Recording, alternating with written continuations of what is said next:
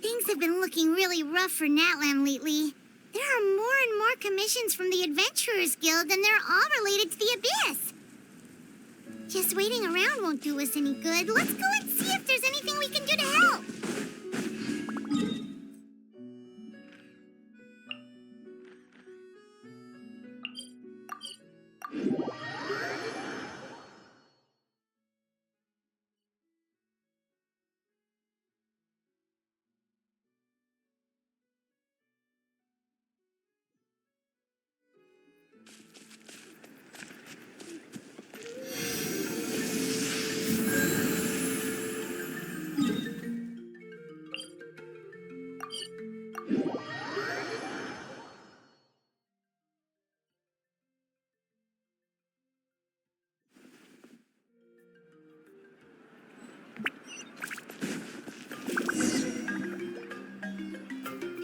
I see. Thank you so much. The Adventurers Guild has been overwhelmed these days. No worries at all. We've always valued the strength of adventurers. Given the current situation, it's vital that we all work together. Since we're facing the same enemies, I'll send you the intel we've collected on the Abyss so far. Then we can take a look at how to coordinate our efforts. All right. Thank you so much. Hi, Catherine. It's us. Got any new commissions? You two have come just in time. I've got some good news. The Pyro Archon has finished assembling her forces and stationed them all across Natlan. Given how the Abyss has ramped up its activities lately, we can no longer afford to act only after receiving news of an invasion. So the Pyro Archon suggested that the Scions of the Canopy and the Adventurers Guild focus on collecting and disseminating intel. That way, we can stay informed of everything that's happening across the land. Once we receive word of enemy activity, we can notify the nearest camp and the stationed forces can take immediate action. Yes, precisely. This should also allow us to focus on gathering information rather than running around and trying to tackle everything at once. So please also take a chance to relax, you two. You've been working hard these days, and this will be a good opportunity for some well-deserved rest. So that's the plan. Whew, we can finally stop and take a break. Paimon knows that. It's not like Paimon just wanted to lay here and do nothing.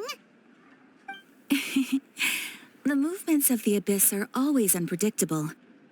There have also been times when it suddenly became more active in the past.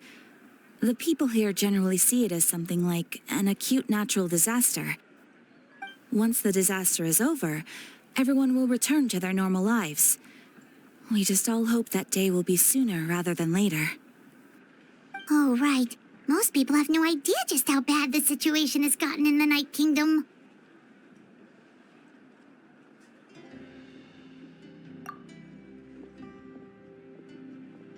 Oh, hey, Kachina! Are you feeling better now?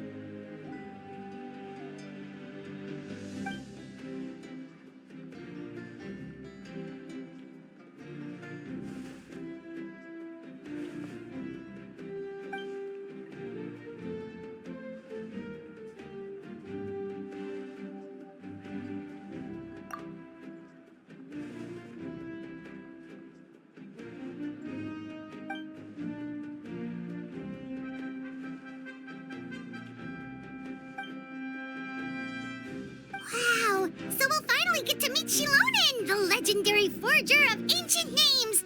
Paimon still can't believe anyone could forge those things.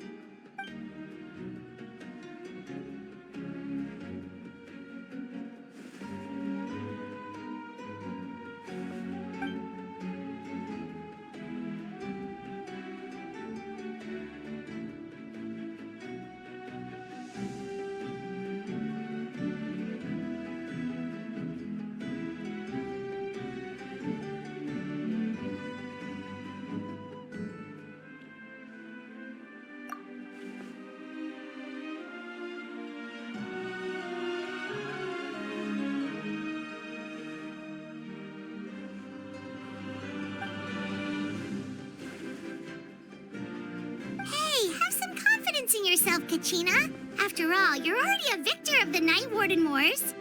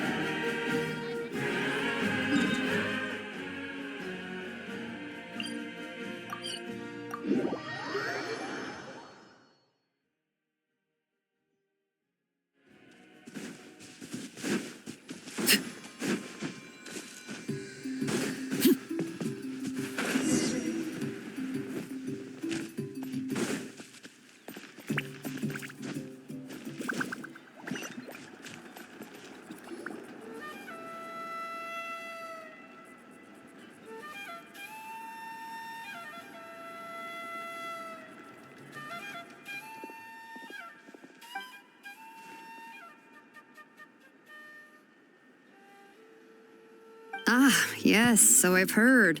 So young, and yet you've already got quite the reputation. Wait, are you Outlanders? Yep, we're travelers who just arrived in Natlan not too long ago. No, I mean, I was aware that you're travelers. It's just no one told me that you're Outlanders. No, the only thing she said is that a new hero had pledged himself to the plan. But we'd need to forge an ancient name to ensure he'd be able to return safe and sound. And she did mention that it would be quite difficult to forge an ancient name for them, but at the time, I thought she was just commenting on my skills. But I seem to understand where the true difficulty lies now. No, I wouldn't go that far. I'm used to it, really. I just need a moment to process things. The Pyro Archon's requests are always difficult to fulfill, and we used to argue a lot. Honestly, it's probably for the better that she didn't bring this up at the time. Anyway, I can't argue with her if she isn't here, and it'd be pointless to take my anger out on someone else. But, just because I understand her rationale doesn't make me any less upset, after all. She must have known that forging an ancient name for an Outlander is an impossible task. It's impossible? As you probably know, an ancient name is a symbol of a hero's spirit and glory, which grows even richer and heavier as generations of successors inherit it.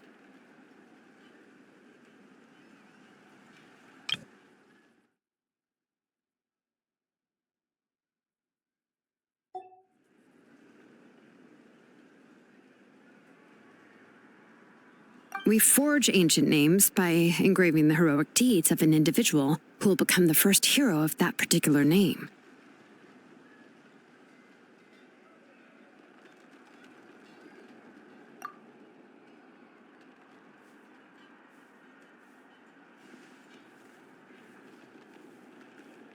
But they were all performed outside of Natlan, correct? Yeah, that's right. Then those deeds haven't been recorded by the Night Kingdom.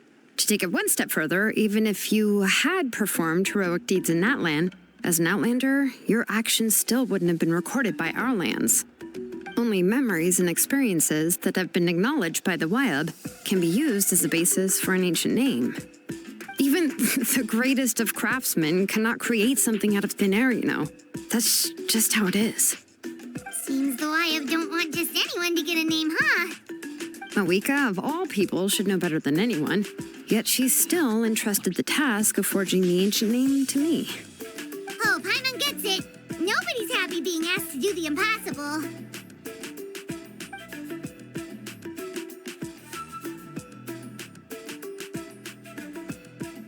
Ugh, don't remind me.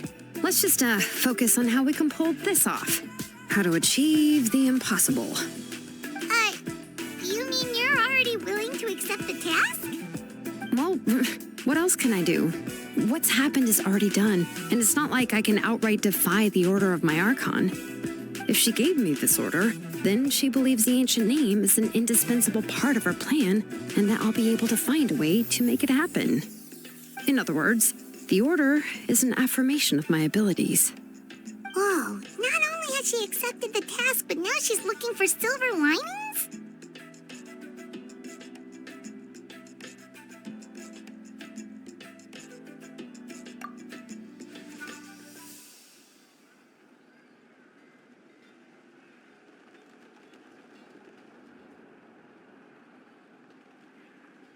The key is getting the Wyab to somehow acknowledge the traveler's existence and record his heroic deeds. We heard the voice of a Wyab when we were in the Night Kingdom before. We even had a whole conversation with her. If we can talk to her again, maybe we can figure something out together. Well, every tribe has their own Wyab. How do we know if the one you met is indeed the best one for us to talk to? Plus, considering the unprecedented nature of this situation, I have a feeling that the acknowledgement of one Wyab alone would probably not be enough.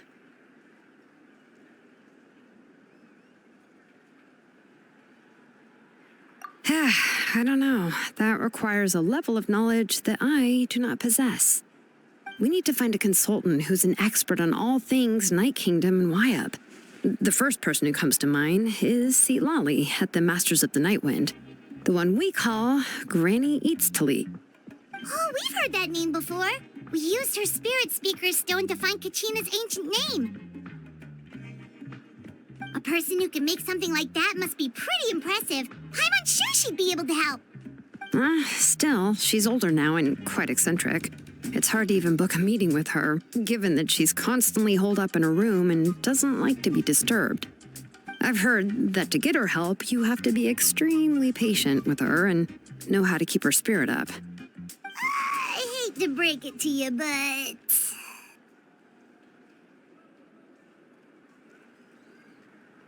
Huh. Why is that? I mean, didn't she already help you before? And you even managed to save Kachina. Well, yeah. At the cost of her spirit speaker stone being split into two.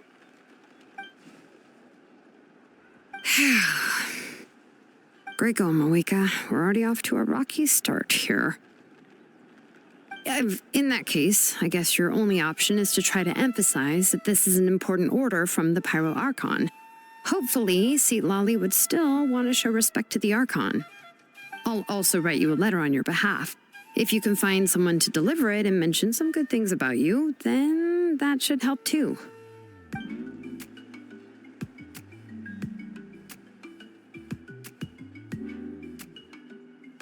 Hyman sure hopes a Hal won't interrupt when he's talking, though. All right, Kanich is a seasoned negotiator. I trust that he'll know the best things to say. Please just give me a moment to write the letter, and we can meet up near the Statue of the Seven later. Sounds good. We'll take a stroll in the meantime.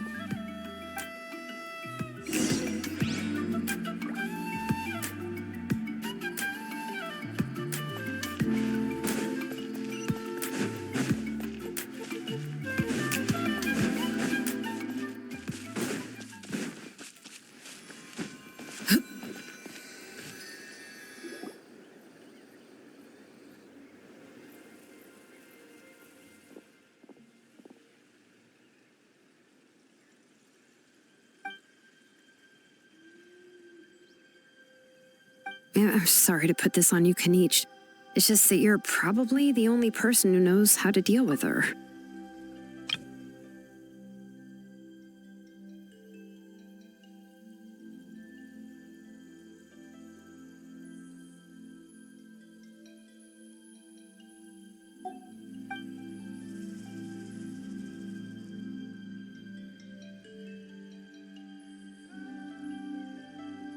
Oh, wait, so Kachina and the Traveler also know about the plan?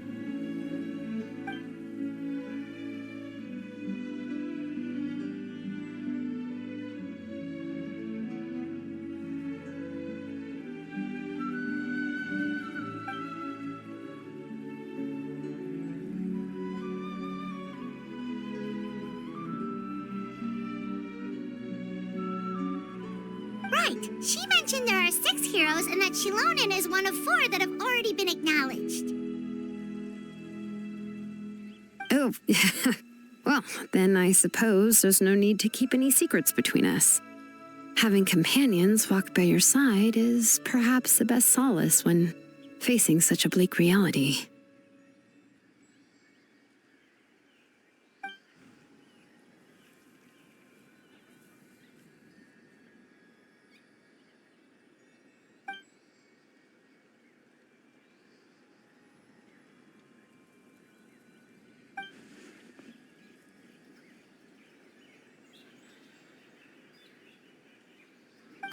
See, Lolly knows him too?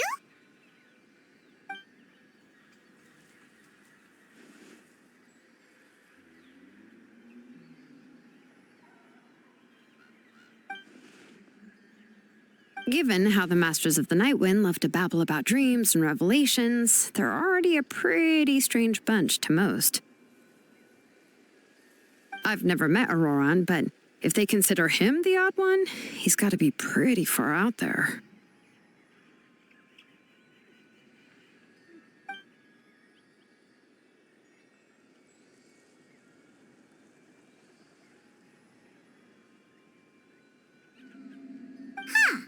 Makes sense. But Paimon wonders how Seat Lolly could be the first one to notice Auroron's disappearance if she spends the whole day in her room.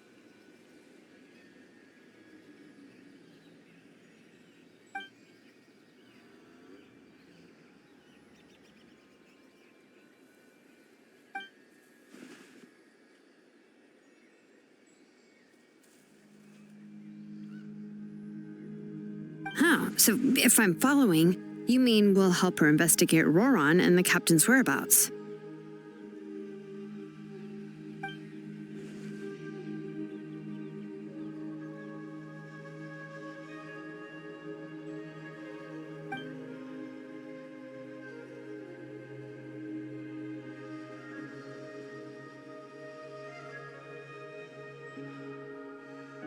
Yeah! Plus, we kinda owe her one anyway to make up for breaking the spirit speakers down. This is a pretty well thought out plan, as expected of Molly Poke Nietzsche. Then, yeah, I'll leave my letter to you. Let's hope Seat Lolly can meet at the stadium in 2 days.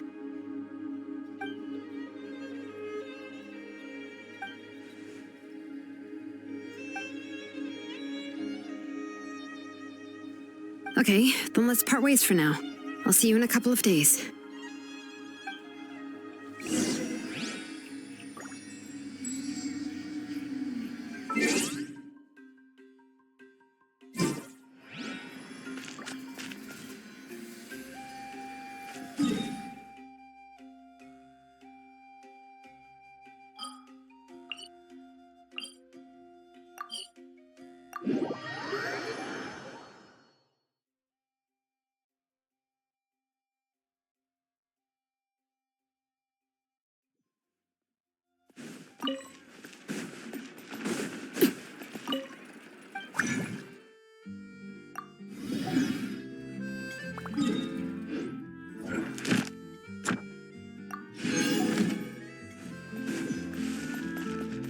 Ad Astra.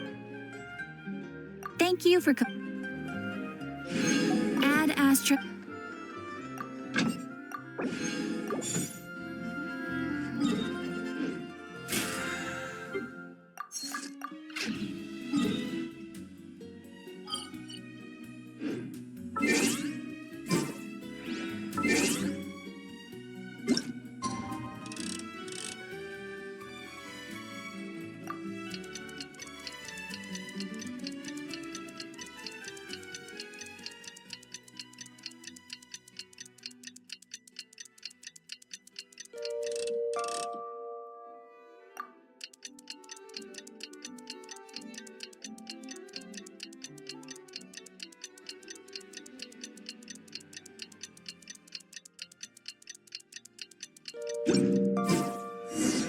Oh, it's time to meet up with Shilonen. Let's ask her how things have been going.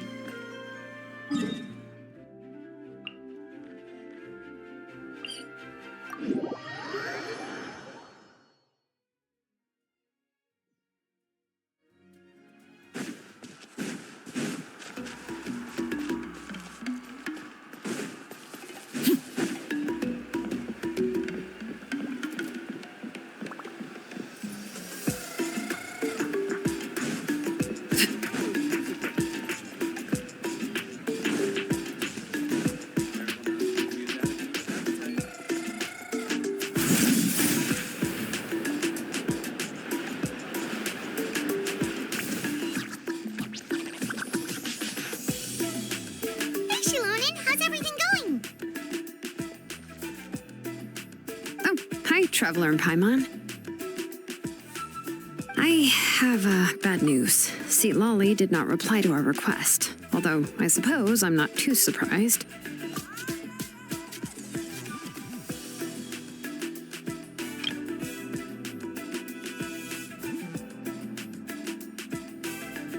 Huh? You mean she didn't even bother to give Kenichi a response? Guess she really does have quite the ego then. Yeah, well, she can be also quite eccentric, though she's one of the most gifted people around. Even the Masters of the Nightwind often struggle to work with her. My guess is that she probably has other reasons for not deigning us with a response. But let's go to the stadium and see if we can meet her there. If we do get a chance to talk to her in person, we can still try to work something out. That's true. Let's go!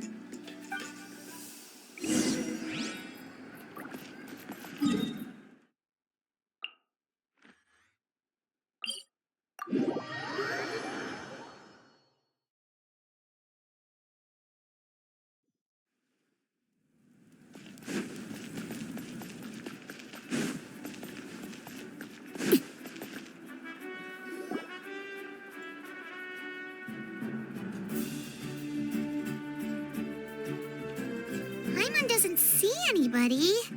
Seems she's just not gonna show up, huh?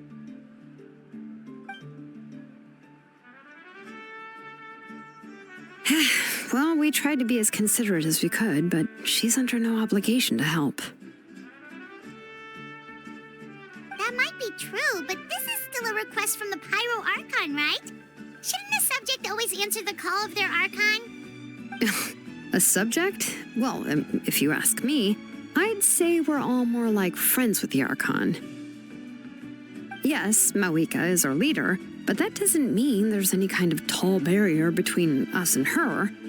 The only thing is that she often has very high expectations of us. Huh. So even though she's super powerful, it sounds like she's actually pretty down to earth and easy to get along with. Unlike that old hag Granny Eatstily, right? Does she think she can ignore us just because she's famous?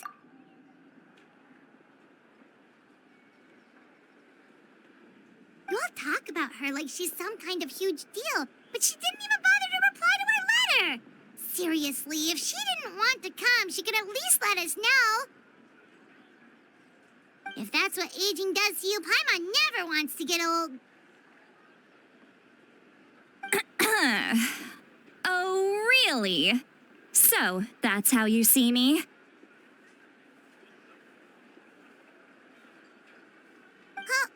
Who's there? Who's talking next to Paimon? Oh, don't mind me. I'm just a disgruntled old hag, right? Come on, relax. I'm sure my bark's worse than my bite.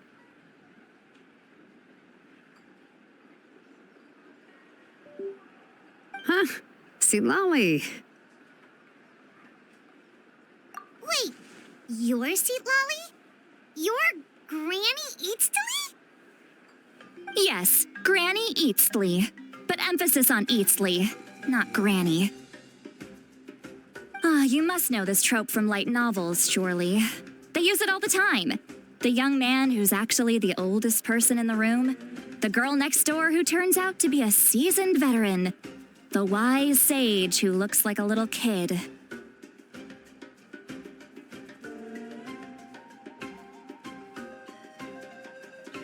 Oh, wipe that look off your face. You've seriously never seen an older lady that doesn't look her age? Okay, well, don't go thinking it's a trick either. See? I'm barely wearing any makeup. Did I forget to mention, she's called Granny, but she's actually pretty young.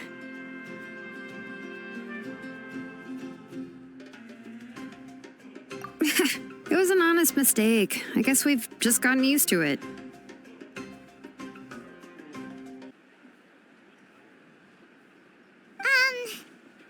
I'm sorry.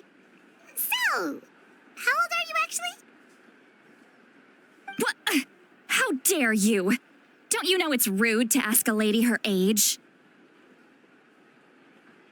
Paimon really didn't mean to offend you. It's just that your case seems really unique. to apologize, but now she's putting more and more of her foot in her mouth. Really, Paimon just got a little mad since we thought, well, you were gonna leave us out to dry.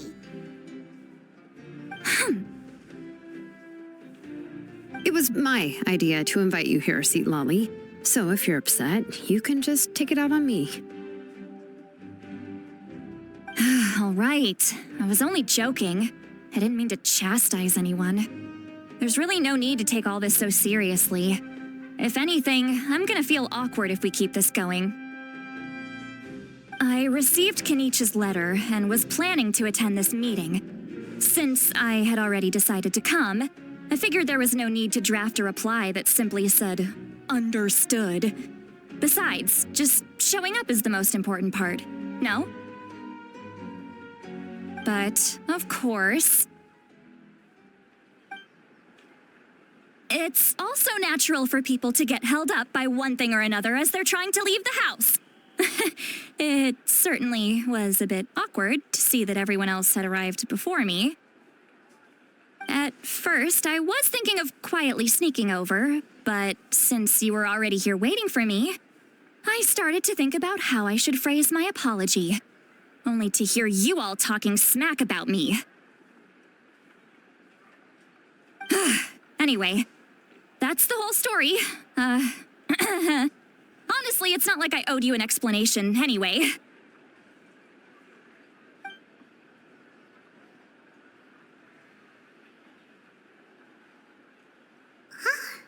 What's with that expression?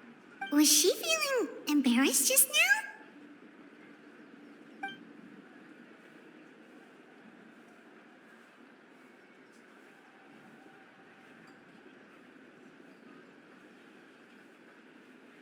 When the Masters of the Night Wind said they struggled dealing with her, I wonder if the feeling is mutual. She seems to be pretty awkward herself. Everything she does and says seems a little forced.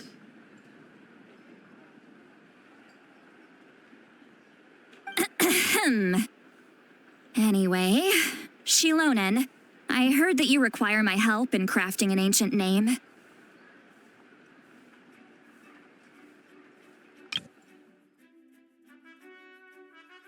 Can't taste that bad, right?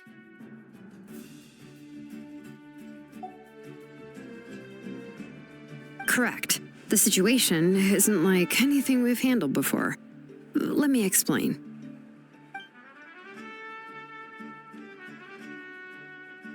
I see. So Mawika has asked you to forge an ancient name for an Outlander. Well, that would be a first.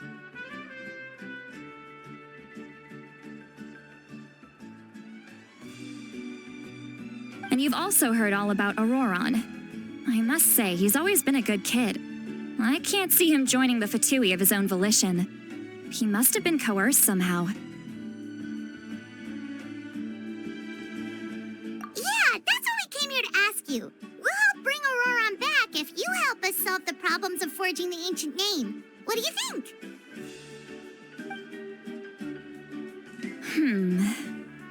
I suppose I'll just call you Traveler for now. Traveler, come here. Let me take a good look at you.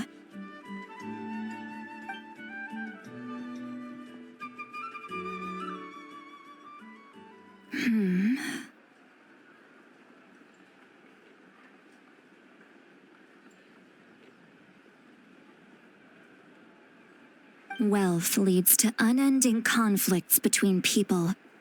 Yet you alone transcend the value of gold. Baleful thunder and wrathful waves bring terror to mortal hearts. Yet again and again, you've braved them to find new worlds. O weary yet free soul, even the most verdant leaf in the forest will pray for your happiness and safe passage. Those are all the things that I could see in you.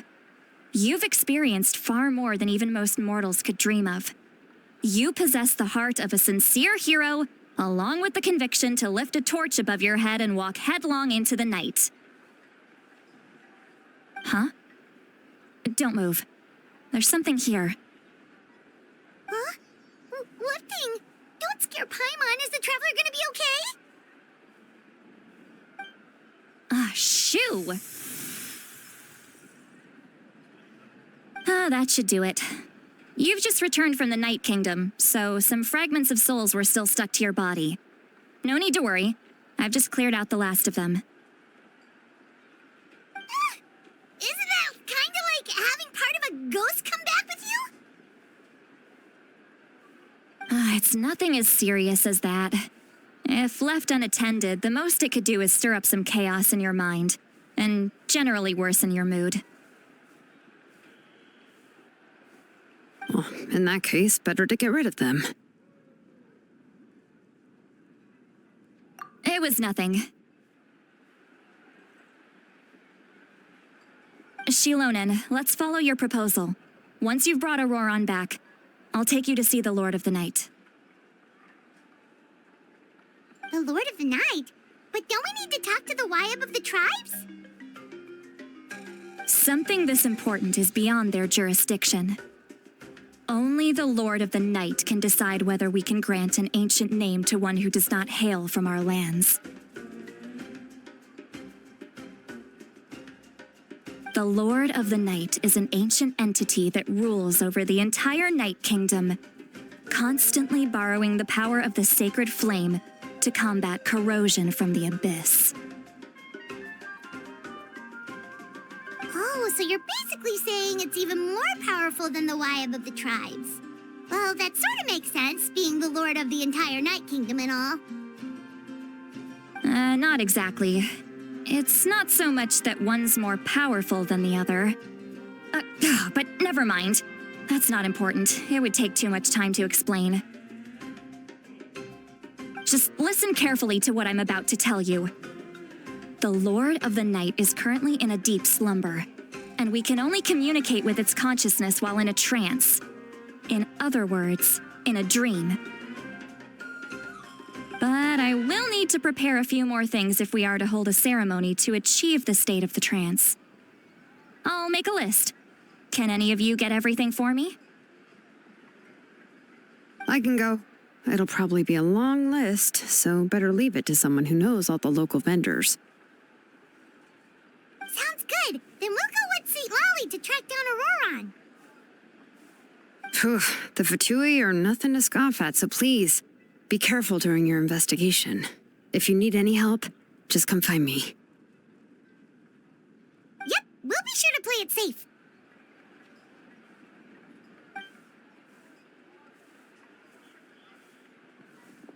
All right, now it's time for us to catch that brat and bring him back. I'm sorry I made you wait earlier. It was actually because I decided to swing by ORORON's place to look for clues. He has always lived alone, and I found a broken jar in his house. There was also something off about his phlogiston aphids, which I assume is because their keeper has been gone for quite some time. And interestingly enough, I saw some slash marks in the house that did not match any of our local weapons. My guess is they were left by Snezhnayan arms. Oh, sounds like the Fatui broke into his house and took him hostage. But why would they kidnap a kid who just spends his days living in the country and raising aphids?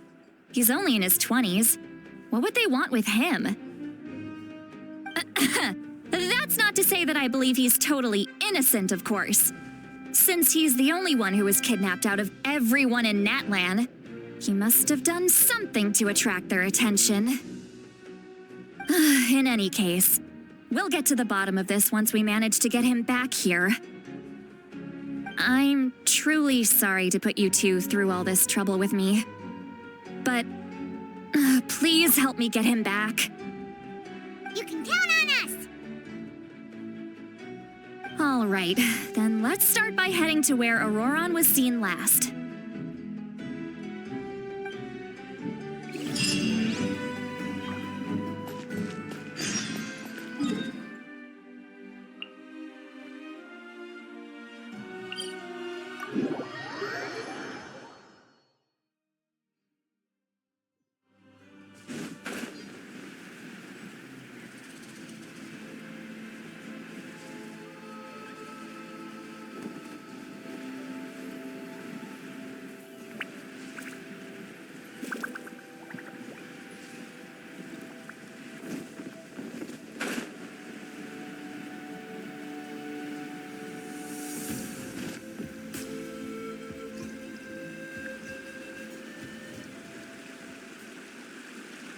This is the spot.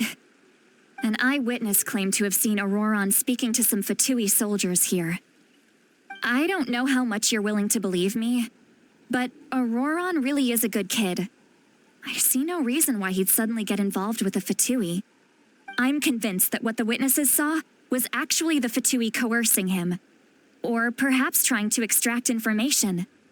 However, I doubt anyone would believe me, given there are no signs of a fight. Didn't Kanich say that she's a big name in Natlan? Feels kinda weird to see her so frustrated and helpless like this. ORORON? Well, he was left at the side of the road as an infant, and the people of the tribe took him in. You could say that everyone had a hand in raising him. He learned a lot from us, and once he reached adulthood, he built himself a house out in the countryside. He spends most of his days growing vegetables and raising aphids, living off of what he harvests from the garden. He's always been such a good kid. He would even get his friends to deliver whole bags of fresh produce to my place.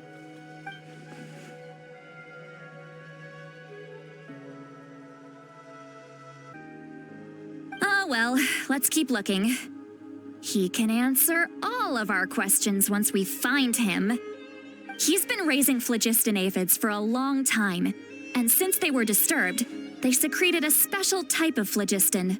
We can use that substance to track his movements. Let's follow the phlogiston trail. Huh? What trail? Paimon doesn't see anything. Oh, right. I forgot your eyes don't naturally perceive such things. Here, give me your hand.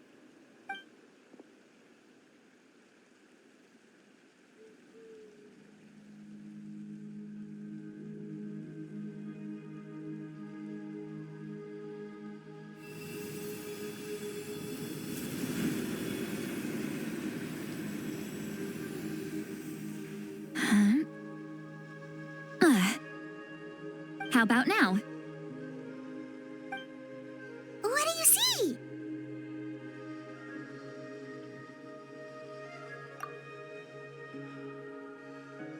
Whoa, Paimon can see it now too! That's right. I used a spell to temporarily transfer a portion of my senses to you. For a short while, you'll be able to see the phlogiston too. Wow, you can even share your senses with us? First time Paimon's heard anything like that. It requires a very rare spell that most people aren't adept at. But don't worry, it's a cinch for me. Between the two of you, it seems the Traveler's senses are a bit stronger than Paimon's. When I held your hand just now, I could sense that you've got a great affinity for phlogiston. You're extraordinarily gifted. Anyway, we'll need to use our vision now to track down ORORON. Good luck, you two. Over here, this way!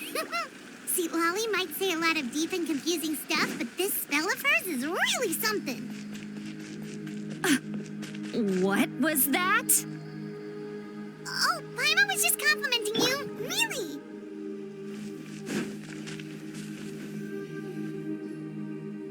What does she mean by deep and confusing? As far as elderly shamans go, I'd say that I'm already pretty easy to talk to. Is there any other old hag who's as fluent in the language of the youth as me? But is my way of speaking still not trendy enough? I've already tried my best to match their speech patterns, but given the looks on their faces just now... Or perhaps I'm still not fashionable enough? But that can't be, right? Don't tell me they're still getting the impression that I'm super old-fashioned. Huh?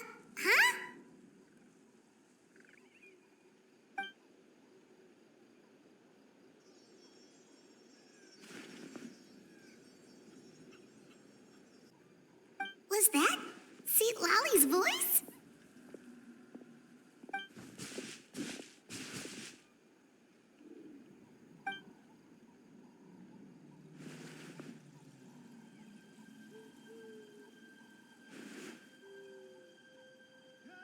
Now that I think about it, it's a good thing I found some helpers this time. Some things are best done with the help of friends.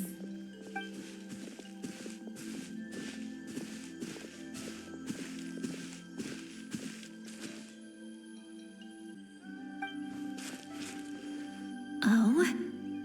They appear to be feeling quite confident. Looks like our work will go smoothly.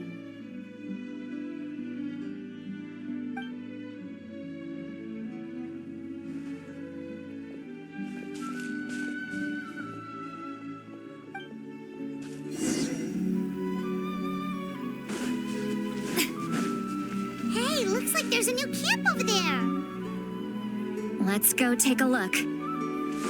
That little brat, I swear. I just hope he hasn't gotten himself into any real trouble.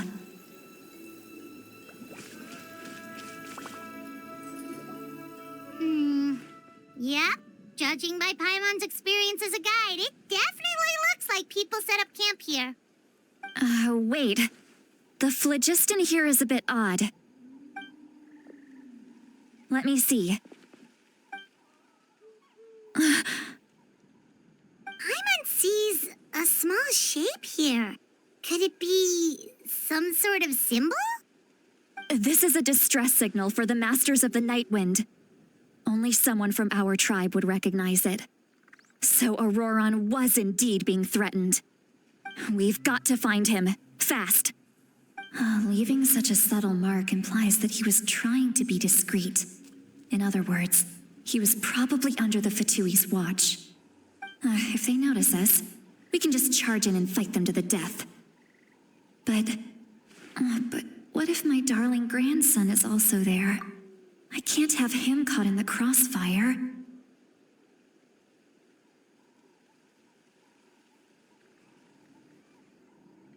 No, I've got to be careful. Otherwise he'd get hit as well. How annoying. No, I've got to stay calm and keep my composure.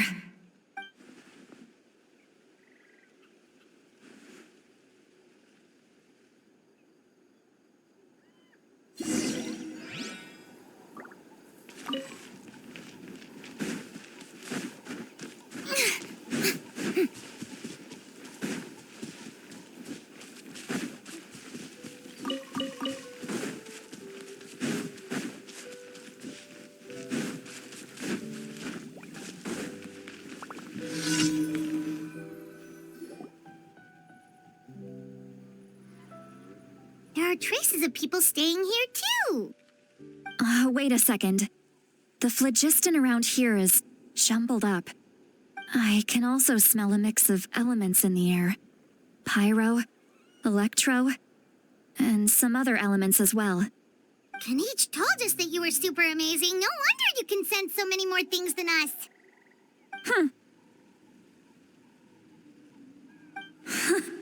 It's about time that little brat said something nice about me. There are signs of a struggle here. Judging from what's left on the scene, there must have been a fight. But after that, the factions seem to have gone their separate ways. Both the phlogiston and the elemental traces in the air support that. Do you still remember the little mark we found before? Paimon's thinking, what if ORORON wanted to leave another distress signal, but was caught by the Fatui?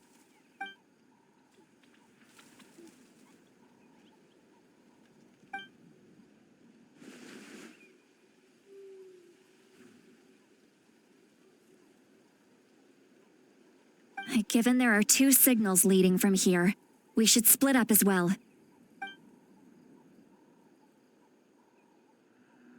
I'll take this direction, and leave the other one to you. Let's meet up again later.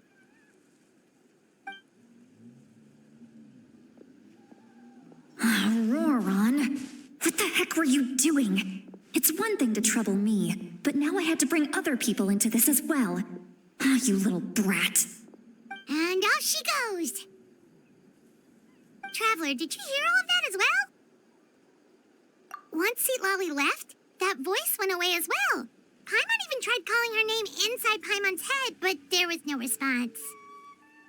So you were thinking the same thing. Paimon also thought that if we could hear what she was thinking, then she could probably also hear what we were thinking in our heads. She did say that she was quite adept at this spell, and it doesn't sound like she's had any trouble with it in the past. Huh, maybe we're a special case and can hear her thoughts as a side effect. If you think about it, she's really got a lively inner world. It paints quite a different picture from Paimon's first impression of her.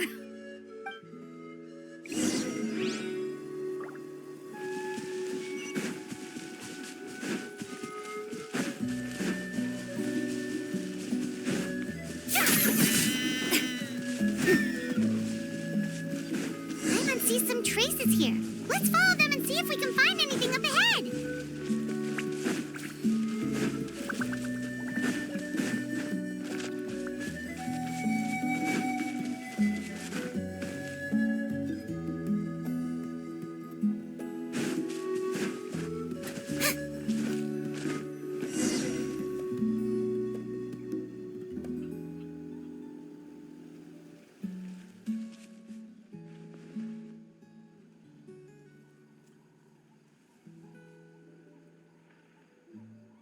Did you find something?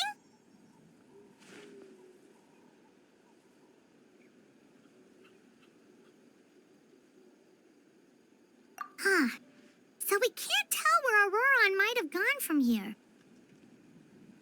That's weird. The phlogiston trail suddenly stops.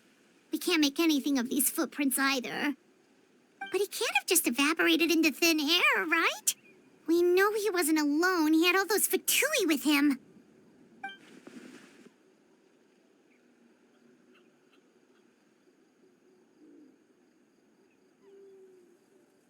So, you can hear the sounds of the wind from beneath the earth.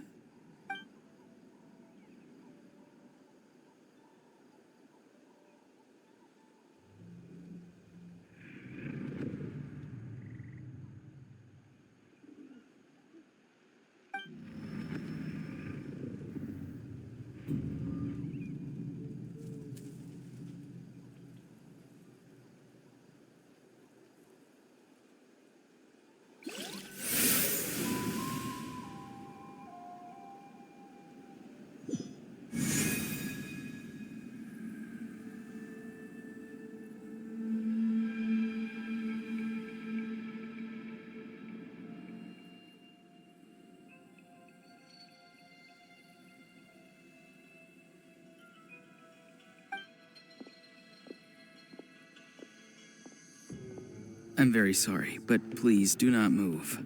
I have no desire to hurt you. I apologize that our first meeting has to take place like this. It's just that you're much like one of those animals with ears that perk up as soon as it senses danger in their environment. And given your combat proficiency, I would not have been able to gain an advantage over you if you were anywhere else in the world. However, you're now in the Night Kingdom, a familiar domain to the masters of the Night Wind. Hello, traveler. I'm ORORON, the one you've been searching for. Ah, the Fatui's custody. I see. So even Granny has told you that I was coerced by the Fatui. I'm afraid you've been brought here by a lie, like a false omen in the lingering smoke. My friend and I only left those traces to lure you here. Deceiving you was never our true intent, however. It was simply the fastest and most feasible way for us to set up a meeting. Greetings, traveler from afar. Be careful with this traveler. His soul is temporarily restrained by us, and it appears to have become more fragile in the process. It's taking all my concentration to hold on to him. It was I who tasked ORORON with leaving the traces to lead you here, and I who used the Master's ritual to bring your soul to the Night Kingdom. I've heard much about you from the past encounters you've had with my colleagues. Given the present situation in Natlan, I would like to sincerely request a formal meeting with you, in person.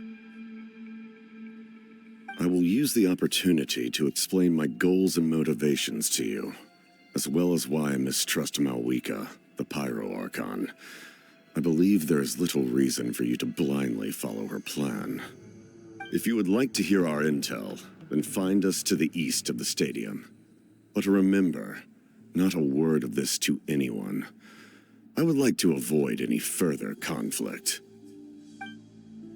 You will see me again once you return to reality. No matter what I say, please, help me keep this a secret. This is all to avoid dragging Granny into this conflict.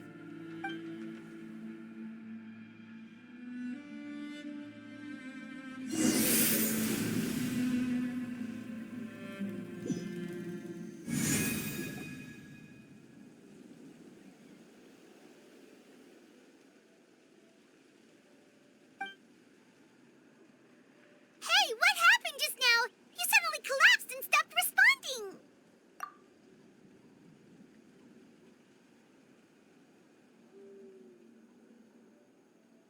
Hey, why are you sitting on the ground? Are you okay?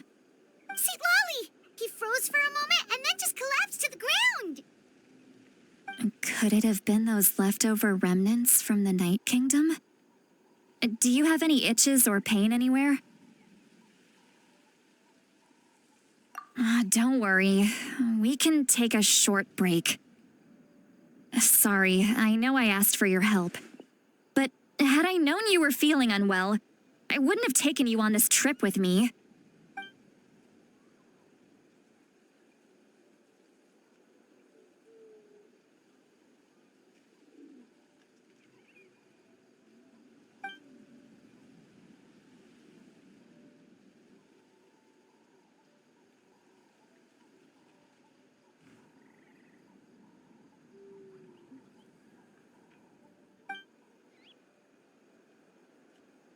If you're feeling sick, you should just say so. See, Lolly should be able to, exorcise any ghosts or weird stuff that you picked up in the Night Kingdom.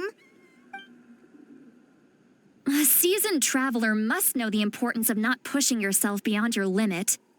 If you need anything from me, just say the word. In any case, let's take a bit more time to rest now.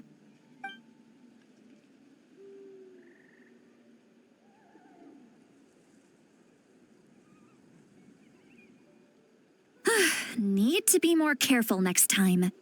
Feeling better yet, Traveler? All right, let's get ready.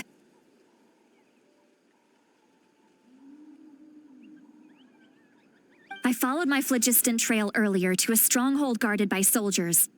I have a feeling that ORORON is probably being held inside. Oh, so it's close by. Then let's head over right away. Well, I recruited you to be my helper, which means we're in this together. Like the wind and the clouds. We either move as one or not at all. But if you want to make it up to me, then just be sure to fight extra hard when the time comes.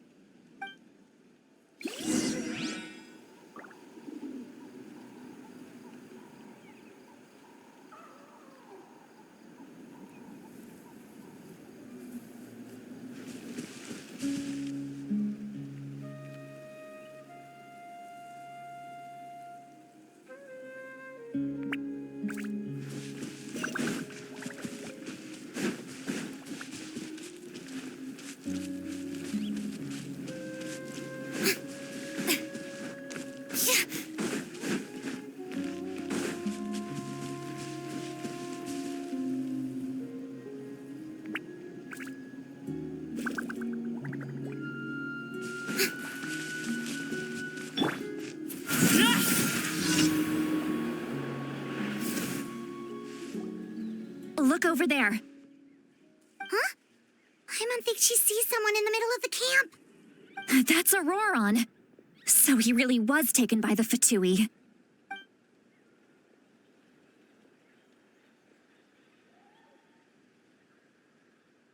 All right, we'll take the lead.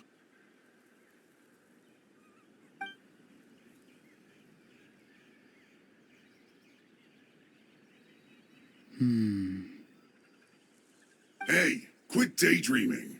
Don't you have work to do? I cannot see the sun. What? Without the sun, I cannot see the truth. You are currently blocking the light, so I must beseech you to move aside. Huh? Okay, Mr. Philosopher. That's enough mumbo-jumbo. Wow. I'm going to rip that guy's head right off. See, Lolly's struggling to control her temper now. Are you ready? Let's go kick their butts. On my count. 3, 2, 1! Still trying to resist? You've got no idea who you're up against.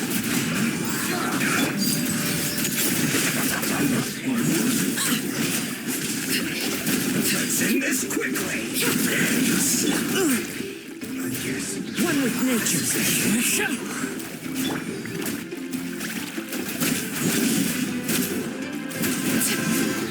Can't run from death. Everybody stand back!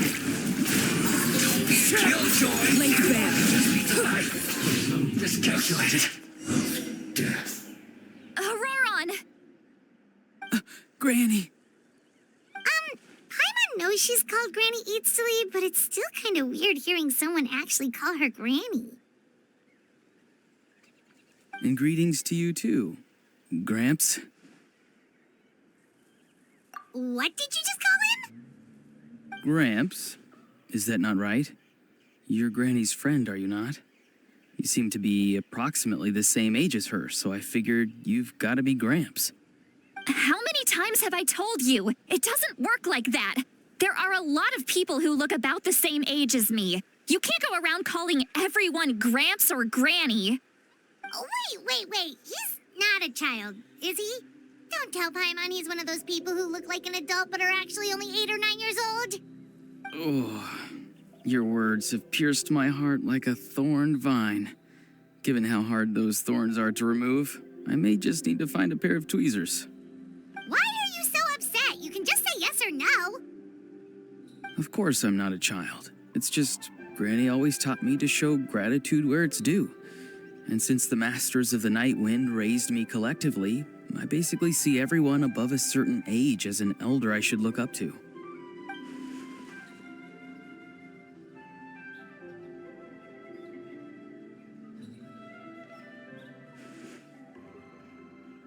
Exactly. But if you keep that up, then everyone's going to be your senior. And do you think saying all of this is gonna save you from a scolding, ORORON? Haven't I told you 100 times since you were a kid? Heed the 3 warnings. Be wary of bees prowling around, scammers looking for their next victim, and strange people who appear out of nowhere. Oh, so you do remember, and you just chose to ignore them. I always knew that living on your own was going to get you into trouble sooner or later. But getting kidnapped? That really takes the cake. You won't always be able to rely on other people coming to your rescue, you know. You're just lucky we got here when we did. Or we might be launching another search and rescue operation to find out where they put your severed head. I'm sorry, Granny. I'll be more careful next time. Next time? Oh, good one. You think there'll be a next time after this? Not a chance. They didn't hurt you, did they? No, they just asked me a lot of questions about Natlan's terrain and made me draw a map of the ley line distribution. Okay, now answer me honestly. Were you the one who helped the captain escape after his battle with the Pyro Archon? Yes. So why did you do it? Because they said they would need my help from there on out. They also said that if I refused, they'd just come to you, Granny, and they'd already figured out a way to make you do their bidding. Hey, I'm no ordinary Granny. Would they really dare to come after me? And you! Did the gods give you a brain just for you to not use it? Did you really believe everything they said at face value and not stop to think? Thankfully, the Pyro Archon only asked that we find the mysterious individual from the Masters of the Night Wind and didn't slap your name on a wanted poster. Don't think for a second that she doesn't know what's happening. Even if the truth that you see will soon manifest into reality, there is still no need to preemptively panic. Have you forgotten the words that I've taught you? I'm sorry. Forget it. We can submit the details of this camp and the defeated Fatui as evidence of your innocence. Let's clean this place up and get back to the city.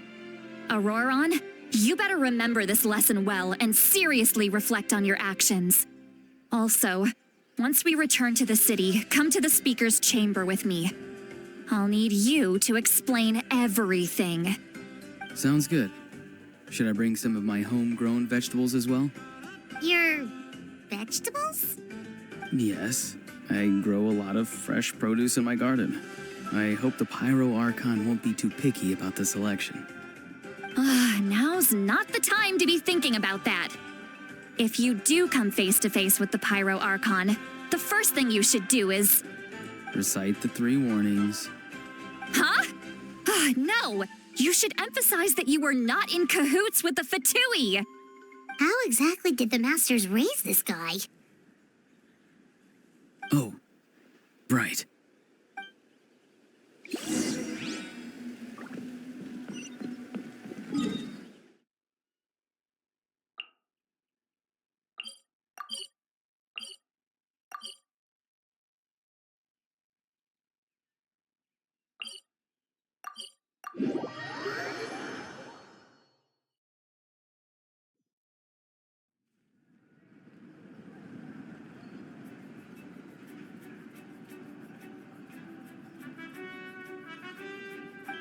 I see. So ORORON came to the captain's rescue because he promised to help him in exchange for Lali's safety. That's right. I'm sorry. Now that you know ORORON was only trying to protect another member of his tribe, could I ask you to petition the Pyro Archon for her forgiveness? We'll give her a full report. We'll let you know once she's reached a decision. Will I need to stay here? Technically, yes. But if Miss Lali is willing to serve as your guarantor, then we can release you from custody. Sure. I'd be happy to do that. I don't have any more time to waste here. I still have other things to do. Understood. Thank you very much. Mr. ORORON, please report back to the Speaker's chamber as soon as you've received notice of the Archon's decision. I understand. Thank you. And thank you too, Granny. Well, at least you won't need to hide your face anymore. Traveler, Paimon, thank you very much for your help. And don't worry, I haven't forgotten about my side of the deal. Once ORORON is settled, I'll go talk to Shilonen and get started on forging an ancient name for you. Oh, thank you. You scratch my back, I scratch yours. It's as good as done. You can just go twiddle your thumbs or something while you wait for the good news. Bye for now. Come with me, ORORON. We've got to find you a place to stay for the night. Goodbye, Gramps.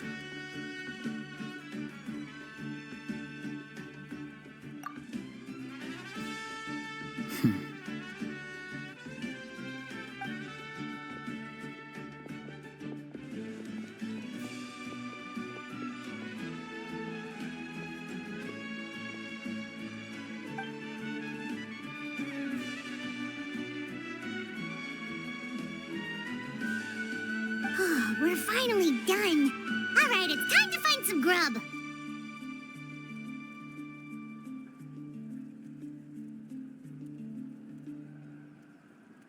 Huh? What is it, Traveler? What? The captain? Sorry. Paimon just didn't see that coming. So you really saw him in the Night Kingdom? And he didn't attack you? was he up to? He sounded earnest enough just now. Paimon would have never guessed anything was happening. All that stuff about protecting Seat Lally and being forced to help the Fatui, when he's actually been a willing accomplice all along. Yeah, you're right. Still, Paimon appreciates you telling her about this. Paimon will support your choice no matter what, so if you want to go, we can go together. We still have another whole day before the meeting, so we'll just meet with them when the time comes.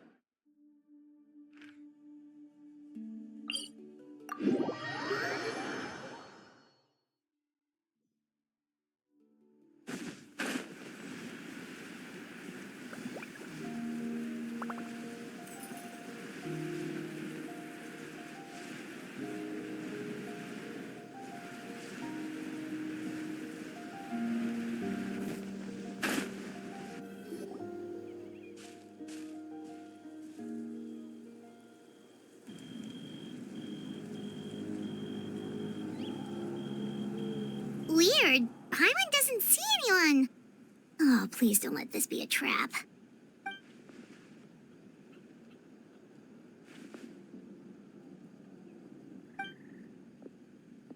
What was that? Good evening. Nice to see you again. It's you. You shouldn't pop up from behind people like that. What are you, a ghost? I'm terribly sorry. It's just a force of habit. And what's with you apologizing all the time? You sound so polite and honest, but you're actually doing shady stuff behind people's backs. You're right. Granny tells me that too. Huh. Come to think of it, you remind me of her. Sometimes you two sound really similar, you know. Oh, so you're gonna call Paimon Granny too now? Well, I could.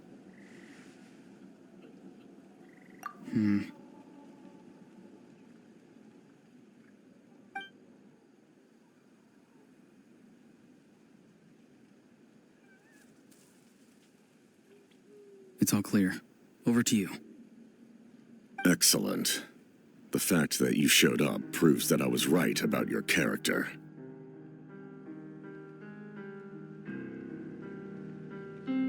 Yet, there's been a lot of talk about you. Child told me that you're passionate about the unknown and willing to take risks. Rather than facing you as an enemy, I would much prefer to bring you to my side. If we allow the current state of things to continue, we will inevitably clash, and that's a scenario that I'd very much like to avoid.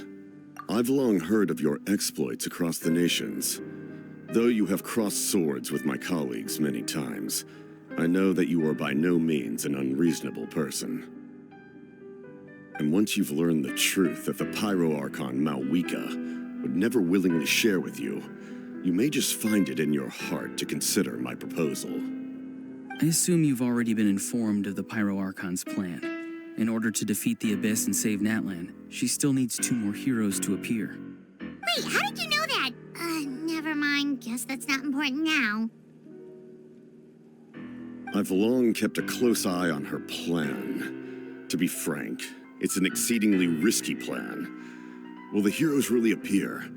And even if they come to her, will their power be enough to drive the Abyss back? If any part of the plan goes awry, all of Natlan, even all of Tevat, will pay for her mistakes. Now, you may have been led to believe that this is the only plan available to her. But What if I told you she's had another emergency plan all along, the details of which she has chosen to keep hidden from you? An emergency plan? Yes. A way to keep Natlan intact, even if her original plan fails. But given the painful cost of its execution, she has chosen to keep it as a mere backup plan.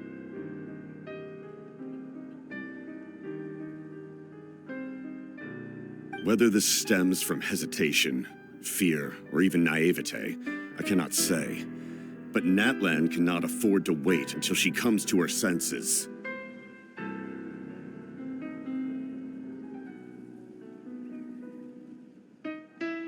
My fear is that given the enormity of the decision, she will be reluctant to confront the dire reality we face until it is too late. There will be no time left to execute the backup plan, and all of Natlan will be lost to the abyss. We have to make the decision for her, here and now. Yeah, do you have any evidence for all this? Just telling us a bunch of scary stuff isn't enough, you know. Besides, wasn't it you who tried to seize the Gnosis for the Tsaritsa plan?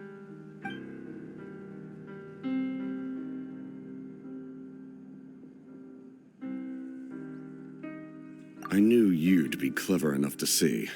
That's right. I did not seek the Gnosis for the Tsaritsa. Since I was defeated in battle, I must put to rest my thoughts about the Gnosis. But even so, my desire to save Natlan remains unchanged. And now, I have found a new way to solve the crisis. We can implement it immediately if we reach an agreement.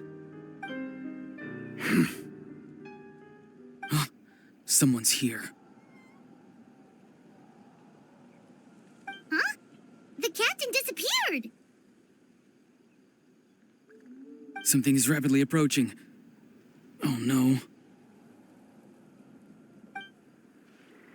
Something?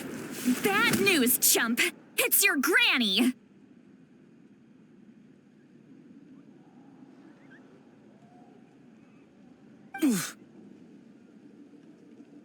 See, Lolly? When did you get here? I knew something was amiss after we were separated. Hidden ceremonial tools, an unconscious traveler. I must say, I'm very curious about what you're up to. How dare you go behind our backs like this, ORORON? Colluding with the Fatui? Really?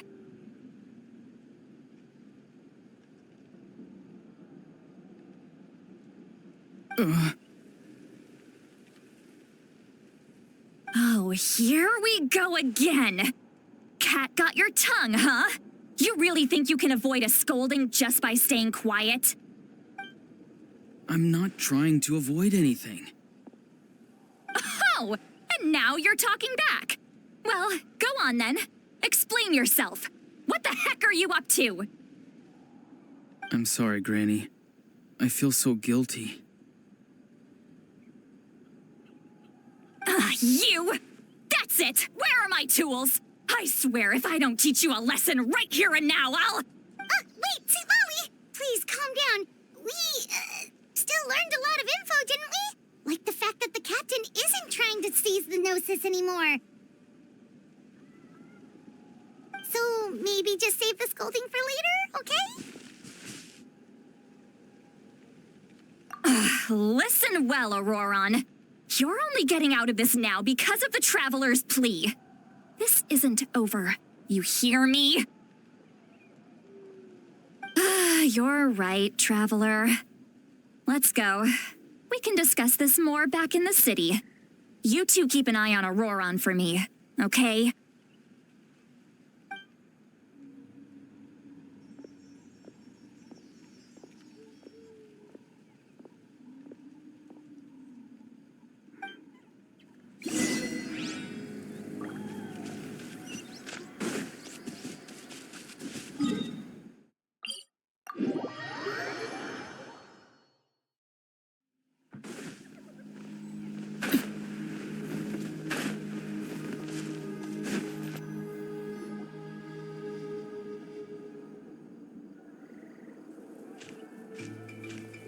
In all my years, I've never had a child cause me so much grief. Do you seriously not see what's at stake here?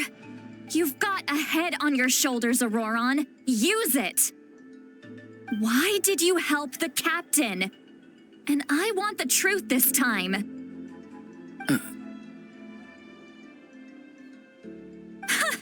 No answer? Think you're being smart? Then let me ask a different question. What does the captain want? What is his purpose in Natlan? Really? You're just going to stonewall me?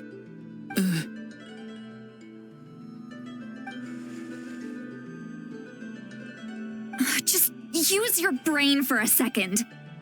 What do you possibly stand to gain by helping the captain? Only endless trouble awaits you and everyone in the tribe. You've always been a good kid. Why would you throw that all away now? If you're worried about something, just talk to me. Granny would much rather we had a conversation instead of constantly clashing like this.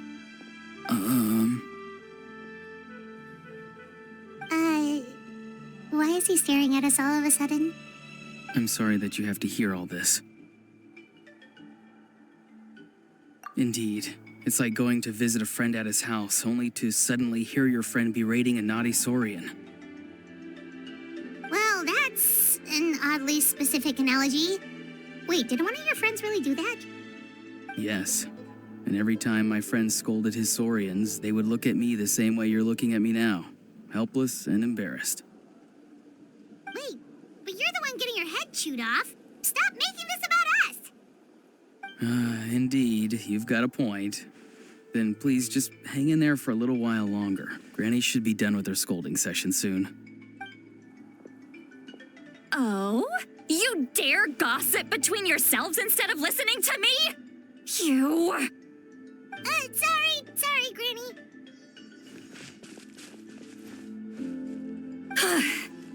Sorry, Granny.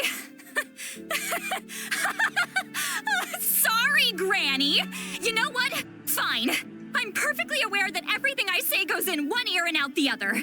You're all grown up now, so why would you listen to an old hag like me? You say all the right things, but then you go and completely ignore me. Well, if that's how you're going to treat me, you can stop sending Aoife over to my place to deliver your stupid vegetables! I don't need anything from you! Who's Aoife? A delivery person? That's irrelevant. The point is, he hangs out with this kid, so he must be no good.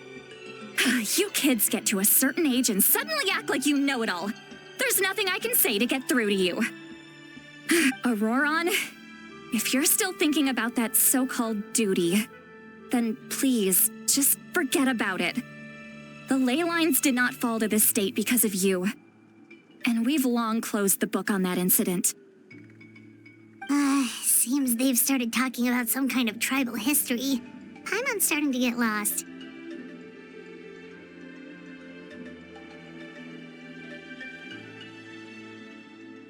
That's not it, Granny.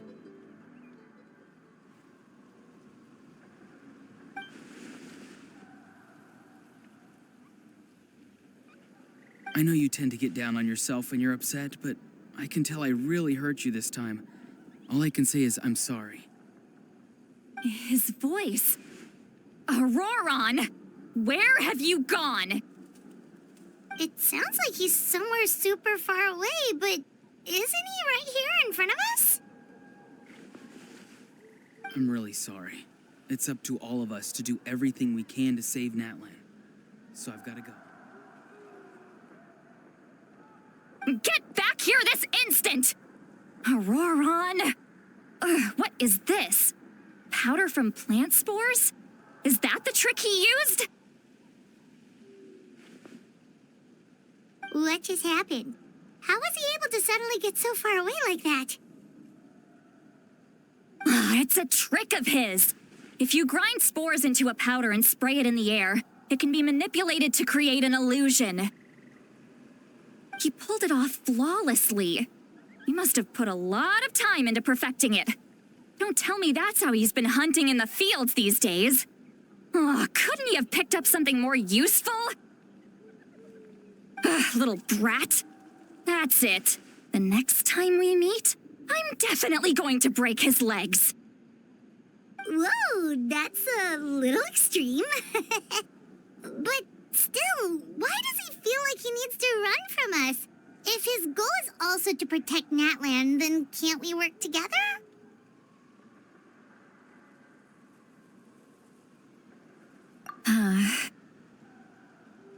I'm sorry for interrupting your conversation with them earlier. But even if you'd been able to hear them out, there's no guarantee you would have gained anything substantial.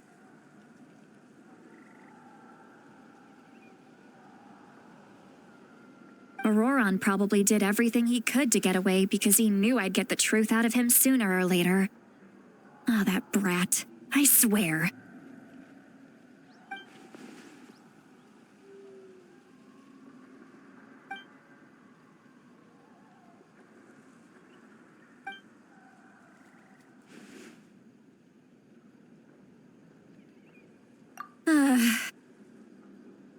We've got quite a long walk back to the city. Let's take our time. It'll give me a moment to figure out how to explain all this.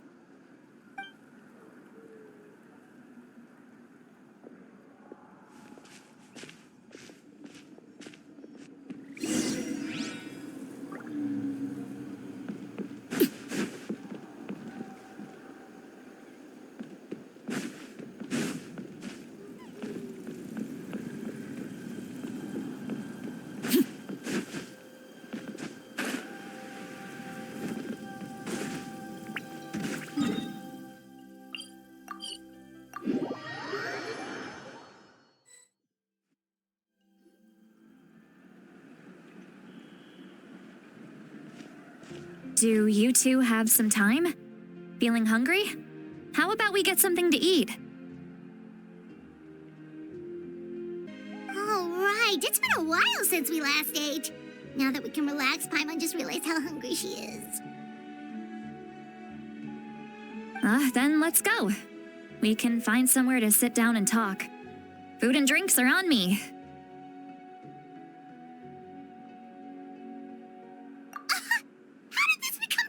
Bill! Sweet Lolly looks quite down on herself. All right. It's on Paimon this time. What's one meal to the best guide into that? So you can just sit back and enjoy, Sweet Lolly. Paimon will take care of it. Hey, come on now. You won't even let me take you out for some food and drinks? I just wanted to treat you to a meal. Are you sure? We can save you some Mora. Mora is the least of my concerns. Besides, we're definitely due a meal after all the time we've spent together. Let me get this one. I might be an old hag, but I like to think I'm not completely useless. Sure, that's fine with us, but Paimon doesn't want you to be sad, Sweet Lolly. Don't worry. I'm sure a juicy grilled steak will work wonders.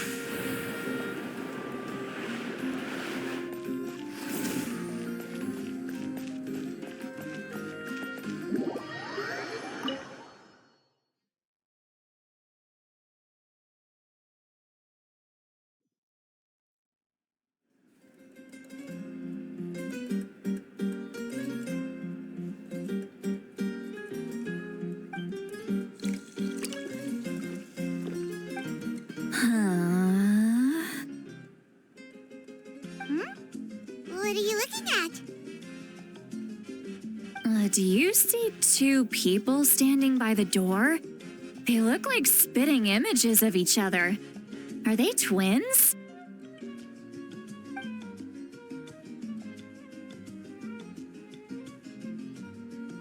But Paimon only sees one person there. Huh? How could that be? I guess my mind isn't as sharp as it used to be. Give me another bottle, boss. Do you think she's drunk? There you go, miss. Oh my, it's not every day you get to see Granny Itzley here with some friends. Not to mention ones who've made a huge name for themselves recently. Oh, so you've heard of us? Of course I have. Aren't you the ones who saved Kachina and brought her back? No wonder you hit it off with Granny Sitlali. She wouldn't spend time with just anybody, you know.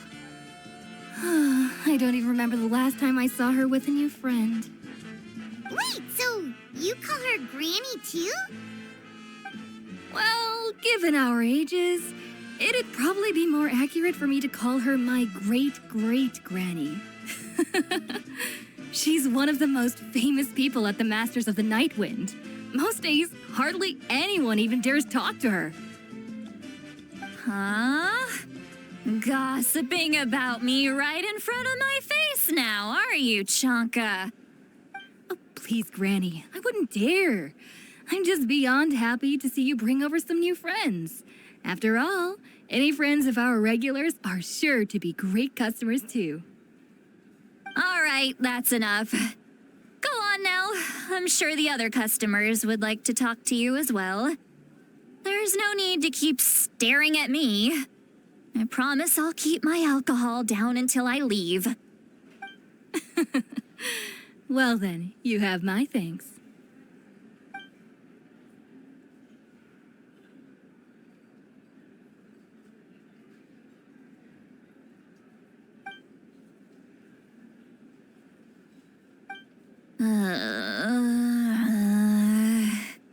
Sitlali?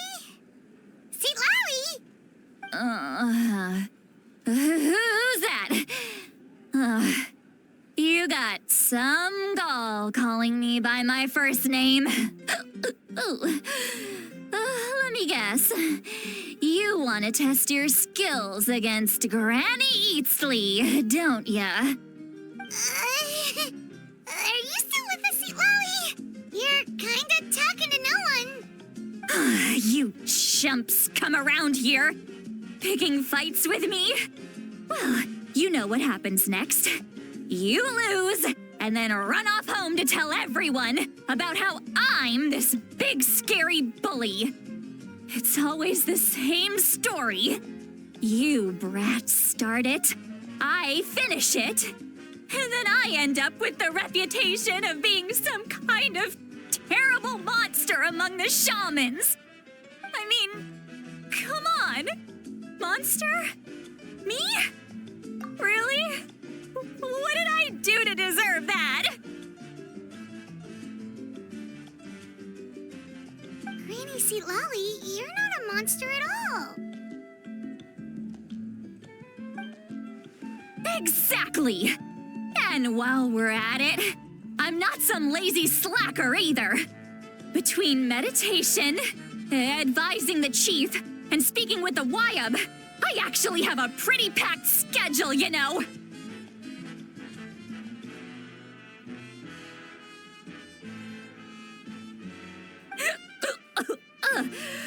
Oh yeah.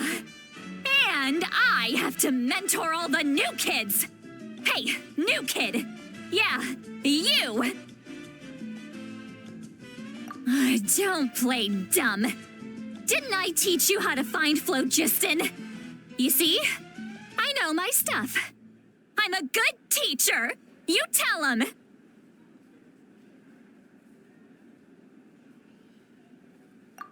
That's more like it. About dang time someone showed me a little respect. Yeah, Granny's a hard worker, all right. You can always rely on old Granny.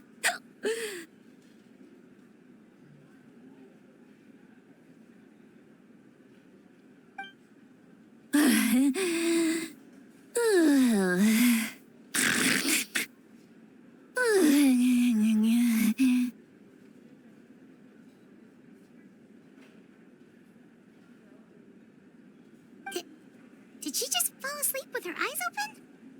Oh, jeez.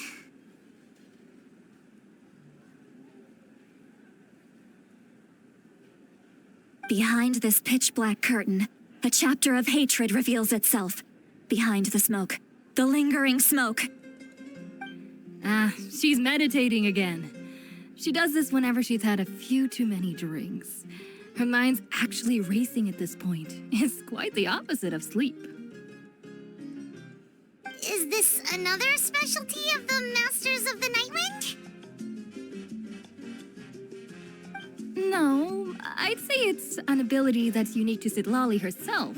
While she can easily pick up everyone else's skills and tricks, few have been able to master hers. Warning, warning. Red, the color of danger, has now arisen within that pair of eyes.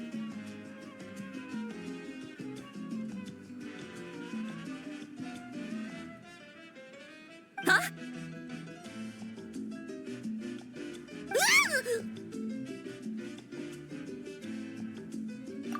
Traveler? Paimon?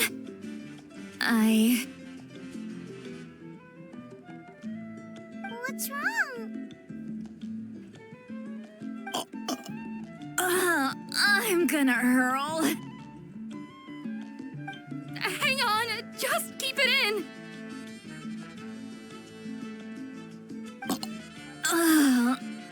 Phew. Okay, it's passed.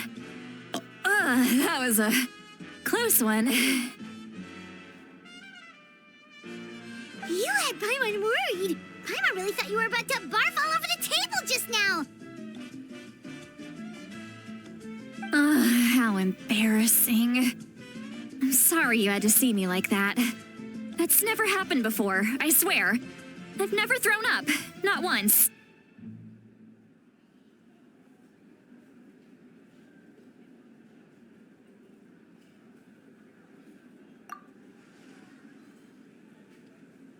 Are you feeling okay?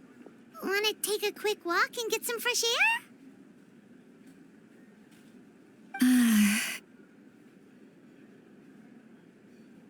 There's so much that I want to say, but I can't. Why not? Of course you can. Just say whatever's on your mind. Please, Paimon, it's not as simple as you think. We've only known each other for a few days, right? What would you think of me if I were to start dumping all of my complaints on you after we've only just met? Oh, Paimon gets it. You're hoping that we wouldn't think less of you no matter what you're about to say. No, that wasn't my point at all. Seriously, don't you youngsters know anything about shame? I'm talking about shame. I've lived all these years and still can't get rid of it. Surely you know the feeling too? Actually, about that. Huh? Tell me what? Yeah, this is as good a time as any.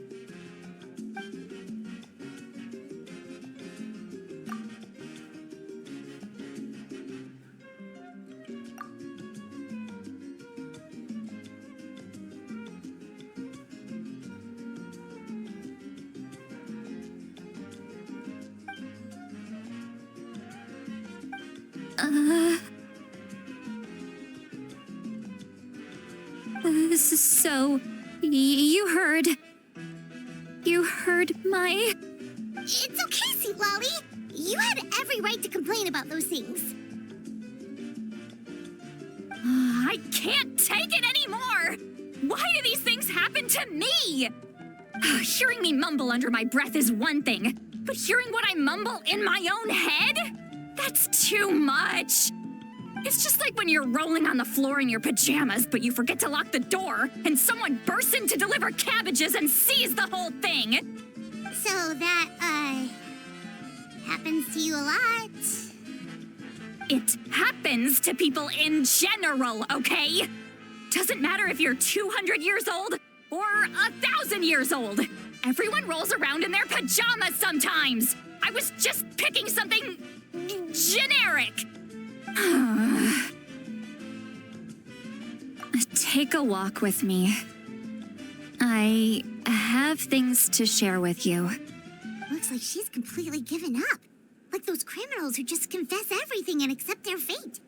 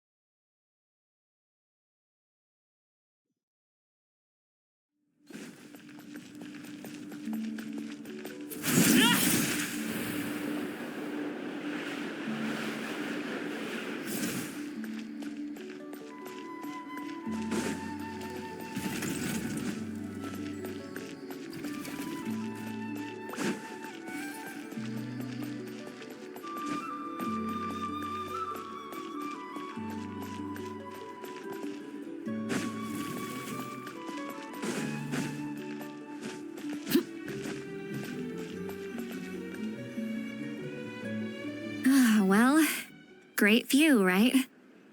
I love coming here by myself. Wow, it's beautiful.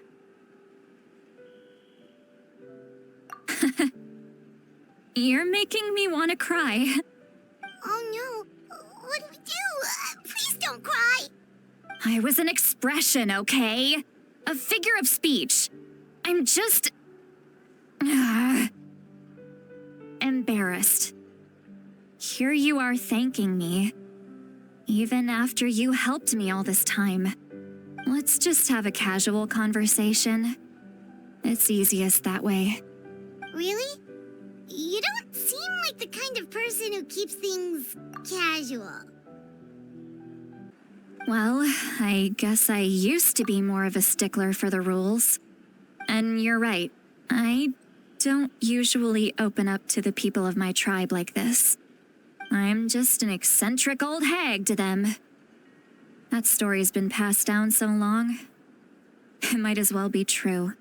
But you're just a regular person. The kids of my tribe would have a heart attack if they heard you say that.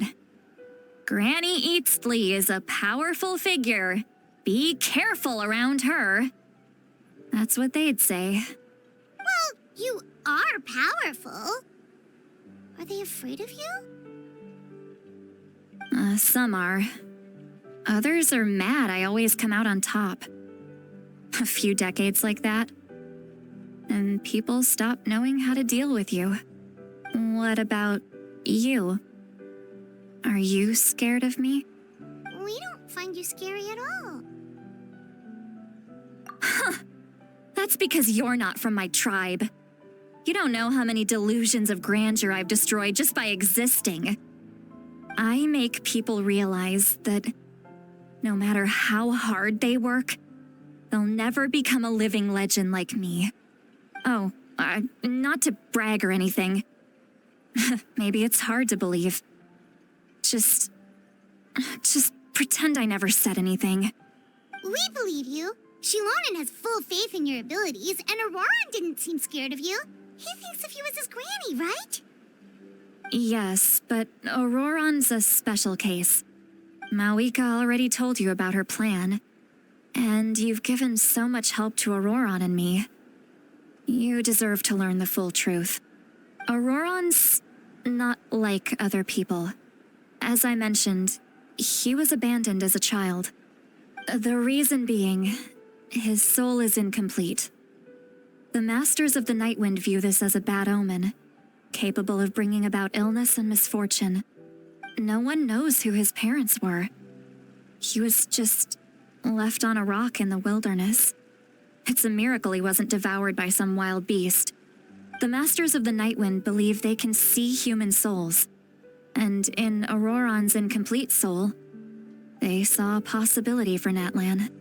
A possibility to turn ORORON into a vessel for lost souls. The ceremony would allow lost souls to gather within him. ORORON would then be sent to the Night Kingdom to return the souls to their rightful place, strengthening the ley lines and completing the ceremony. Wait, that doesn't sound right.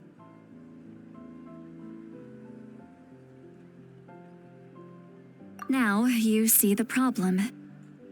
When damage occurs to the Night Kingdom, the souls held within disperse and remain adrift, unable to find a way back to the ley lines. This loss of souls damages the Night Kingdom even further. The ceremony can send back countless souls at once, which would benefit the Night Kingdom and the souls themselves. Of course, the vessel, ORORON, would be sacrificed in the process. I wasn't surprised the chief at the time came up with the plan. The ley lines were already in a terrible state. A suitable candidate for the ceremony appears, and now you have the chance to make things better. Of course you're going to take it. When the chief asked for my opinion, I didn't give my approval, but I didn't object either. So they went ahead with the ceremony. It failed, and ORORON escaped with his life. Pathetic, isn't it? By not objecting, I basically gave them the go-ahead.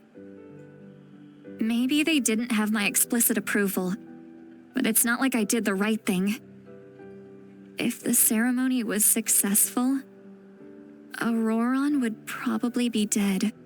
Of course, in my tribe, death is rarely something to fear.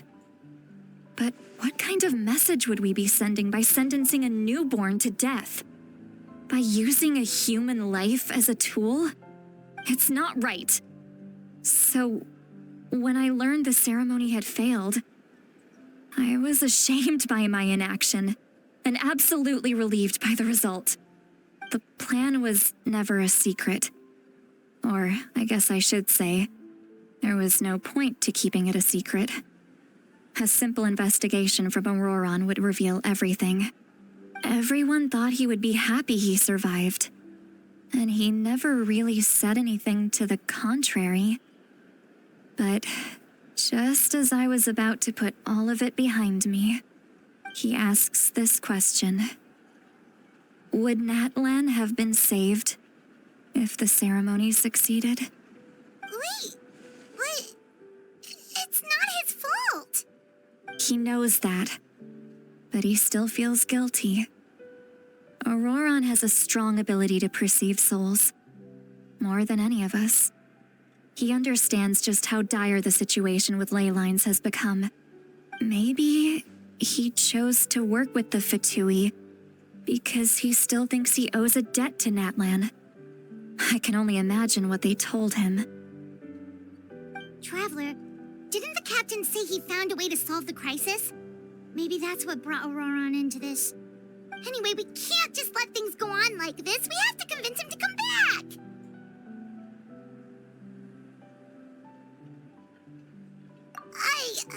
You don't look so good, Lolly. Maybe you should head back and get some sleep. Probably drank too much. It's okay. The fresh air is doing me good. Okay. Forget that. I need to go home. I hit it a little too hard. You've helped me so much already. How do I even begin to thank you? Hey, we're friends, aren't we? Besides, you already said you owe us a favor, so you don't need to worry about us. Good point. Well, I'll go home and get some sleep. We can figure out our next move in the morning.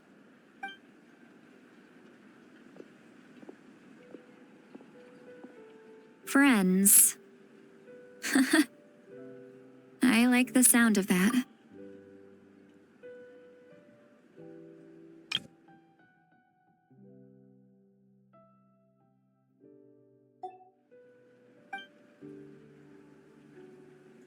ORORON's probably back with the captain, don't you think? thinking about the backup plan. Do you really believe what the captain told us? Yeah, you're right. We should just go to her directly. But she's probably asleep. We can find her first thing in the morning. For now, let's... go to bed.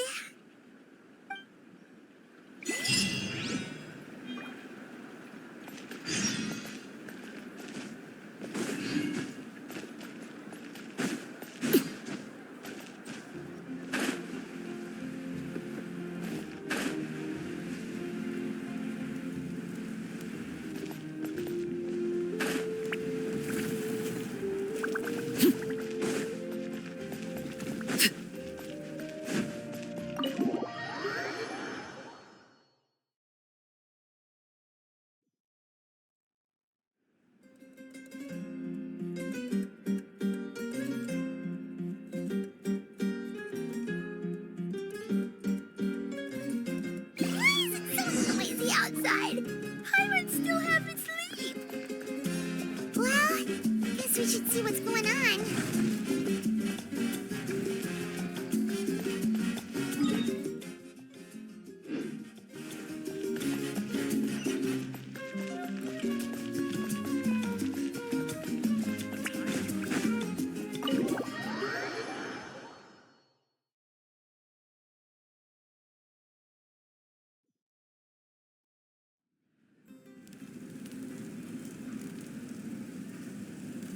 You're already here.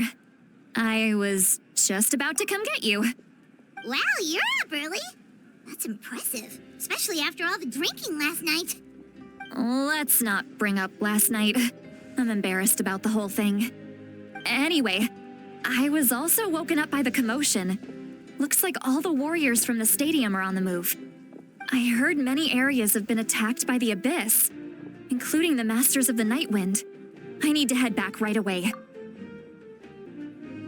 The Abyss attacked again? Are you sure you can handle it on your own? Do you need our help? I'll be fine. We also have the support of the warriors stationed at the various outposts. Given the quick response, things shouldn't get too serious. The stadium could always use more manpower, so you should join the forces here. I'm done making excuses for him. He's not a child anymore. He needs to take responsibility for his actions.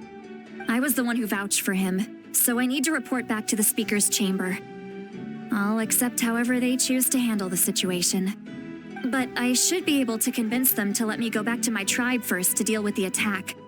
As for the ancient name, once we handle this crisis, I'll talk to Shilonen right away.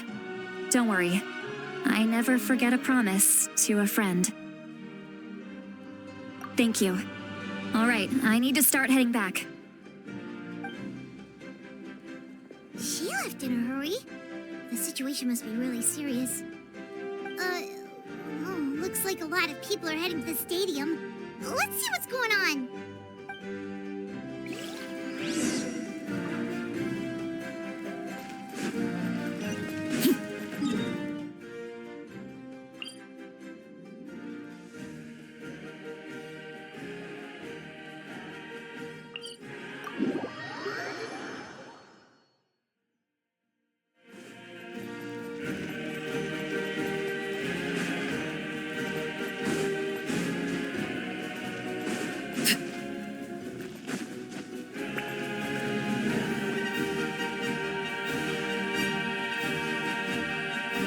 Traveler, over here!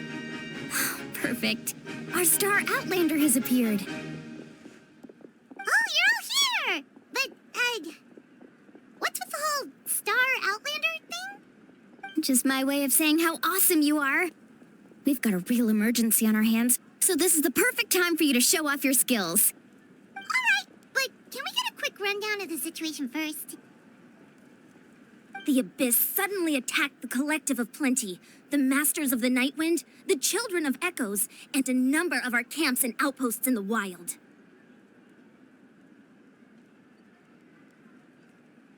Yes, and the attacks are increasing in frequency. The tribes have plenty of defenses, so they're safe for now, but I can't say the same for the adventurers and merchants stuck in the wild. Chaska and I have been searching for survivors and treating the wounded.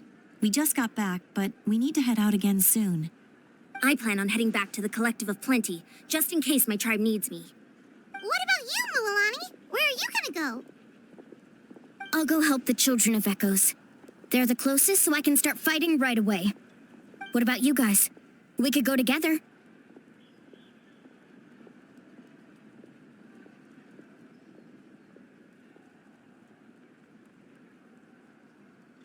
Yeah, that does sound important. No worries. Just leave the Children of Echoes to us. Who knows? Maybe yours truly will have the Abyss on the run by the time you're finished. That would be pretty great, actually. I hope my tribe gets through okay. It'll be fine. Your tribe doesn't do all that bodybuilding for nothing. Let's part ways here for now. And most importantly, be careful, everyone. Oh, and some of us need to avoid getting contaminated by dangerous-looking substances. That will make my job a lot easier. Koichi, do we really have to do this now? It's all right. She's just looking out for everyone. All right, let's hurry up and talk to the Pyro Archon so we can help the others.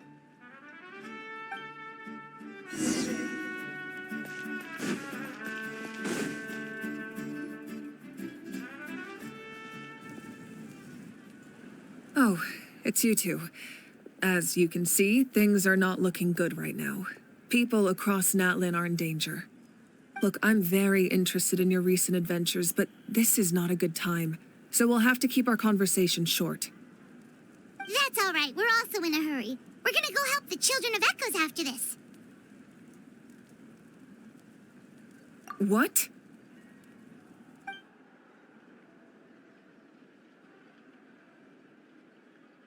So he thinks my plan is too risky. He thinks I'm being stubborn. I shouldn't underestimate the Fatui's ability to gather intelligence. The Gnosis does have that function, but there's more to the story. I will answer you honestly, but you must help me keep this a secret.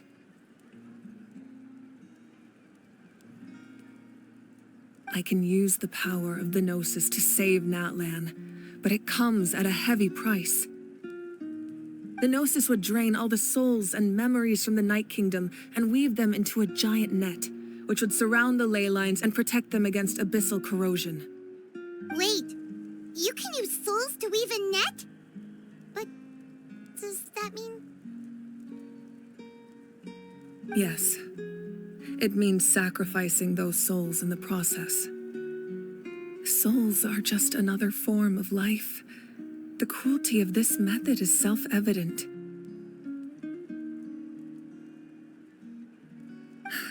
The Night Kingdom not only houses the souls of the dead, but also our memories and legends. Using the Gnosis means converting all three into material for the net, erasing our history and culture. Even then, the net can still become corroded. If we cannot find a way to repair the damaged ley lines before that happens, then all those sacrifices are for nothing. Given the enormity of the price, it's a solution I refuse to consider right now.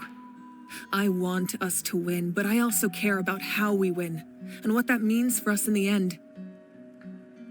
Now, it's true, both plans come at a risk, but after weighing our options, this is our best bet.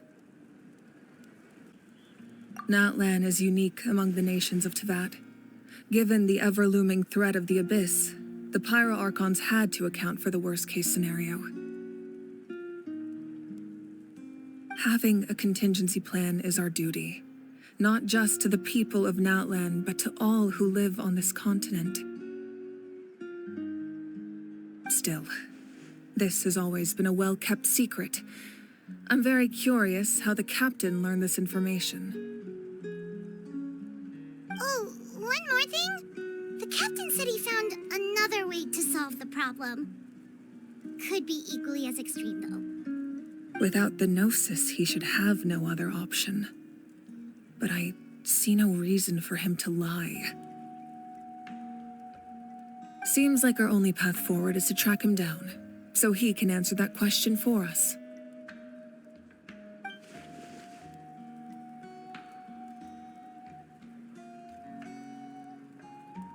Judging by your expression, you must have doubted me, even if just for a second. Not even a little! We would never— Wait, what are you talking about, Traveler?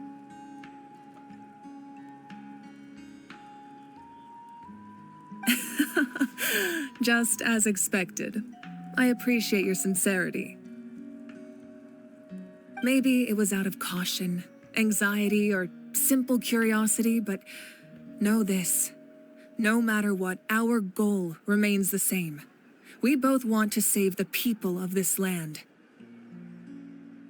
So now that you have your answer, do you still doubt me? You scared, Paimon. You've really got a lot of guts, Traveler. That's a good thing. Oh, and feel free to call me Mawika. It's what all my friends call me, and I like it that way.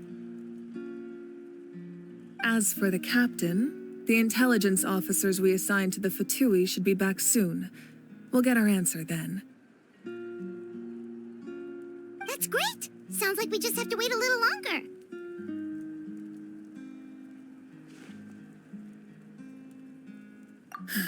Not just yet.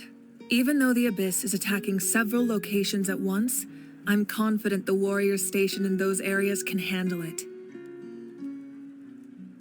Don't worry. I just need to finish coordinating our available manpower, then I'll take a small team to handle the difficult locations. Wait, you're going to fight in person? Didn't you give up your power? That's true. I'm far less powerful than a god in my current state.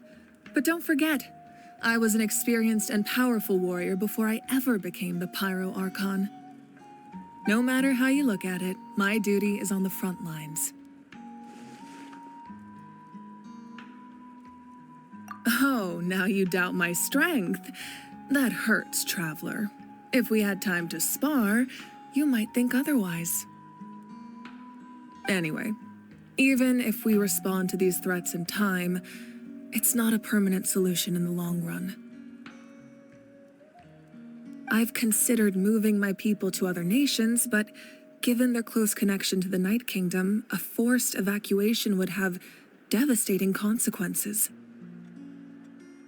I've told the chiefs of each tribe to strengthen their defenses and advise people against leaving their settlements. Now I just need to find the right time to disclose the true nature of the crisis to the people of Natlan. Paimon's a little worried about how people will react.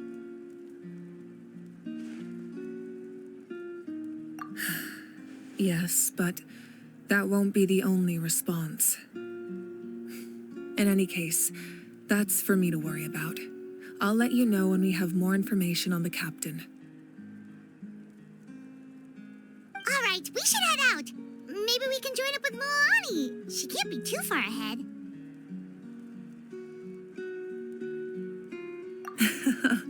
No need to worry about me.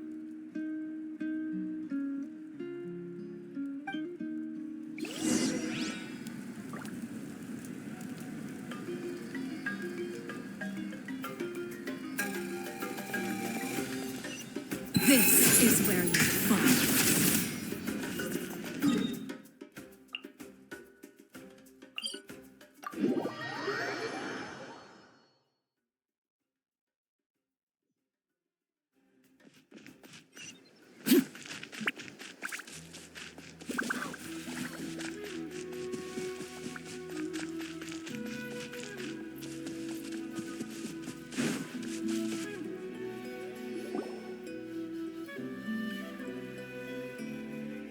Quick, over here! To safety!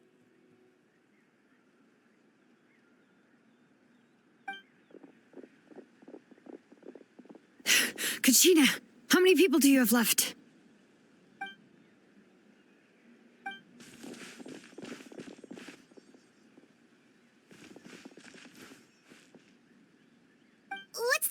situation? There's a trapped caravan that needs our help. We need to rescue them as soon as possible. We'll go together.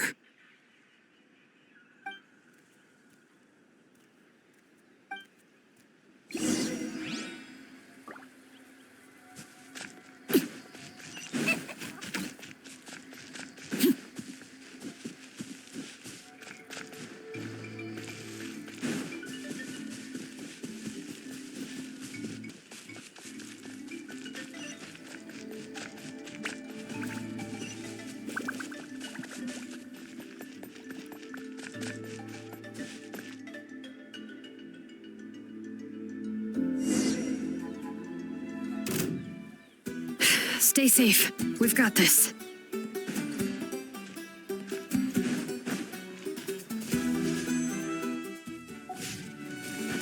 Bring it!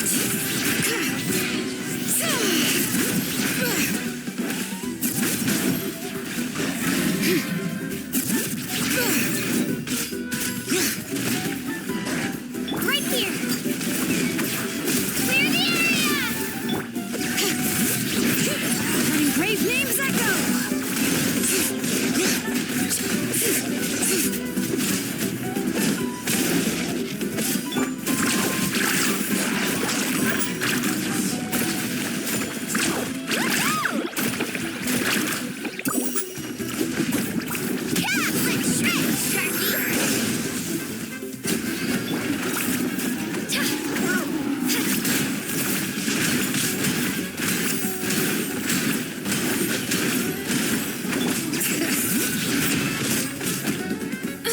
Hear the echoes of the valley!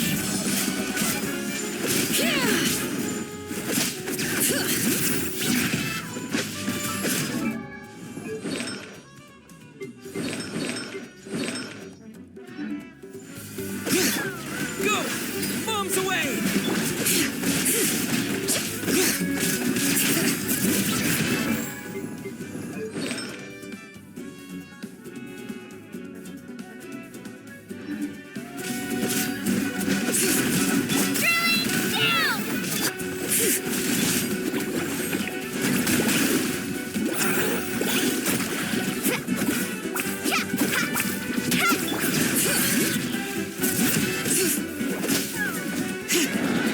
Let the mountain's veins boil!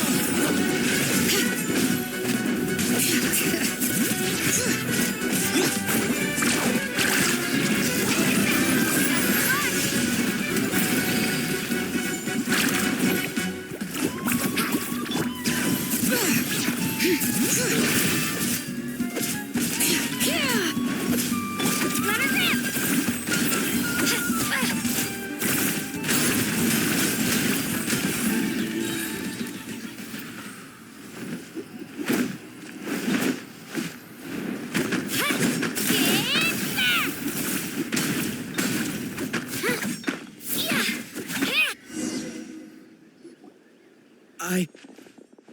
I really thought I was done for.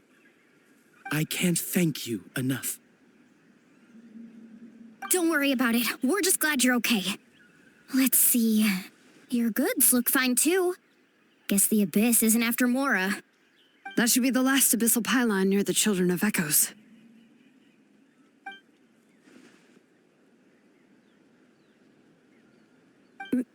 By the way, where's Lolly? I thought she would come with you.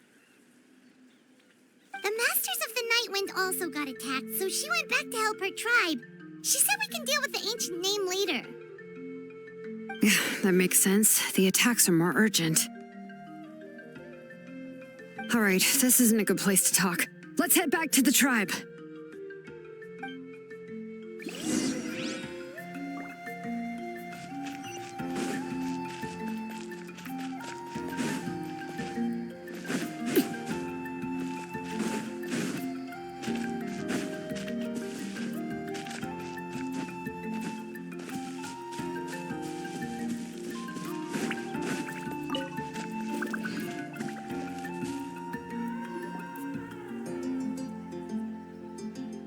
Looks like a few people were hurt after all. Oh, I should have got here sooner. The Abyss threw a lot at us at once. I rushed out as soon as I heard the alarm, and there were already so many monsters. Before long, Kachina brought over a whole group of warriors, and just like that, we destroyed several pylons as a team.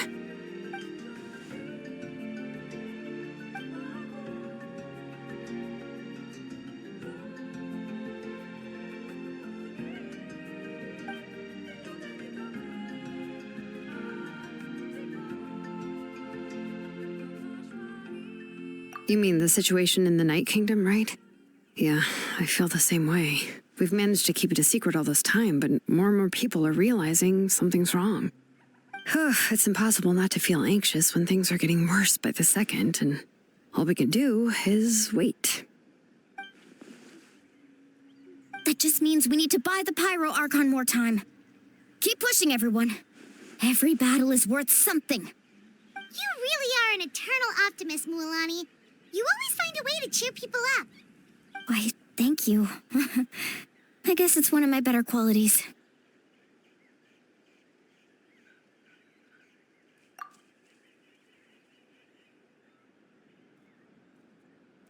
So, specifics aside, the Pyro Archon confirmed the Gnosis can resolve the crisis, but it comes at a huge price.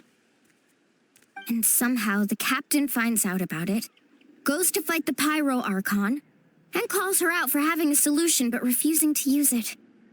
Honestly, if he has the same information as us, I can't really blame him.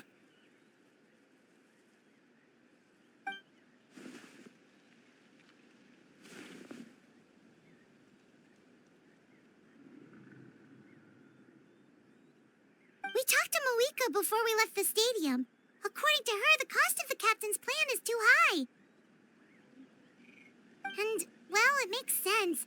If that was truly the better choice, she would have picked it. Yeah, I trust the Pyro Archon. When I was upset about Kachina's disappearance, she was really sincere and patient with me. Plus, she burned down all those precious mementos for Kachina. She's already proven how much she values even a single person's life. When it comes to Natlan's survival, there's no way she would hold back. I agree. Maybe the captain weighed the costs and came to his own conclusion, but I'm sure we have different priorities. Life is important, but so are history and memory.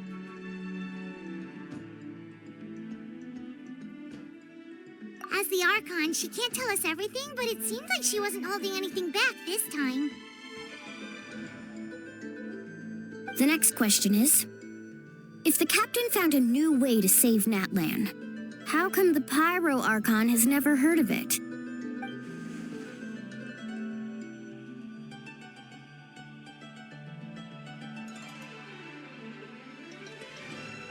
This is all super confusing.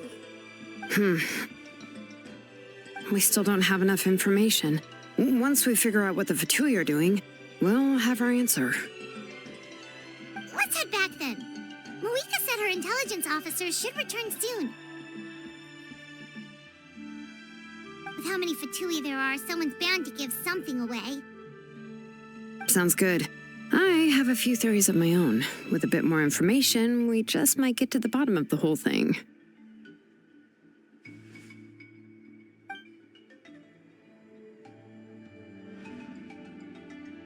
I was just about to ask.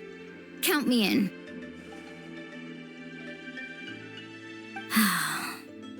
If I was just a bit faster, we could have prevented a few people from getting hurt.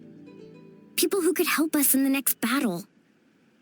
It's all a chain reaction.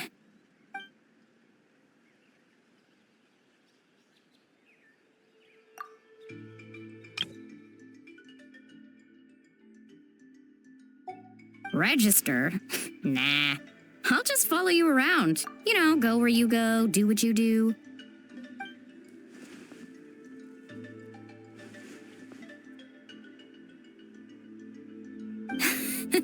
You got it. I just don't want to make the trip back. It's so far. All right. See you all later.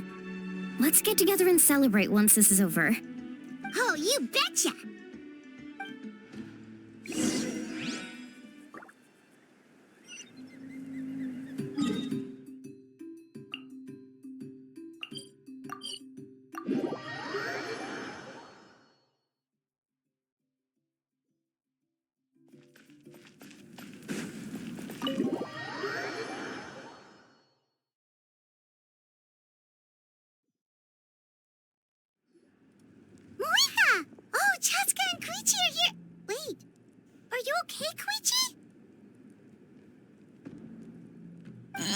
fine.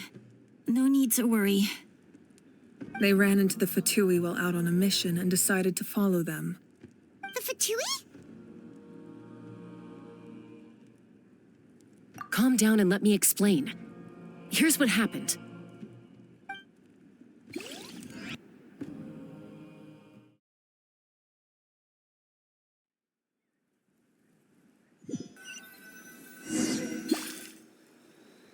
Watch out.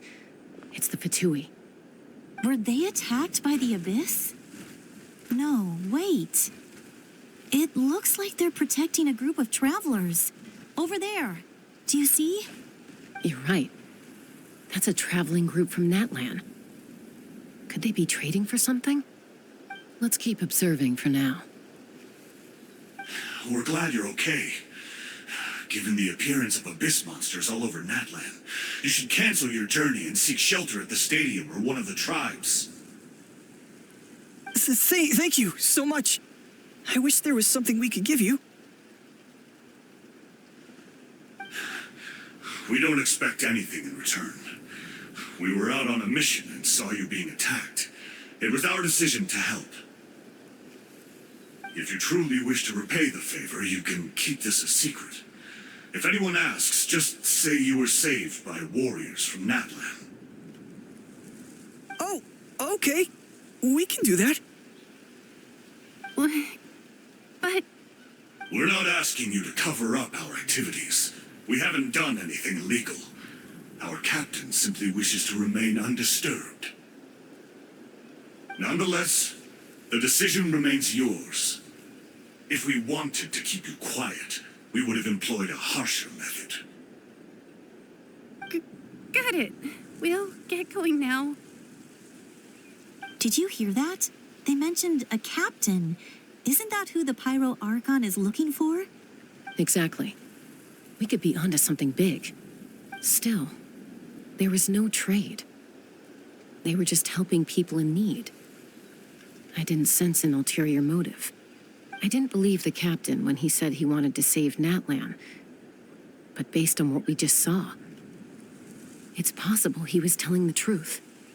Maybe we've been wrong about the Fatui this whole time. It's too early to say. Let's follow them and see what's really going on.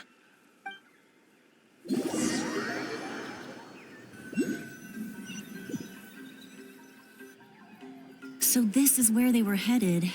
Looks tricky. It's heavily guarded on all sides.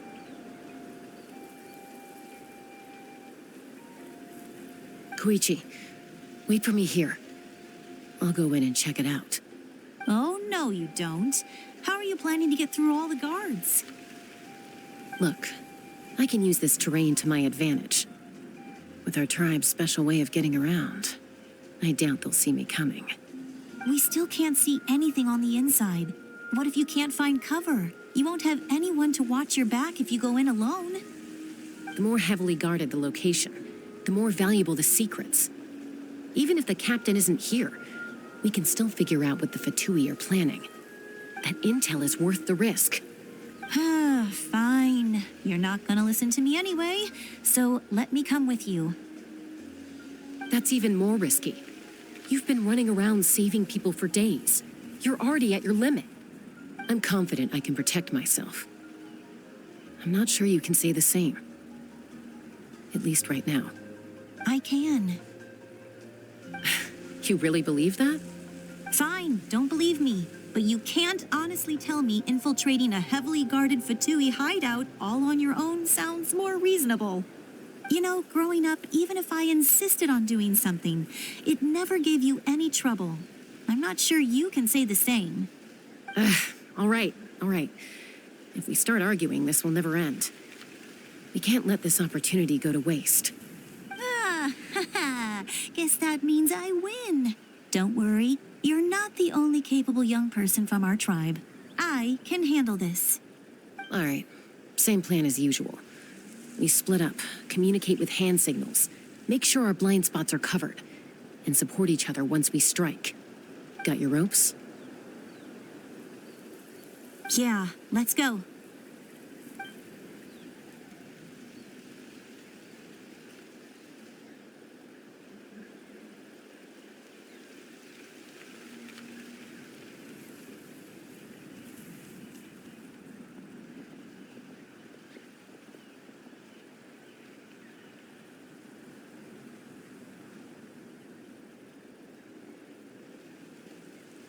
The Fatui have eyes all over this place.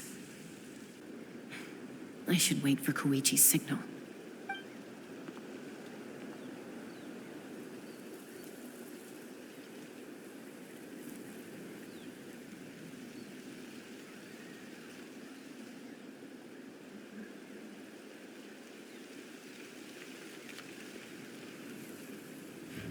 Now.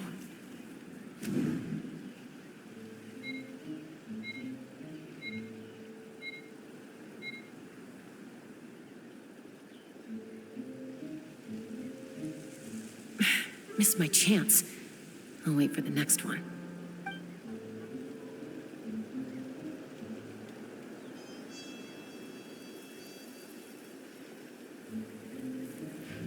Now.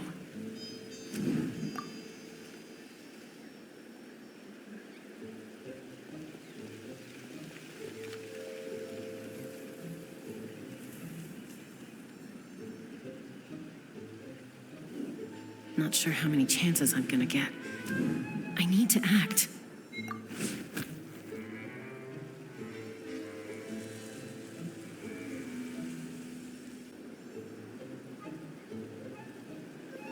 Good. I made it without getting caught.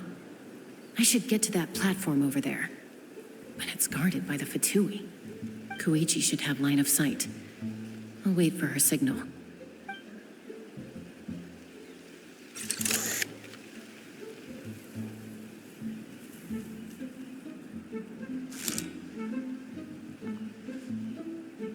That's it.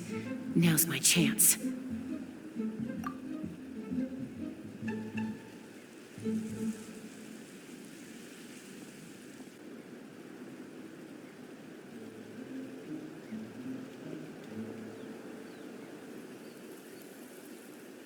It's no use staying in one place.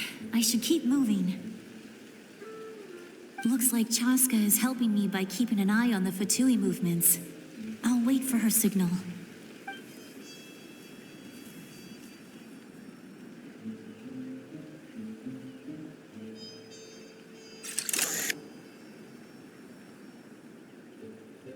Time to move.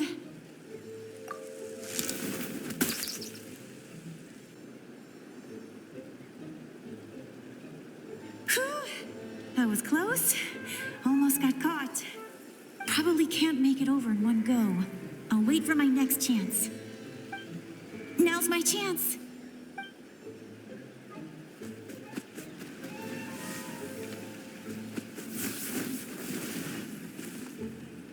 I made it! That'll show my sister. Let's see. The Fatui's occupying all the best locations. If we could just get past them somehow. Wait, I've got it!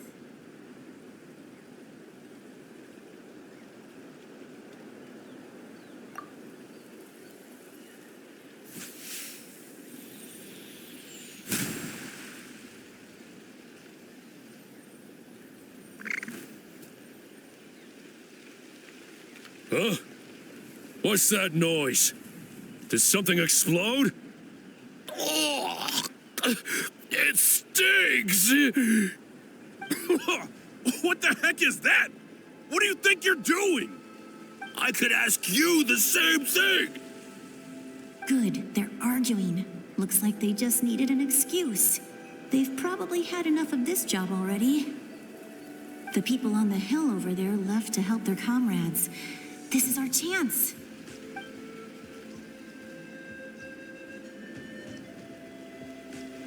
Come get me, Chaska. I hope she gets this hand signal. That's Koichi's signal. Smart idea. All right, time to move. Give me your hand, quick. Coming!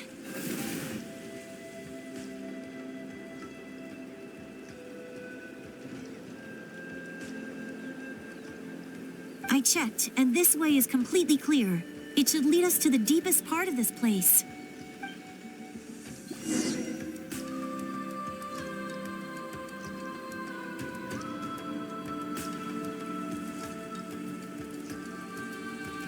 Well, I was pretty helpful, right? You know, everyone usually jumps at the chance to work with me.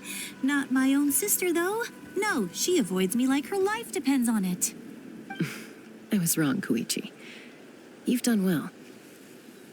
Wait, you're just gonna admit it? Now I look like the mean one. Let's focus on the task at hand. We're in the heart of enemy territory.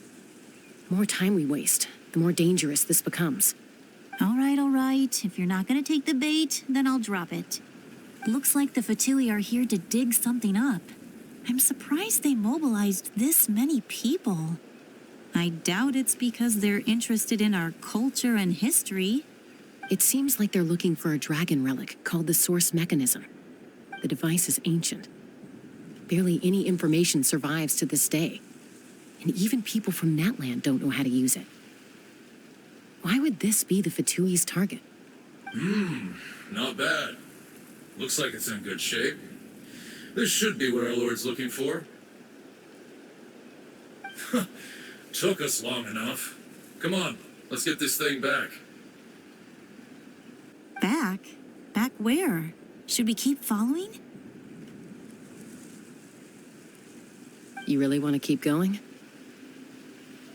Of course. We make a good team, don't you think? No reason to stop now. What was that sound? Uh-oh. We've been spotted. Time to go. Falling rock incoming! Watch out for your gadget! What? You'll regret that! After them!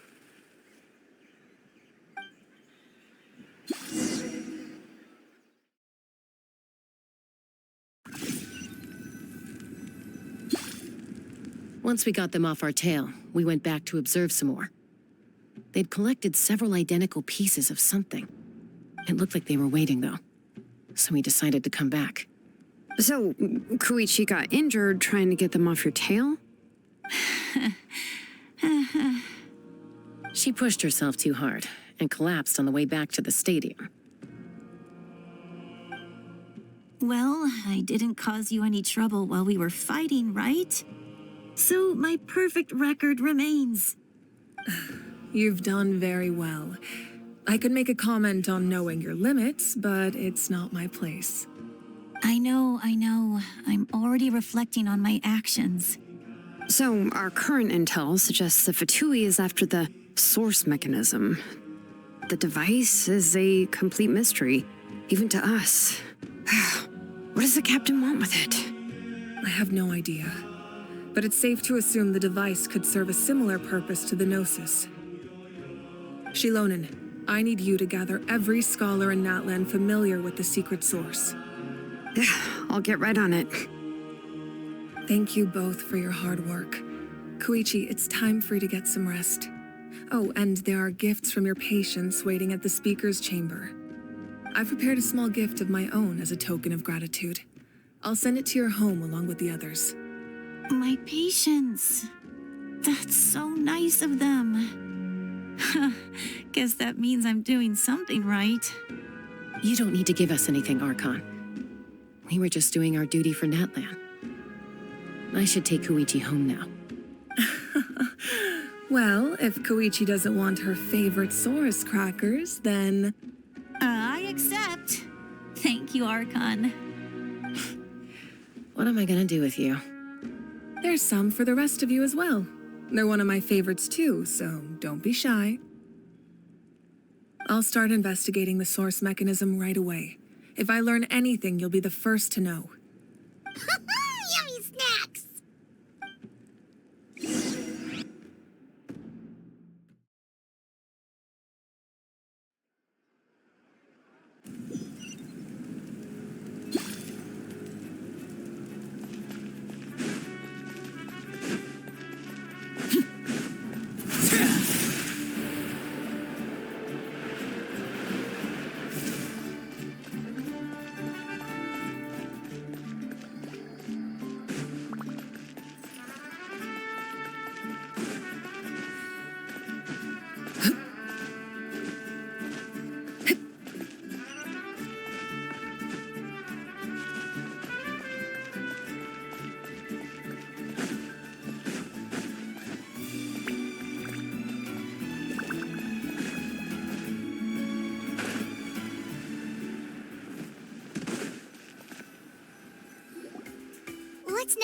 you two?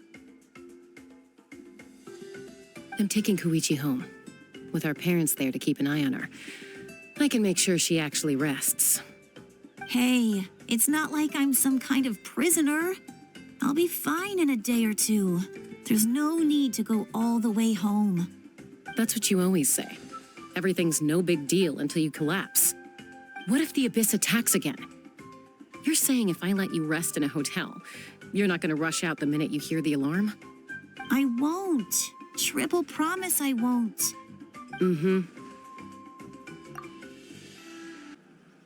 Fine. On the off chance something like that were to happen, I might. But I'm a doctor. I have a duty to help people in need, no matter how hard or tiring the work gets.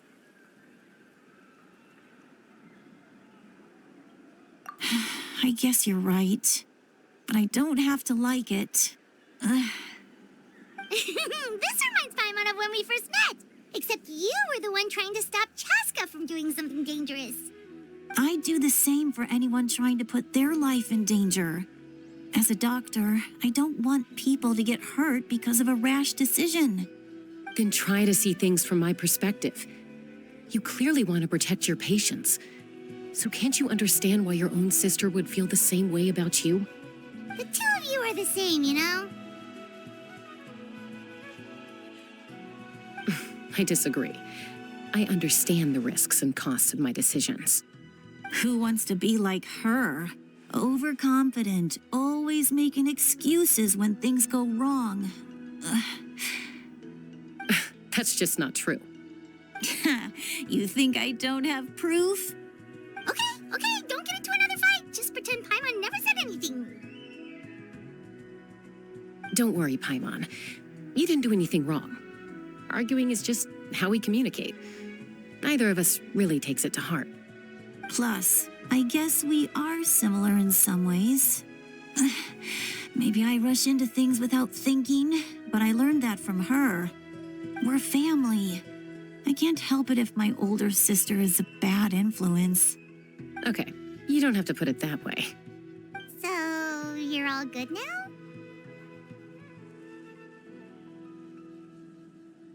Neither of us are really the type to back down, so we'll always have our differences. But still, we get along in our own way.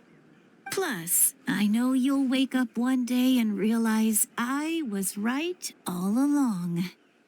I just need to wait. Be my guest. Come on, let's get you home. See you later, Traveler and Paimon. I'll be back once everything's settled at home. There's no rush. At least grab a nice meal with your family.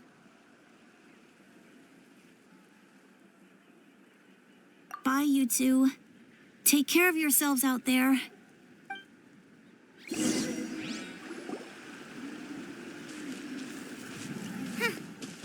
two will probably make up for real at some point, right? Well, we've learned a lot. Let's go over everything that we know so far.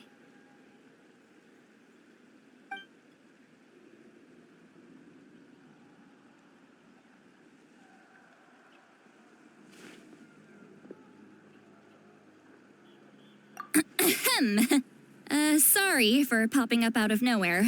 Again. Why do you look so awkward? Oh, is there something you need from us? Okay, I won't beat around the bush. Oh, and I'm sorry for interrupting your rest. I'll treat you to some charcoal grilled steak to make up for it. Awesome! Just give us your orders. Hey, friends don't order each other around. I'm just here to share some news. Remember what we talked about before parting ways? Oh, yeah. You mentioned how ORORON has always wanted to save Natlan, and something about his soul being fragmented.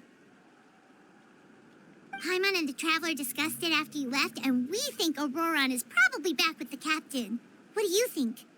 I agree with your hypothesis. And just now, I confirmed it myself. ORORON came back. He helped the Masters of the Nightwind defend our camp. What? He came back? I told him to give up whatever he's doing, but he refused. He said they're just one step away from success, so there's no way he can back out now. Apparently, he came back to fulfill his duty to our tribe.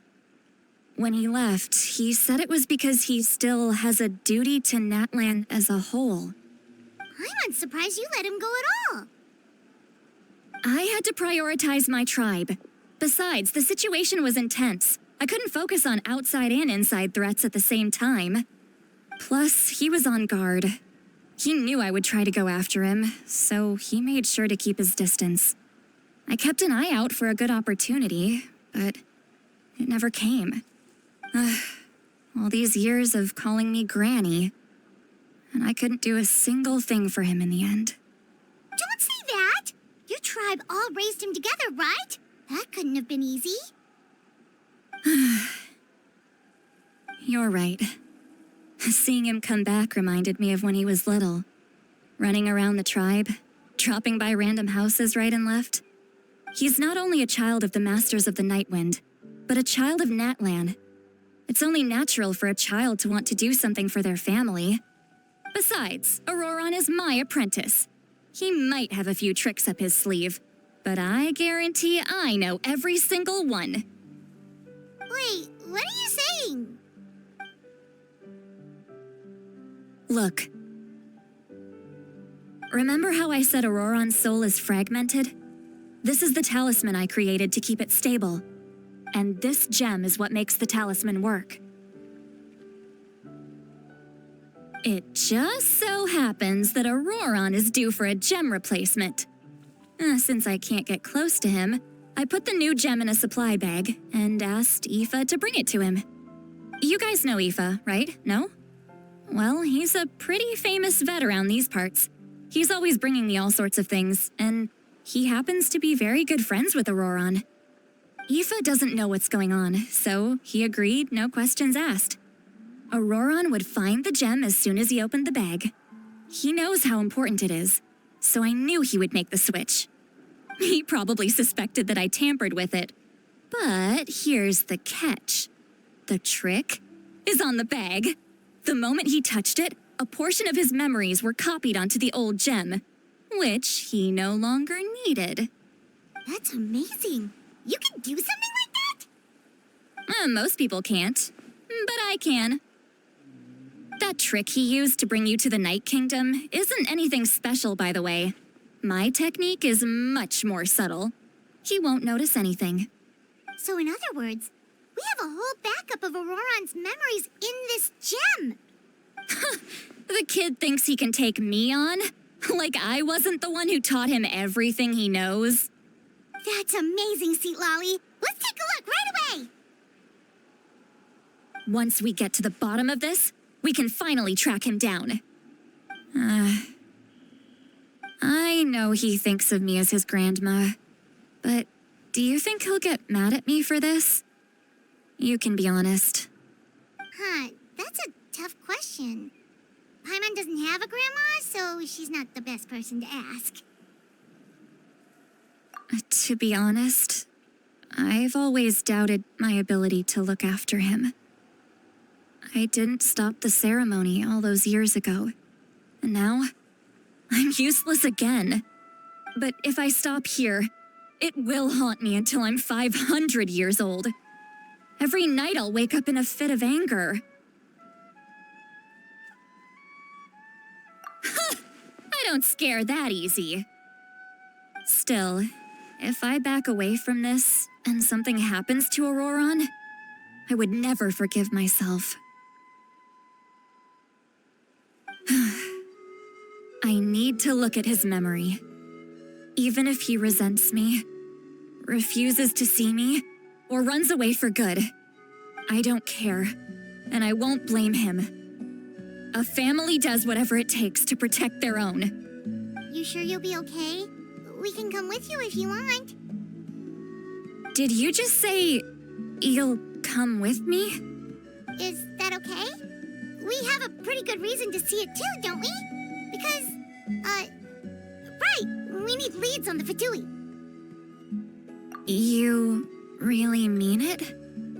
Fine, you can come. Just promise me you'll see this through.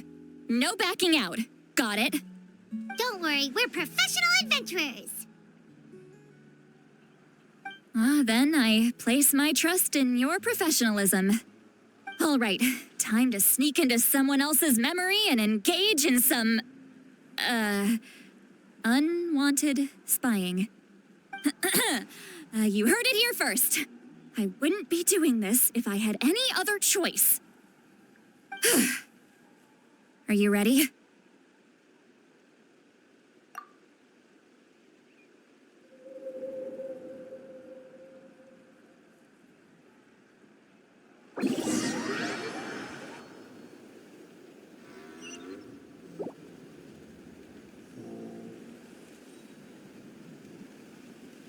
Look how good you're doing. You'll grow into nice big radishes in the future. And you? Eva says you're taking up too much space, but I think you're a good tree. What do you think? Hey! How's it going, ORORON? Good. How are you, Uncle Okanbi? Can't complain. What you up to? Naming your vegetables again? No, just some idle conversation. Sounds fascinating. What did they say? They told me you were coming and that you would take some produce with you. Only if you're offering. By the way, I ran into Aoife yesterday. He told me Chaska's fostering a saurian at his place. Said the thing trampled over a part of your radish garden. I hope you two didn't get into a huge fight. No, don't worry. I'll find a way for him to make it up to me. I've already wrapped your share of the produce. Here you go. You really knew I was coming. That's pretty amazing. Light up the smoke and you can see the path through the shadows. That's what everyone says. Hey, have you seen that strange group of people that just appeared out of nowhere? Appeared out of nowhere? I don't think so. It's the Fatui. Their leader seems like a big deal. He didn't bring many men with him, but they're all elite warriors. It seems like they're looking for someone, but I wouldn't go around asking too many questions. If you run into them, be careful.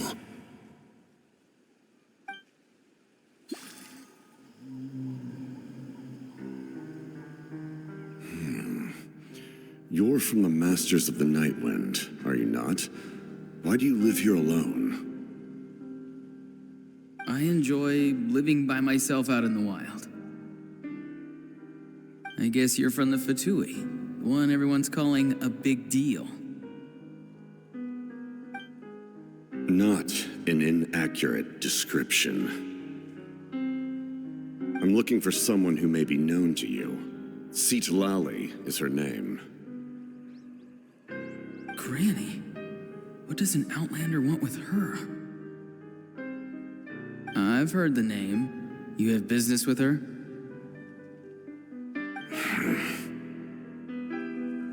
There's no point to further questioning if you insist on hiding things from me. I shall seek answers elsewhere. Oh, he could tell I was lying, and now he's leaving? He gave up just like that? Hey! At least tell me why you're looking for Sitlali. It's none of your concern. I have my own means of tracking her down. Why are the Fatui looking for her? What does she have to do with them? I can't just let them go like this. I have to figure out what they're planning.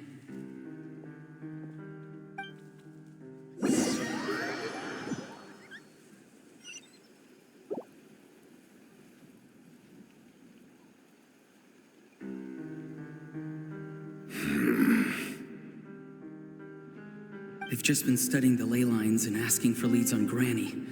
I can definitely rule out some sort of invasion. The situation has seen no true improvement. The Pyro Archon did not fulfill her promise. My lord! Ignore him. He is no threat. He knows I'm following him, but he doesn't seem to care. He's strong, I can tell. But there's something unusual about him and also familiar in some way. I can't describe it.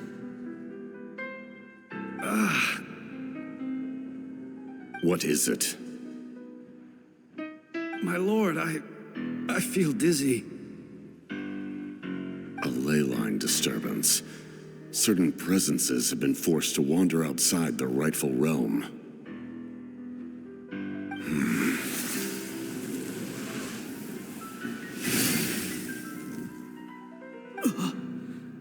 That was a spell from the Masters of the Night Wind. How did he know that? Is he sending those escaped souls back into the ley lines? How did he do that so easily? Soulfaring is supposed to be extremely difficult. This could be related to why he's searching for Granny. I feel much better. Thank you, my lord. Think nothing of it. Stay vigilant and continue to gather information. The Abyss could attack at any moment. If you notice any irregularities, assume drill formation and be prepared to fight. However, there's no reason to over-engage. Information is our first priority. Yes, sir. Why are the Fatui fighting against the Abyss? Do they really mean us no harm?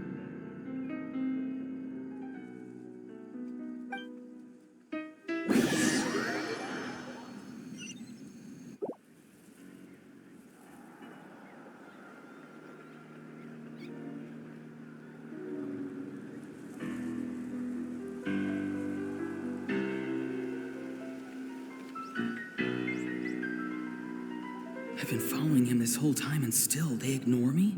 Do they really not care? It seems like his subordinates refer to him as the captain. Never heard of him before. And now he's headed to the stadium. That's unusual. What is he gonna do? You two, with me. Everyone else, wait here as instructed. Send word to the other teams to retreat immediately if this fails. Yes, sir. He's going inside? But the Pyro Archon is in there. What does he want with her? Forgive me, my lord.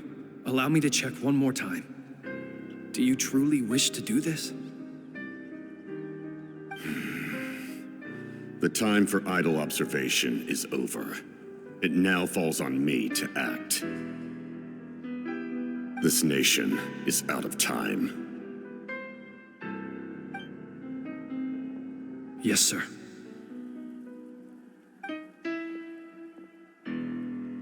He just walked straight into the stadium. What is he gonna do?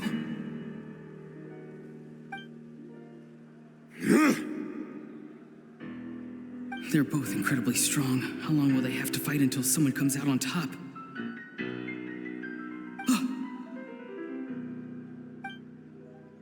Wait, this feeling. Just like the other day near the ley lines, it's faint, like a soul's trying to escape. Where is it coming from? Is that why he's looking for Granny? If he dies here, then all clues will be lost. I can't let that happen.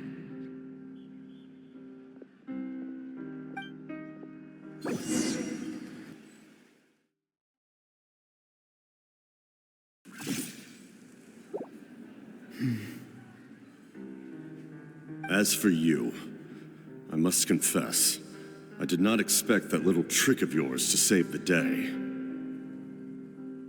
No matter how dense the fog, as long as the sun remains, we cannot turn day into night. She could have dispelled it.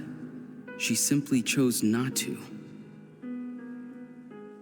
You don't have much time, and you're injured on top of that. What do you plan to do next? I'm beginning to see just how useful you may turn out to be. You heard something from here, didn't you?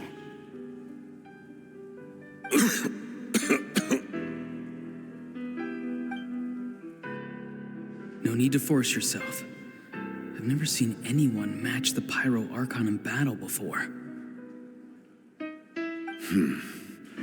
I didn't expect you to intervene at such a critical moment. You know I've been following you. Why didn't you stop me? When walking in the forest, it is only natural to encounter wild beasts. However, not every beast has the courage to come out and bite. And yet, one of those very beasts saved your life.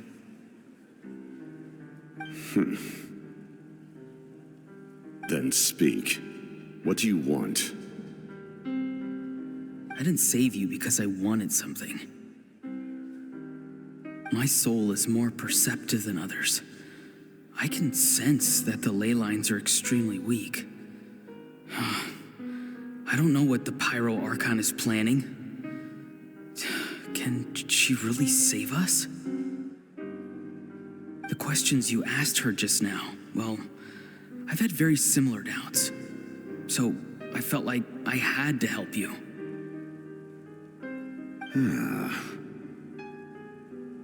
So, you can tell the truth. That was quite a reckless decision to make. I'm not sure you realize that. There's no turning back for me now. What I did back there is going to get me in a lot of trouble. You attacked the Pyro Archon in broad daylight, and I used my spell to save you. A single glance was likely all it took for her to recognize my tribe. So, we're in the same boat. Seem to care little for my thoughts on the matter. It's too late for that. Start from the beginning. Why are you looking for Sitlali? Do you know her? Explain your relation to her first. I know you two are acquainted. It was obvious the moment I mentioned her name. Sitlali is my elder and my teacher. She taught me everything I know. It's my duty to protect her. If you truly wish to protect her, you should have let me perish at the Pyro Archon's hand. Yet, you chose otherwise. Do I really need to tell you what that means?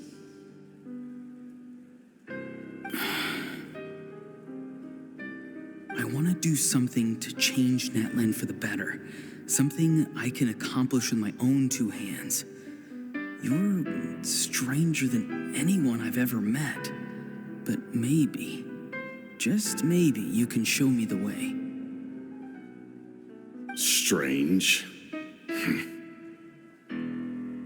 Sitlali is said to be the legendary Granny Eastly, someone capable of communicating with the Wyab, and the Wyab are the key to information on the Night Kingdom. Why do you need knowledge on the Night Kingdom?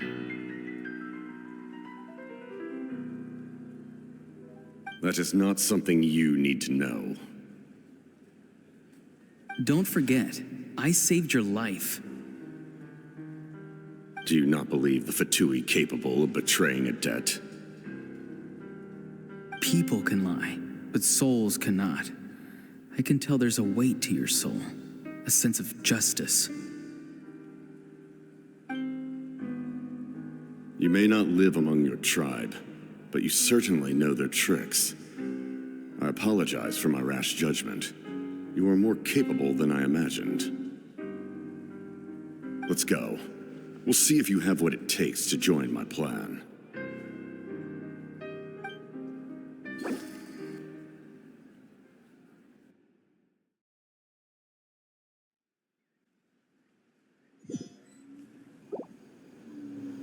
I see. Interesting approach. Worth trying, I think. Rather than weaving a net to protect the ley lines, this method would address the root problem by reconstructing the ley lines themselves.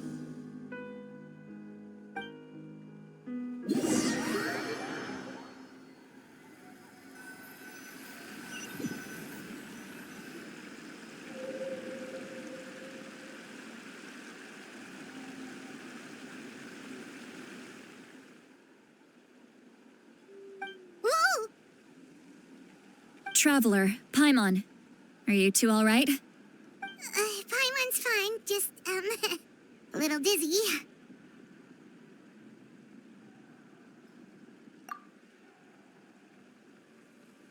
Of course. I'm so mad at him. After everything, he still can't let go of the past. For some reason, he thinks he owes something to the people who cared for him.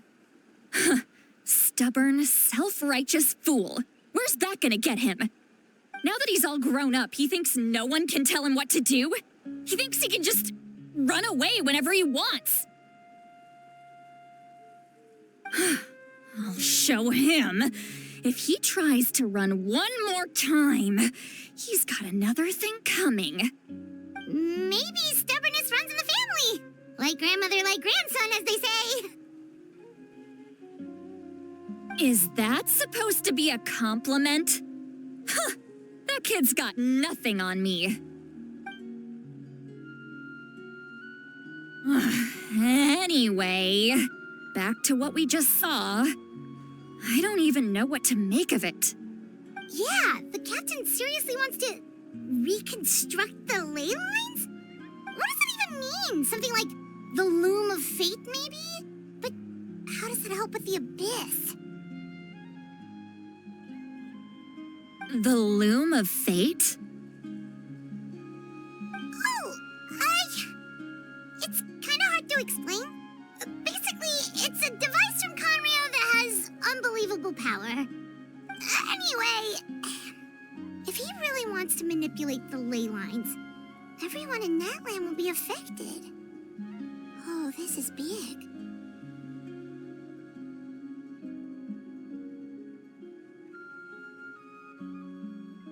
Which means the captain has been honest from the very beginning. ORORON's memory proves that. Why is he so obsessed with saving Natlan? Oh, we've got to tell Moika about this right away. Yes, she needs to know about this. Now.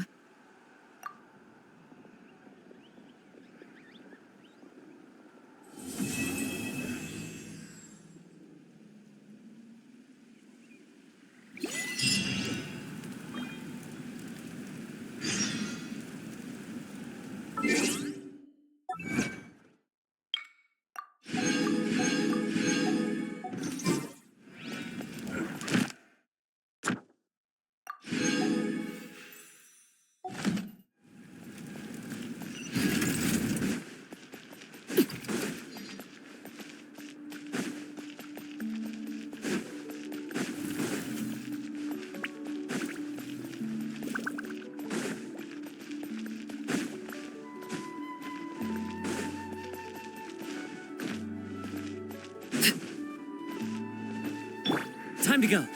Yeah.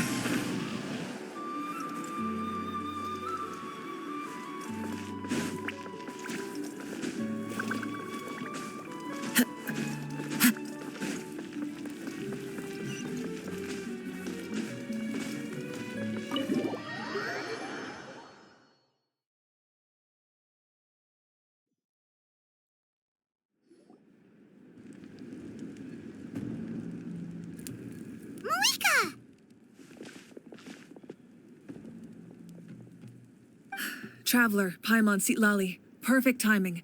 I've located the captain. Really? That's great!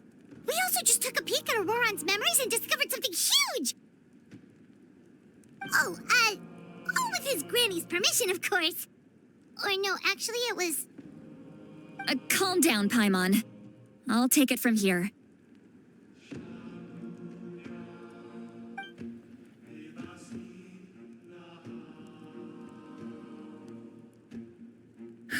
So the captain was searching for the source mechanism to reconstruct the ley lines. If his plan is already in motion, that means he knows exactly how to accomplish his goal. We have to stop him. Is reconstructing the ley lines a bad thing? Yes. It's not a simple fix. It would mean sacrificing nearly everything contained within the current ley lines. very similar to the price of using a gnosis. If he activates the mechanism, it's all over. We need to mobilize our forces as soon as possible. But what forces do we have? Kanich, Shilonen, you two, and myself. All other warriors are working to push back the Abyss on the front lines. But that's barely any people! Not to mention you lost your power, and they've got the captain on their side! Oh, maybe we really should get Citlali to break ORORON's legs. That won't help us with the captain, I'm afraid. In any case, the Masters of the Nightwind are in urgent need of manpower. Citlali, I was hoping you could head back and help defend the tribe. All right. I understand where I'm needed. I'll head out right away. Don't worry about your grandson. We'll figure something out for sure. I'll leave him to you all then.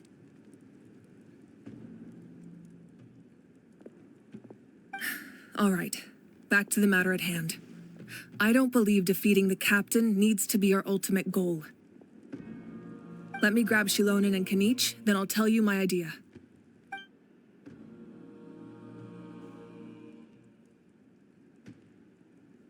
As you all know, ORORON is working with the captain and we need to stop their plan.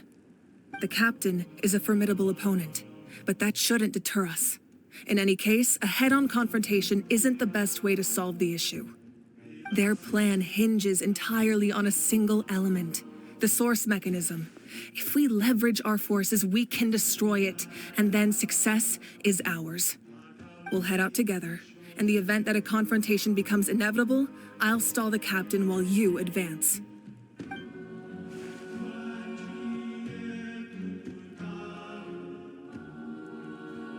I agree with Kanich. The two of us can handle it.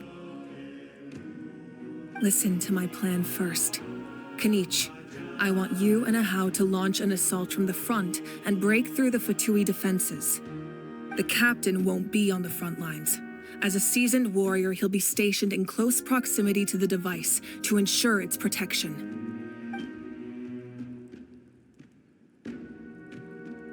No. The purpose of the frontal assault is to gather the Fatui forces in one place. That way, it's easier for the rest of us to avoid them. Shilonen, I need you to do what your tribe does best and dig a tunnel from the outskirts of the ruin. Once we get close to the device, we just need to destroy it.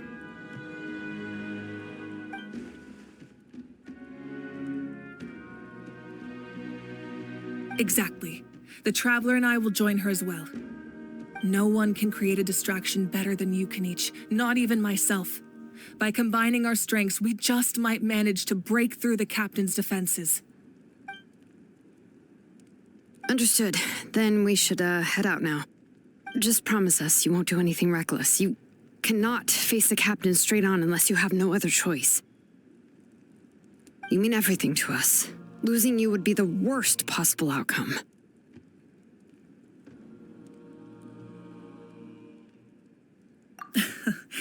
Thank you, everyone. You have my word. I'll proceed with caution.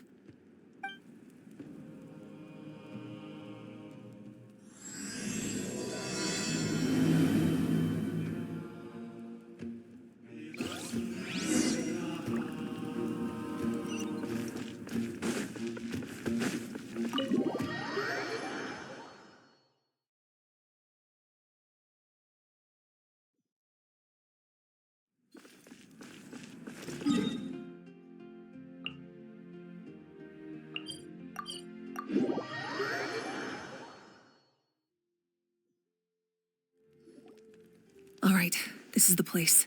Their tunnel must be behind that gathering of Fatui guards. Any of the nearby mountains could be a good infiltration point, but if we want to stay under the radar, we should approach from the side.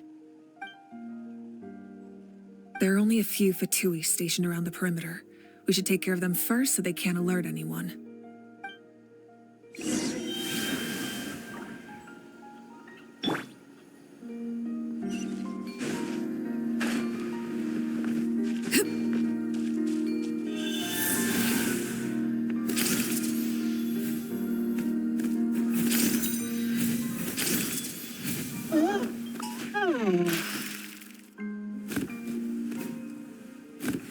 Let's hope you put up a good fight.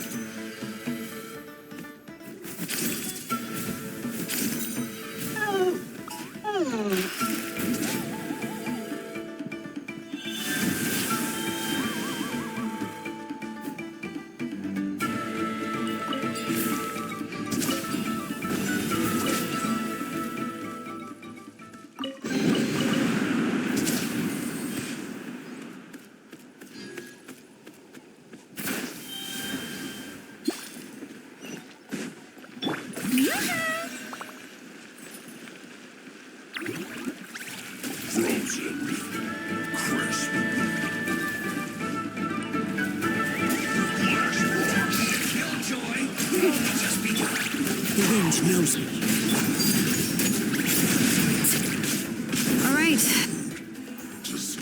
What do you think, Shilonen? Is this a good spot? Yeah, looks good.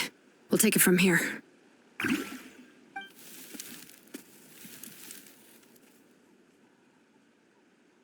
I can see the inside. Perfect. We'll keep going. The rest of you should head back. Things are about to get dangerous. All right. Please, take care.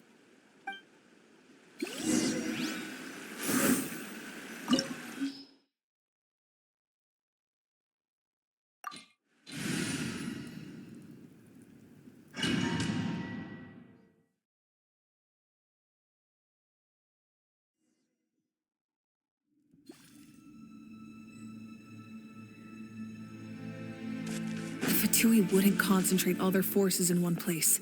There's sure to be guards on the inside, so stay sharp. Oh, nice job smashing those rocks, Moika. You look super cool. Ah, that was some expert level rock clearing, even by my tribe's standards.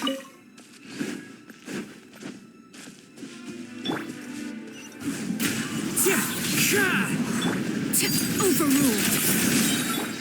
Shower me with praise.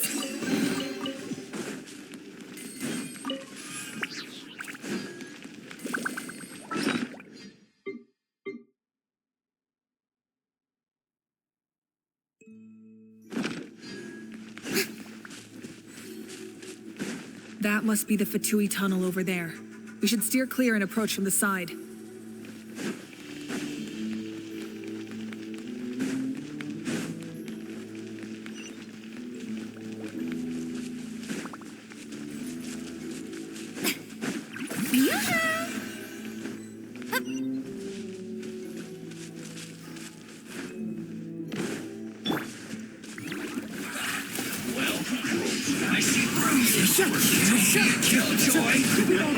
This is the end.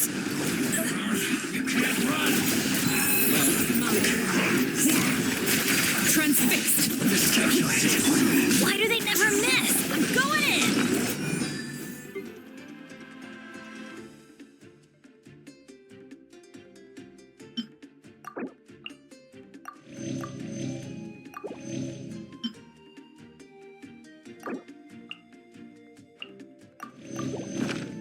Adventure. One with nature.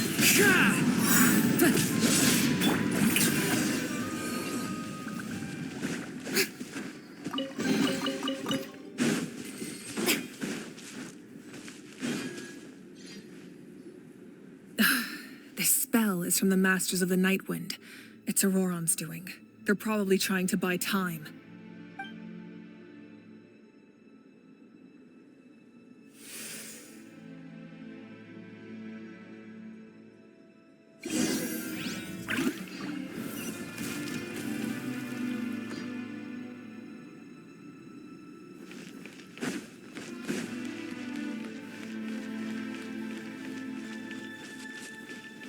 These wheels are relics from ancient times. We should try to restore them. These mechanisms probably control that wheel, right? Let's give them a try.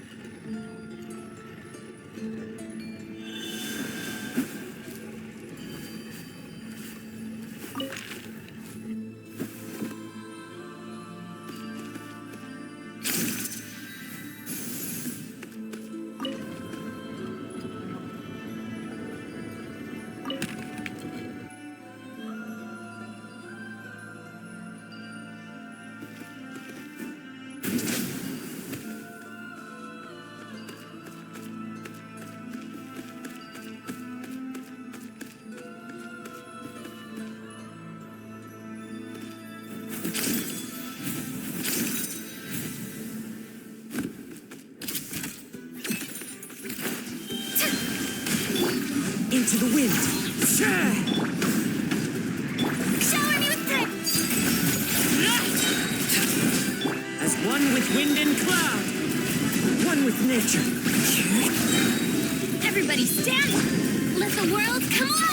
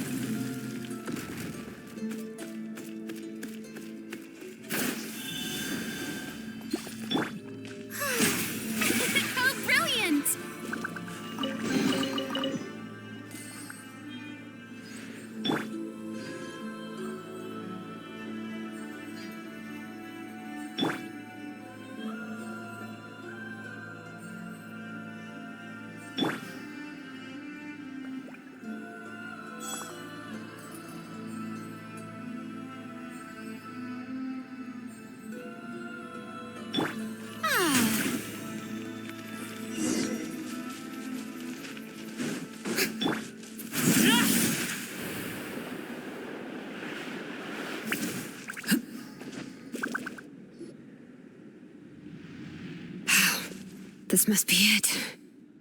There they are! Oh, the captain's here too. Perfect. Looks like they focused their defenses over there. Oh, they're here. Huh. I thought the Pyro Archon would choose a frontal assault. It doesn't matter. They're too late anyway. Stop! It's too late. We need to turn it off! I won't let you do this!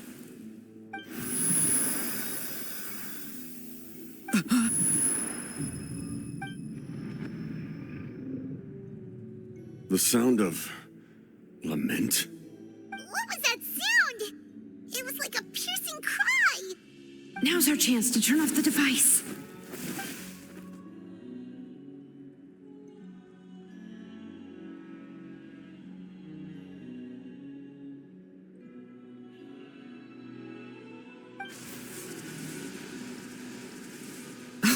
ORORON? How did he just... His movements have gotten a lot faster. Was ORORON always this good in battle?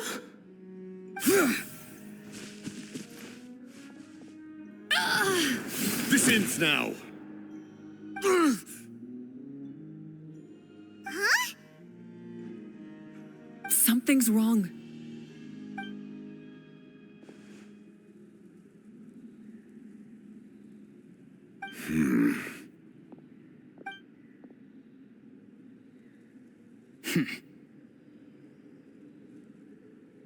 You are not ORORON. Who are you? What? Commander. You.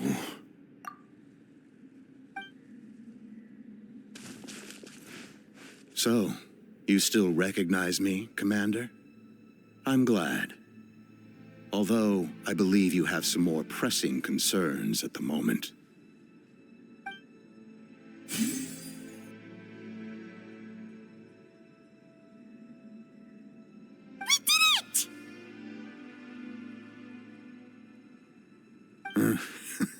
You see? You indulge your sense of honor for just a moment, and now you've lost your chance. Even now, you're still the same as ever. His voice is completely different. Is someone inhabiting ORORON's body? Stop worrying about other people's survival, about their losses and sacrifices. You just need to win. That must be why I've returned. For this moment. Please finish what you set out to do, Commander.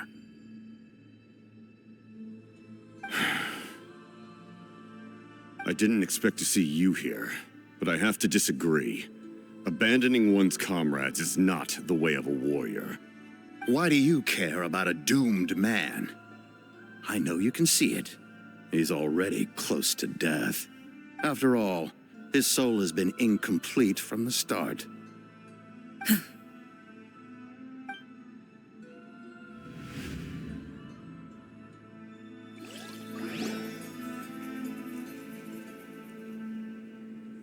Oh, someone said I'm close to death. Is it because of that noise just now? The piercing cry came from underground when I activated the device. What's down there?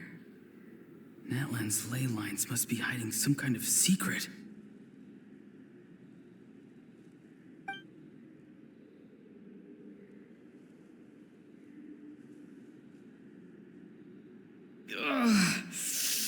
Am I dying? Oh, no. It's too soon. Ah, ORORON, it's you. What'll it be today? Oh, why the long face? Don't tell me you still haven't let that go. I knew it was a bad idea to tell you. I heard everyone wanted me to be the savior. Savior? Ha! Sounds nice, doesn't it? But, does such a person truly exist? Even if they do, why would you have to become that person, ORORON, is that you? Oh, here, have a seat. Let Granny cut you some fruit. We just got a fresh batch. Can I get you anything else? Some grilled meatloaf, maybe? Ask for anything you want. We've got plenty of ingredients. What about those spiced rub mushrooms you made me last time, Granny Kuimi?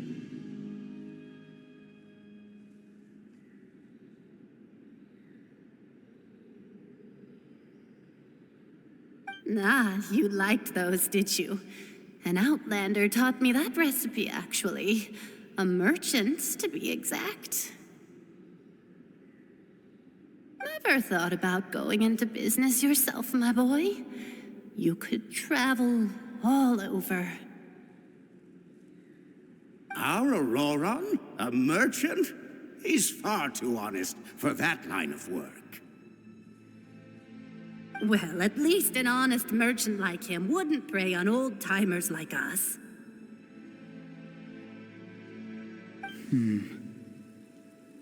Everyone said a true savior does not really exist, but then why did my birth open the door to the possibility? Why give people false hope? Maybe I don't need to sacrifice myself, but surely everyone is born for a purpose. So, what's mine? If I had succeeded back then, would the world have become a better place? What's the meaning of my existence?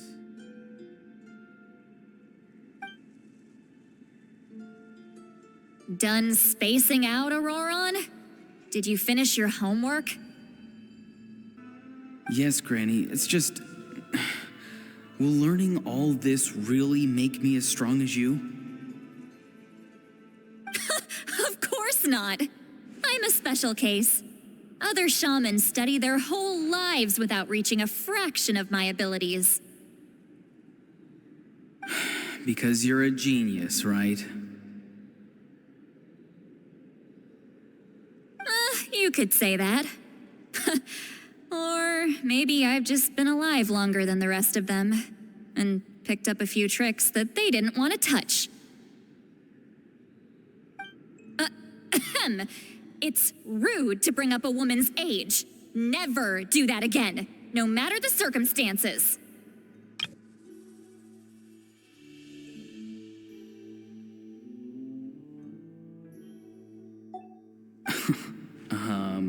I wasn't the one who brought it up. Anyway, class is canceled tomorrow. Go have fun. What about my homework then? Do what you want. What use is it being as strong as me anyway? You've seen how the tribe treats me. They're all afraid. I try to go about my business, and they practically tremble in fear. Not the most fun way to go about living one's life, I'd say. Take it from me. The happiest people are the ones who do their own thing. So do what you want, ORORON. No matter what anyone else has to say.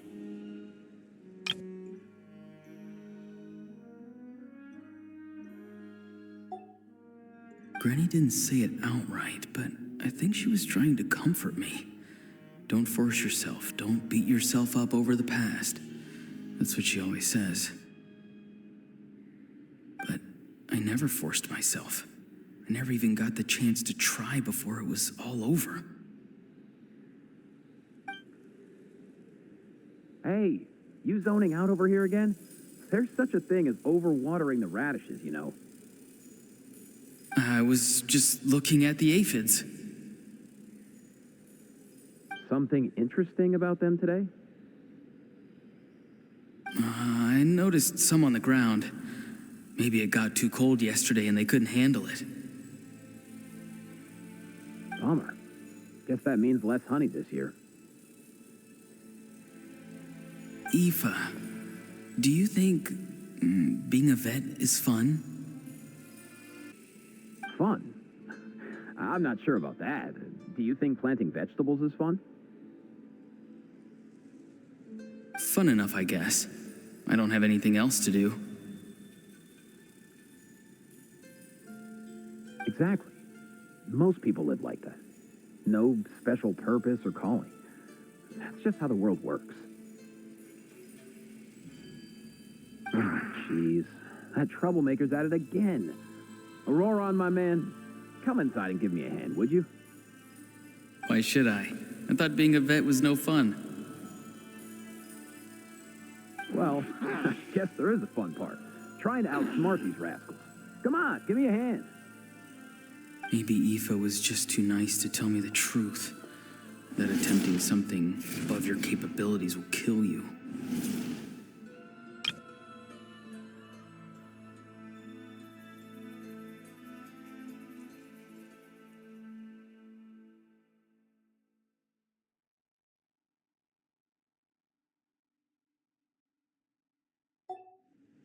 My soul is unstable.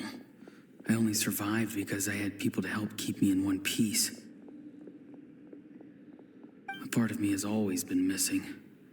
That's why the other spirits said I was close to death, but... Why struggle? It's a miracle you were even born. Just close your eyes and wait for death. It was you, the thing that came out of nowhere. Thing? I'm a warrior. Far stronger than a weakling like you. I'm not weak. There's just a limit to what I can do. And that's exactly why your fantasy is so ridiculous. You really think a useless thing like you can save the world? Useless? Savior? Ha! Sounds nice, doesn't it? But, does such a person truly exist? Even if they do, why would you have to become that person? Exactly. Most people live like that. No special purpose or calling. That's just how the world works. Take it from me. The happiest people are the ones who do their own thing. So do what you want, ORORON. No matter what anyone else has to say. But I don't want things to end here.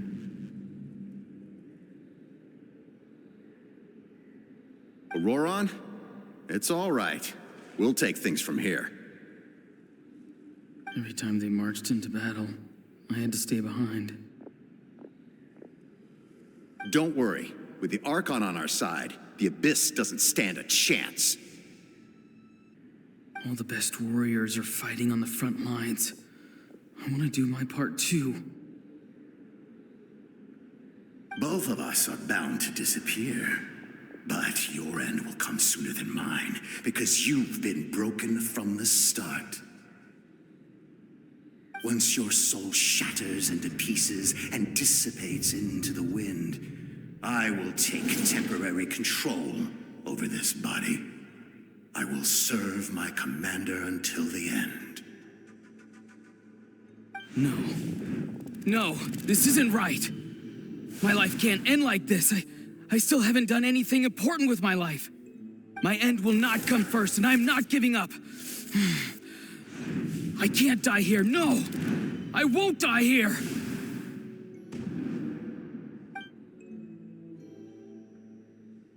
ORORON! ORORON!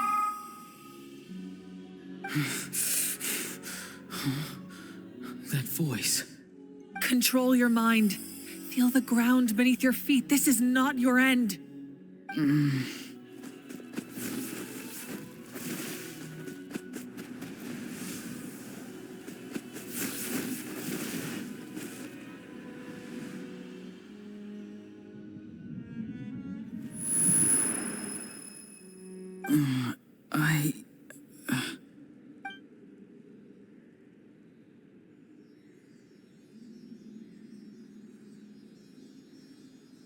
His eyes are open! He's alive! Well done. You managed to do the impossible. What do you mean? Don't try to talk. Focus on holding yourself together. I can't believe the captain did that. Maybe he thinks of ORORON as a comrade. He was helping to rein him in all this time.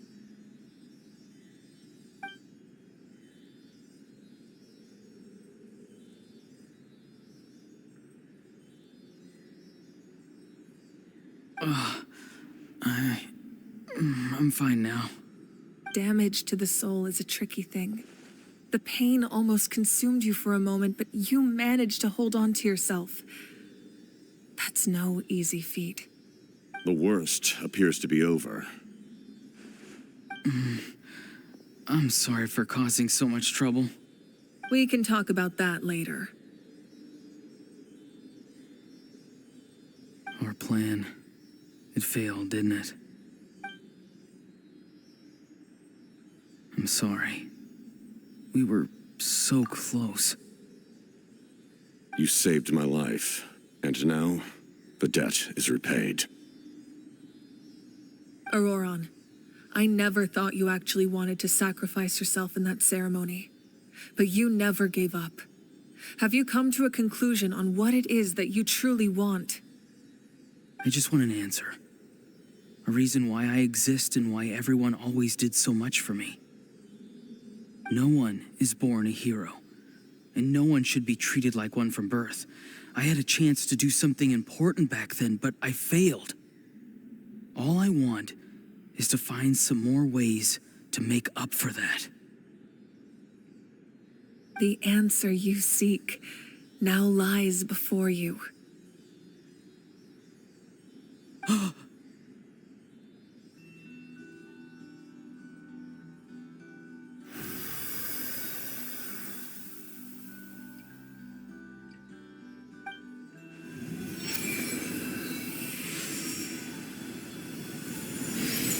You are the inheritor of my name. The hero from the masters of the Nightwind, who shall fight for this generation. Fascinating. You're not the person that the others thought you were. And yet, you're also not the kind of person that you thought you were. It can take a lifetime to truly discover who we really are. Like you, I never thought I had what it took to be a hero. I was too cunning, too self-absorbed. But in the end, I sacrificed my life for this nation. Now, remember your name. Even if others will see a different meaning, it still symbolizes your nobility and yearning.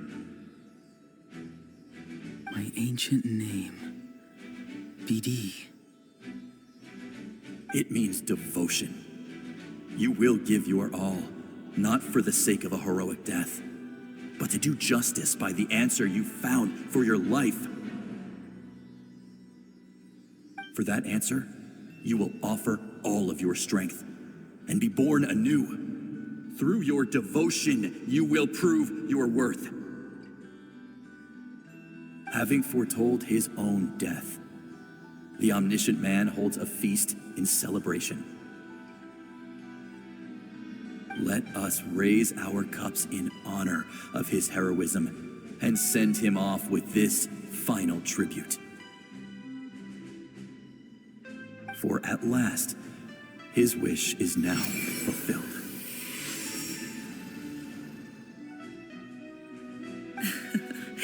It's nice to see you again, Sunhudge.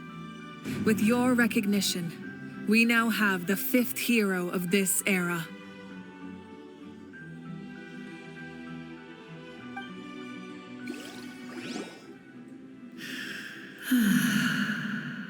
I am happy to see your plan advance one step further. It seems that my cry did not cause irreversible damage.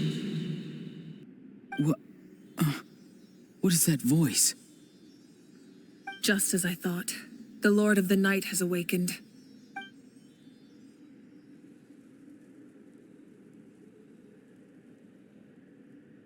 Lord of the Night? As in the one who rules over the Night Kingdom? I preside over a realm of souls. Due to my limited power, sleep is the only way I can extend my existence. When you activated the device, I awoke and could not hold back my cry. It is a sound that agitates souls. Most of you are unaffected because your souls are intact. But with a damaged soul, the effect on your friend was heightened, and his soul almost shattered as a result. And yet, his soul remains in one piece. He managed to overcome this obstacle through sheer strength of will. A truly impressive feat for a human. So, was that what caused all his strange behavior earlier? No. An additional soul was affected. It tried to take refuge in the missing part of your friend's soul, but was ultimately expelled. However, this soul does not hail from Natlan or the Night Kingdom. Its origins remain a mystery to me. Activating the source mechanism was supposed to reconstruct the ley lines. Why did it awaken you instead? Because I was the one who originally constructed Natlan's ley lines, otherwise known as the Night Kingdom. The ancient battle between the Descender and the dragons destroyed the corner of the world, allowing the Abyss to invade. Natlan's ley lines took the worst of the damage. To aid the people of Natlan, the Lord of the Night used the fragments of the old ley lines to reconstruct a similar network. That's how the Night Kingdom was born. The first Pyro Archon, Xbalanque, strengthened that realm and established the rules that aid our fight against the Abyss. The Ode of Resurrection and the Pilgrimage, both of which are practices that survive to this day. Oh, right. You said before it all came from the power of the heavens. The ancient dragons tried to use this device to strengthen the ley lines by imbuing them with power. Back then, this method was rather ineffective. They lacked the skills to navigate the intricate structure of the ley lines. And now, the structure of the ley lines has also completely changed. I am the only possible vehicle for the power generated by the device. It was an incredibly crude and painful method, but I managed to absorb some of that power. Now, I can speak to you like this and provide you with aid. Such as rebuilding the ley lines once more, at the cost of my own existence. But why would you make that kind of sacrifice? The people of Natlan worship me and call me their lord. In the ancient past, before we died out, we were also known by a different name, angels. But adventurers like you are probably more familiar with our devolved form, Seelies. No wonder there are Seelies around here. A Seelie also helped us in the Night Kingdom.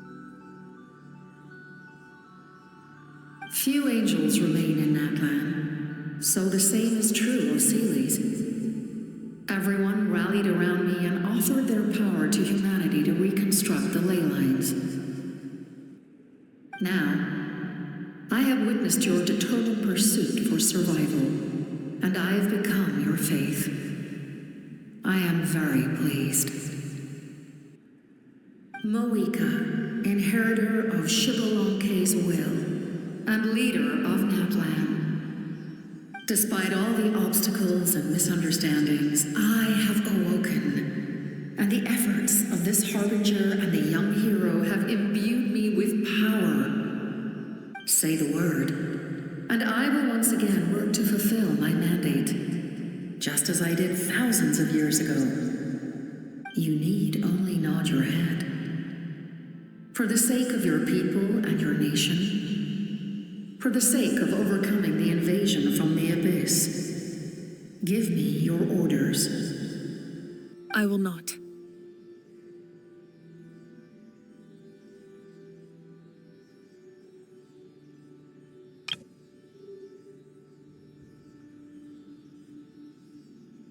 After reconstructing new ley lines, you will cease to exist. The rules of Natlan are founded in the Night Kingdom. If you disappear, so do they. Not to mention, all the memories and legends recorded within the old ley lines will disappear along with you. The people of Natlan will face memory loss, mental disorders, and cognitive issues. Just like the consequences of using the Gnosis, that is a price I refuse to accept.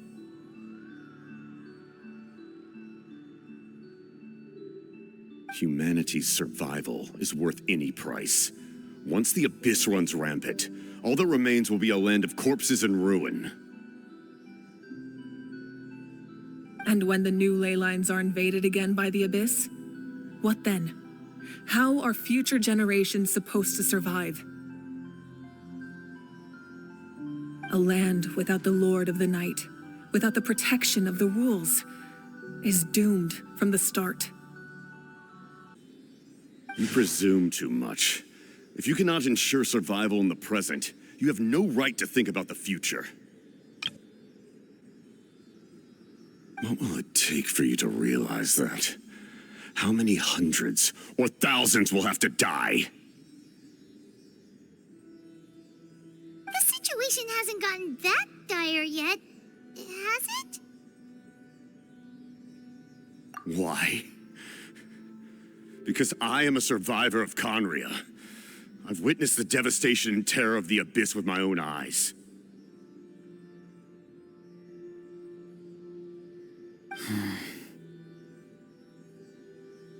Conria? That's right. My family, my comrades, my homeland, were all lost to the Abyss.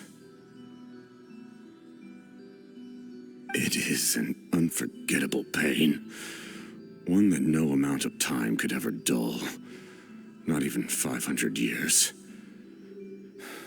You've experienced something similar, Mawika. You should know exactly what I mean.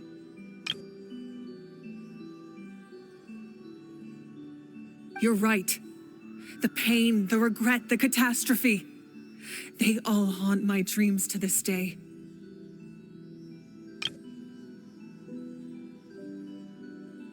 If I could go back, I would reject all false hope. I would do whatever it took to ensure their survival. You have that chance before you now. Why do you refuse to take it? Because we don't have the right to make that decision. We love this world because it contains everything we hold dear. Everything that has happened here has moved us, shaped us, and turned us into who we are today. Giving up our memories and history would mean rewriting everything. The people of this world would then become fundamentally different beings, their physical bodies the only connection to their former selves. Even so, given enough time, a new civilization would inevitably flourish. If you believe in humanity, you should trust in their ability to create a new future. Or history could repeat itself. The Abyss could invade once more, and it would all be for nothing.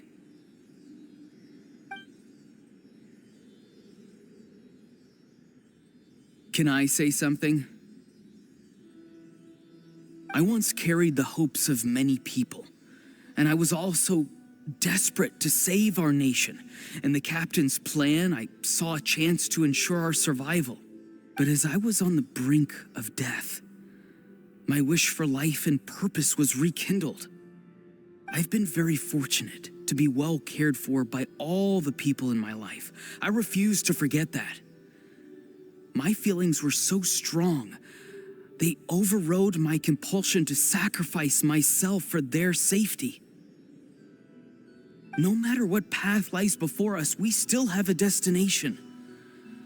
If we lose our way now, we will lose the meaning of our existence. That's right. Natlan's heroes gave their lives so we could have this chance against the Abyss. Their sacrifices are our blessings. Not only are their deeds and spirits exceptionally meaningful, they may also well be our path to victory. I don't want to give up just yet.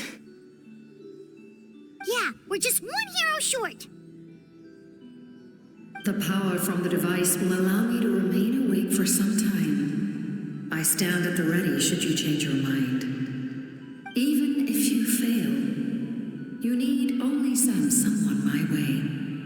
My offer still stands. Humanity is truly remarkable. Even the gods in the heavens hold you to be special. Even now, you stand before me, dazzling like the sun. You must have a profound connection to this land since you're so determined to save it. But what are you really trying to protect? The land or its people?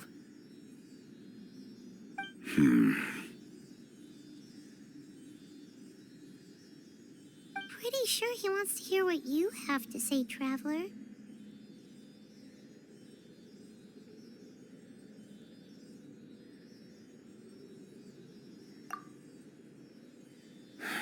Fine. I suppose we can wait. Now that ORORON has inherited the memories of his forebear, there's only one hero left. Your plan does have the potential to generate the best outcome. In the meantime, you shall have the aid of all the Fatui under my command. Thank you. Having such a powerful harbinger on my side is a big advantage. I know we may never completely see eye to eye on what it means to protect life, but for now, I'm willing to fight by your side.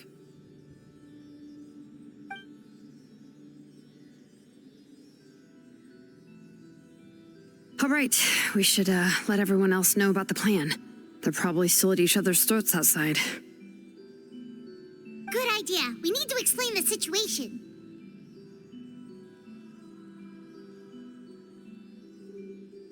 Oh, guess we'll stick around then. I'll update everyone outside. Let's meet back up at the stadium.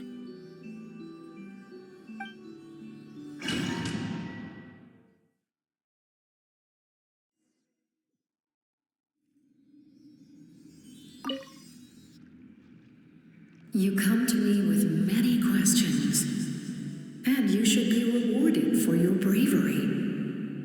Ask, and you shall have the knowledge you seek.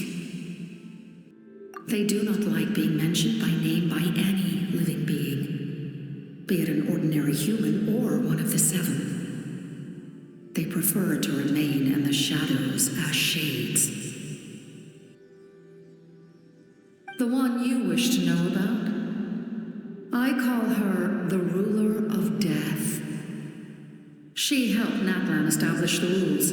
It was also under her guidance that I created the Night Kingdom.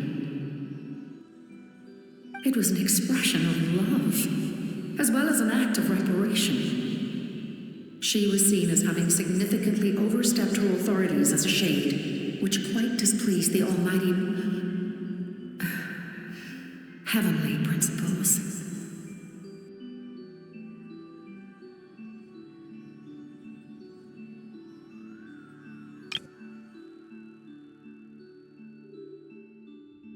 She succumbed to self-pity as a result, and no longer cared if others discussed her identity.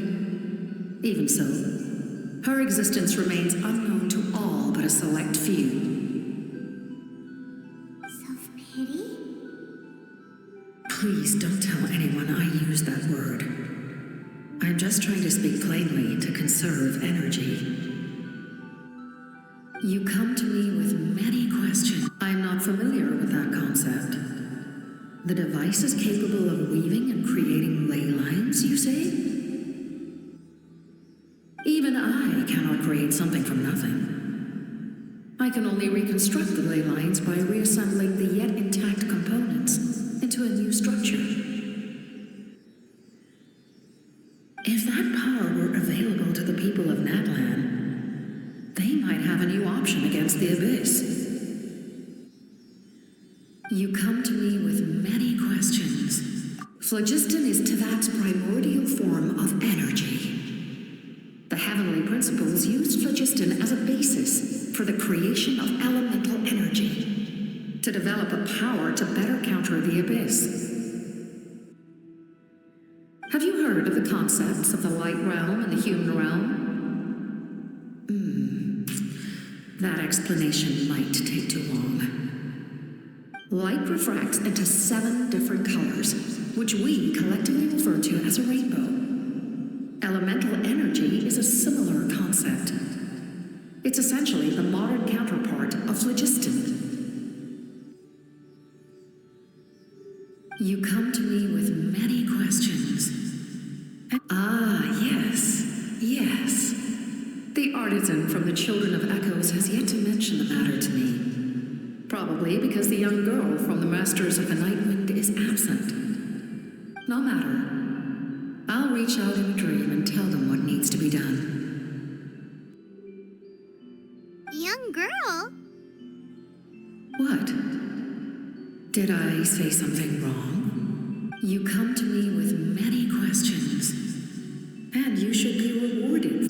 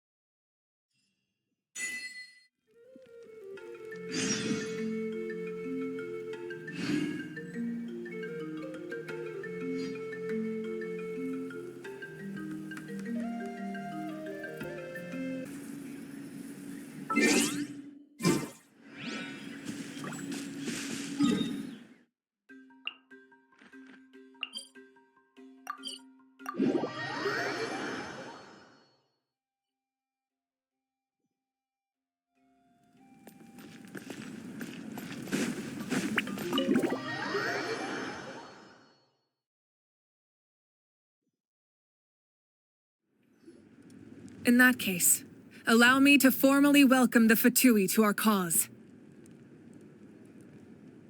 We now face a common enemy.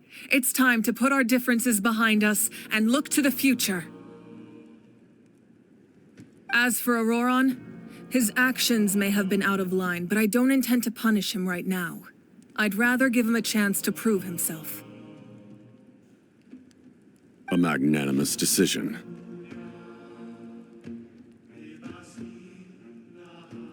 We're back! Whoa, seeing the two of you chatting like this, Paimon almost feels like she's dreaming.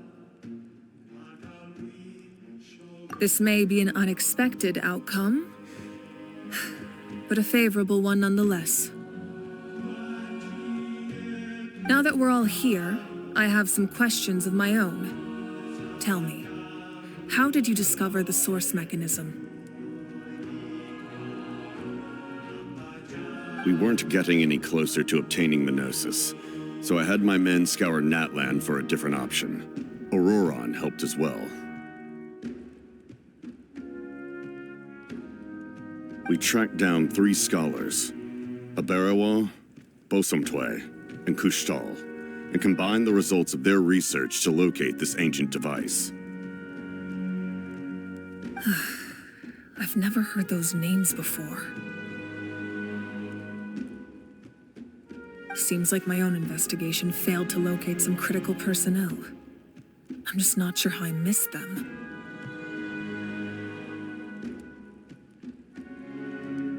Strange. Perhaps they simply live in seclusion. In any case, their results speak for themselves. That's true. Now we have another option at our disposal. Compared to using the Gnosis, our current plan will buy us some time. And if all else fails, we still have this plan as a last resort, even though executing it will come at a heavy cost. But that means making everyone forget their past. We should definitely try to avoid it if we can. Oh, actually, speaking of the Gnosis, how did you know what it could do? That story begins with the Cataclysm 500 years ago. I failed to save Conria from the rampage of the Abyss. When the situation became unsalvageable, I fled to Natlan with the remainder of my platoon.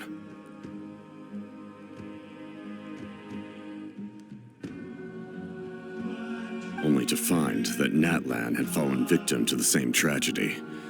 I defended this land for quite some time, and, in the process, met the chief of the Masters of the Nightwind, Aizu.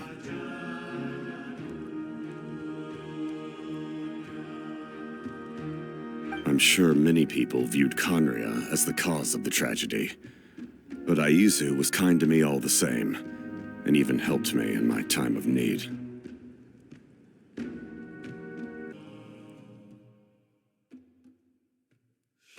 From that moment, I made it my mission to aid Natlan. In battle, a warrior fights to win. Even though my homeland was lost, I was already committed to this fight. Together, Aizu and I fought many battles and overcame countless hardships. However, he was unable to escape his fate, and, in his final moments, told me the secret of the Gnosis. So it was him. He recommended using the Gnosis on several occasions, even before the tragedy. But I turned him down each time. You knew him, and you fought for Natlan all those years ago. Why don't I recognize you? It must be the mask. Even without the mask, my past appearance is long gone. Even with the curse of immortality, the flesh still rots. Wait, do you know someone named Dainsleif? That problem doesn't seem quite so extreme for him. You've met him already? Yeah, a bunch of times. Sounds like you know him too. During the age of Conria, all I knew was his name. The last time I saw him in person, he was traveling with a princess. He carries a degree of pain and hatred that far surpasses my own. Yes, you're the brother of the princess. Given the role I held in Conria, I would prefer not to harm you. Although, this is likely a self-imposed burden. If the princess saw me now, I doubt she would even recognize me. As for your question, I don't know how Dane managed to slow the deterioration of his body. My appearance is much changed, and that's not the only thing. Even my physical strength is a shadow of what it once was. I would have never known. During our battle, it felt like I was fighting against the pinnacle of human strength. And I still lost. I deserve no praise for that outcome. Still, it's a shame we never faced off 500 years ago. You could have seen what I was truly capable of. I agree. Had we fought then, I'd also have been more motivated to go all out. So, all that commotion back at the stadium, and you're saying neither of you were using your full strength? I'd say we're evenly matched. If we face off again, victory will come down to who wants it more. I imagine you held back since there were spectators around that could have gotten hurt. But capitalizing on that situation would have only led to a hollow victory. It would have been no different than taking hostages. My goal was the Gnosis, and I failed to obtain it. That means I lost, plain and simple. Her Majesty the Tsaritsa allows every harbinger the freedom to pursue the meaning of their existence. When the time comes, that freedom can take precedence over her orders. That's why our methods can be so radically different, despite sharing the same goal and the same sovereign. I needed the Gnosis because I came here to save Natlan. That was my primary motive.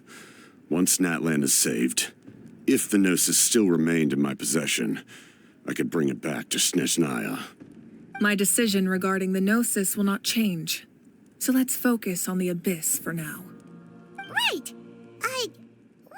happens when all 6 heroes are together?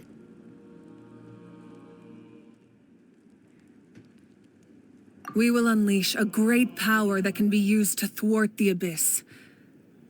But only once. It's a power that Xbalanque gained from Renova.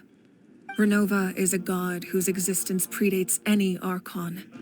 You can think of her like an emissary of the heavenly principles.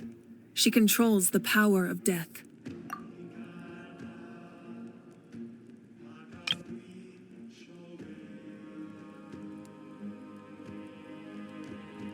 Wait, is that why you have the Ode of Resurrection? Yes. Renova also orchestrated Natlan's rules. As for the Divine Throne, like I said before, when a human ascends to the Divine Throne, their inner flame will awaken. The size of the flame depends on the person's potential. The same principle applies to the Ruler of Death's power, with one notable distinction. The amount of power inherited will not change depending on your ability to tolerate it. In other words, it's a kind of power that not everyone can withstand. But if you survive the trial, you will gain unprecedented strength and the ability to harness powers more formidable than any Archon. That still sounds really risky. We cannot walk this path without accepting risk. Mualani charged into the Night Kingdom despite the abyssal contamination. ORORON fought back from the brink of death. In the face of their bravery, I must respond in kind. That is my duty. Spoken like a true leader. All right, that's enough for one day. You should head back and get some rest. I'm sure you're exhausted. The Abyss will likely sense the change in ORORON. It's possible the frequency of the attacks will increase. There are many challenges to come, so we need to be prepared. When you put it that way, Paimon feels even more exhausted. All right, let's head back.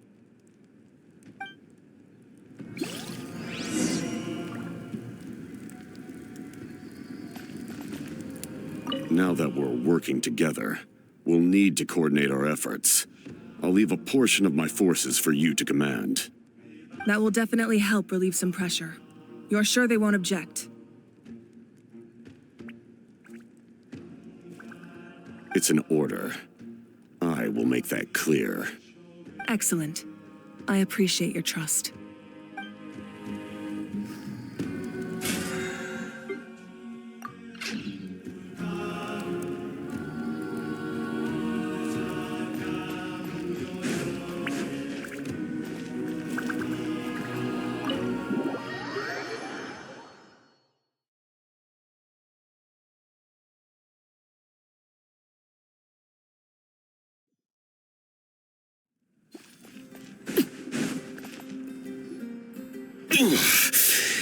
That hurts.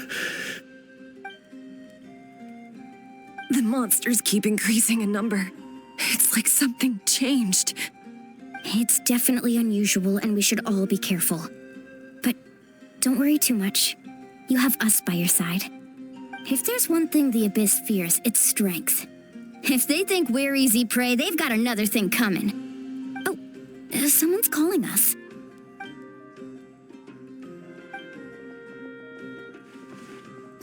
Something wrong, Traveler?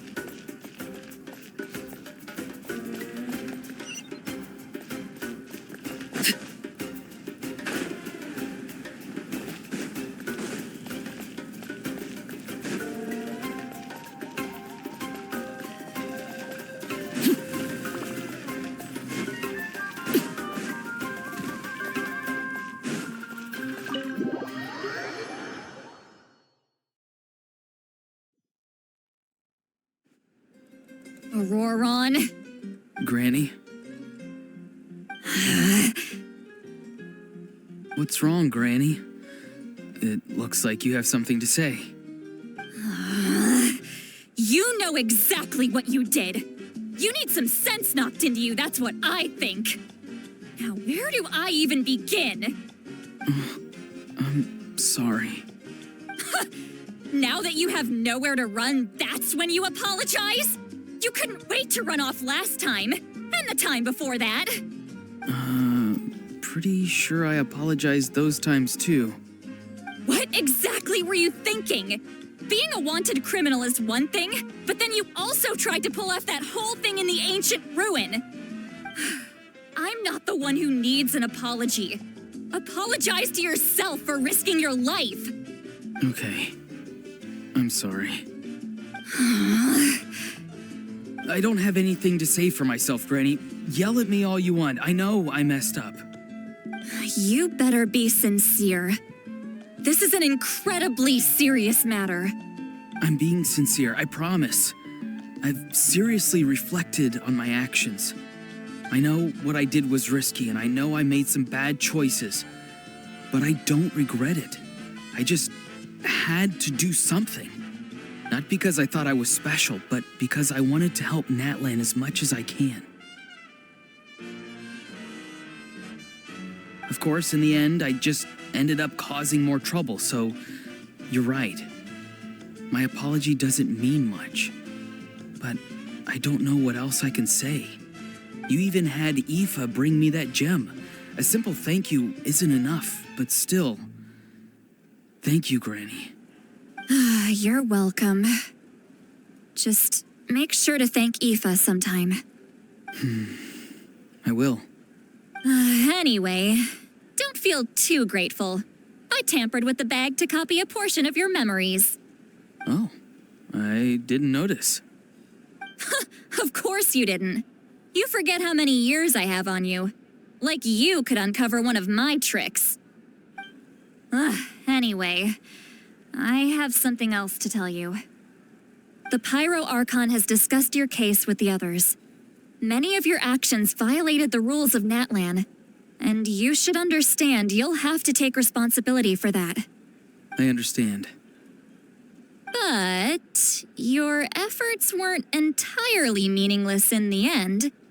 In addition to giving us another failsafe, you saved yourself with sheer force of will and managed to become a hero. Huh. Not too shabby, grandson. Did the Traveler in Paimon tell you to say that? What? No! I said that because I mean it! I can't believe you're complimenting me at a time like this. You normally let your fist do the talking. You're not off the hook just yet. I told the Traveler I was going to break your legs, and I meant every part of it. Could you not? I still need them to walk. Trying to negotiate, are you? All right. Make me an offer. Given all the good things that I managed to accomplish, can you let me off the hook this one time? I promise to do better in the future. Fine. I can let this slide for now. But I'll be watching. We'll see if I change my mind. Oh, Traveler, Paimon. Didn't expect to see you here. Hello! Yes. Looking after these little rascals is rather exhausting. Taking care of the Traveler isn't easy either. Paimon's life is an uphill battle. Traveler, Paimon, I want to thank you for your help back at the ruin.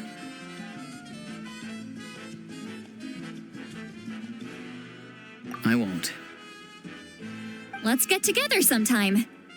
If ORORON really wants to thank you, he can treat us all to a tasty meal. Sounds great! We'll be there!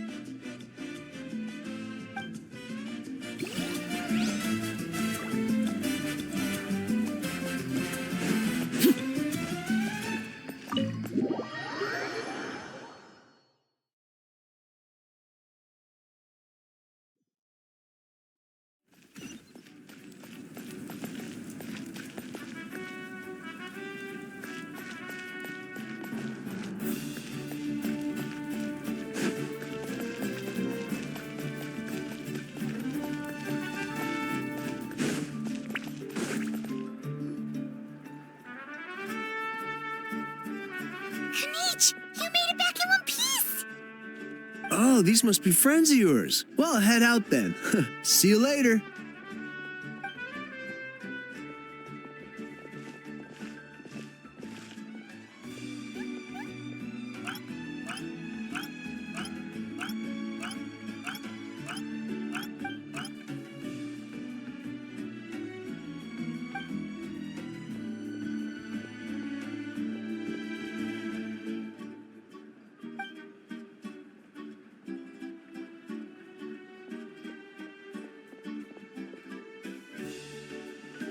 Yeah, a lot happened while we were in the ruin. We'll tell you about it some other time.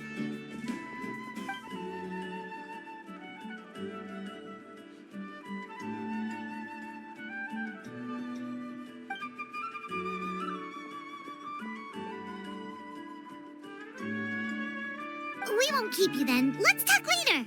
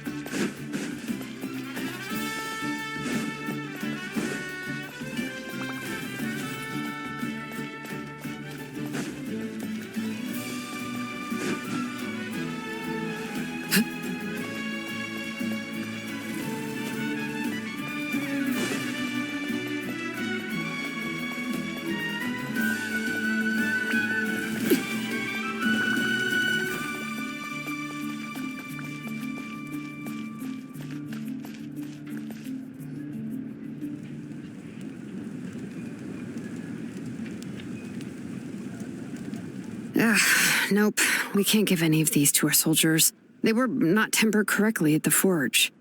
Well-made weapons and shields are vital for the survival of our people. I know we're under a lot of pressure, but we can't compromise on quality. Listen, I'm not blaming you. I know this isn't your usual standard of work. Why don't you all just take a break and I'll take care of the pieces.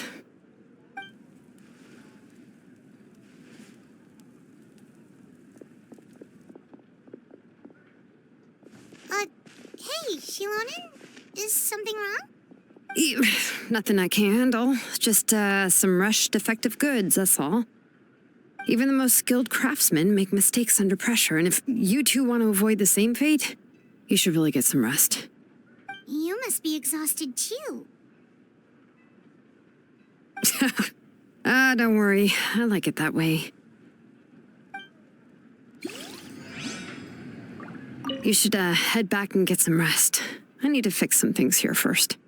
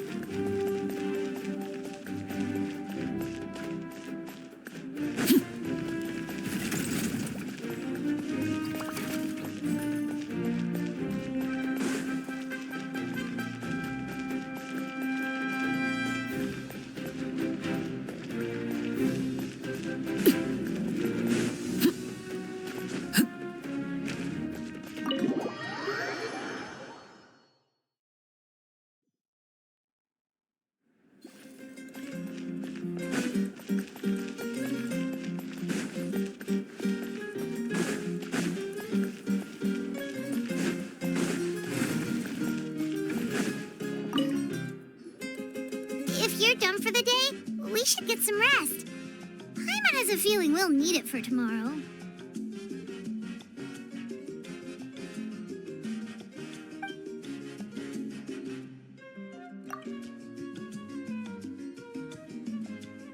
You ready? Yep.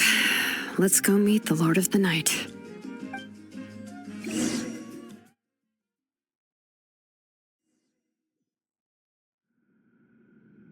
So, this is where you heard the Lord of the Night? Guess that means she really has awakened. Hopefully we made it before she falls asleep again. Fret not. I'm still here. For a weak life form, falling asleep is no less taxing an exercise than staying awake. I'm sorry for disturbing your rest, but there's something we didn't have the chance to ask you earlier. We need to forge a new ancient name for the Traveler.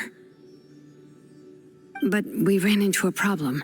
He's not from Natlan, so there are no records of him in the Night Kingdom. I see. Mawika must hold him in high regard. It would seem the two of you are not simply here on her orders. So, what say you? Do you believe this traveler to be deserving?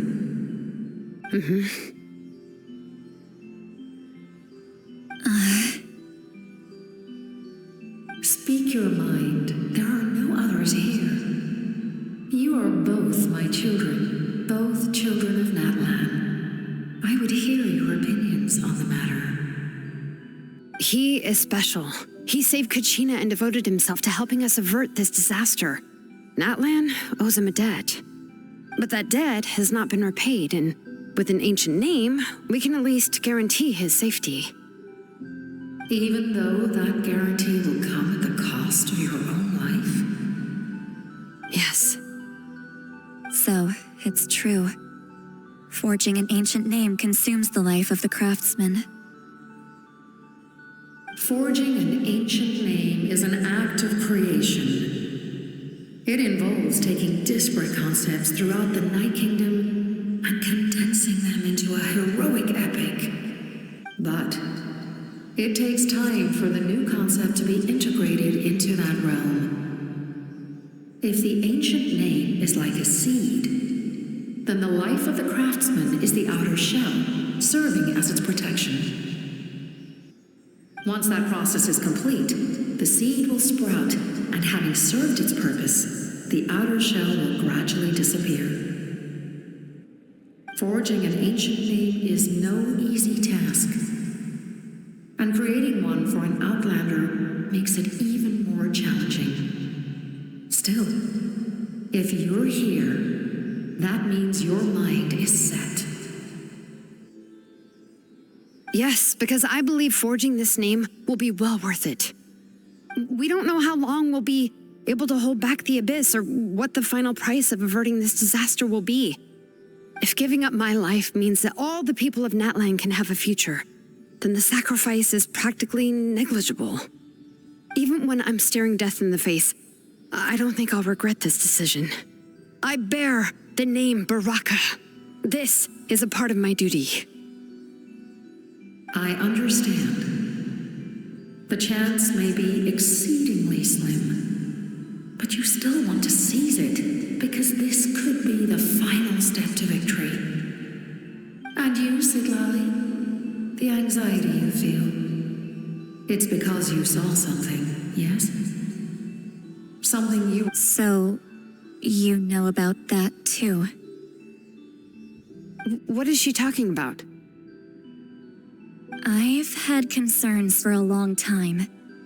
Mawika's plan needs too much time, and too many things can go wrong. The Masters of the Nightwind have a ceremony that can be used to glimpse the future. It's just...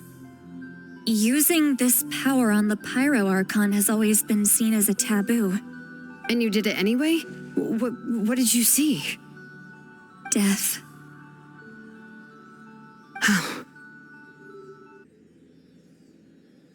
A key part of Mawika's plan is using the 6 heroes to release the power Shabalanke obtained from the ruler of death.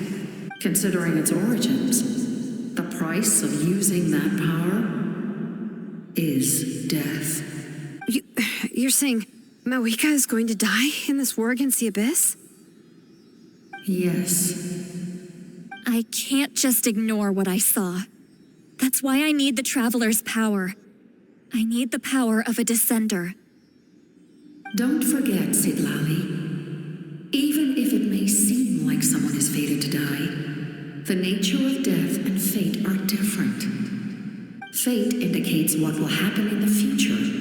The time, manner, and place are all predetermined. But death is different.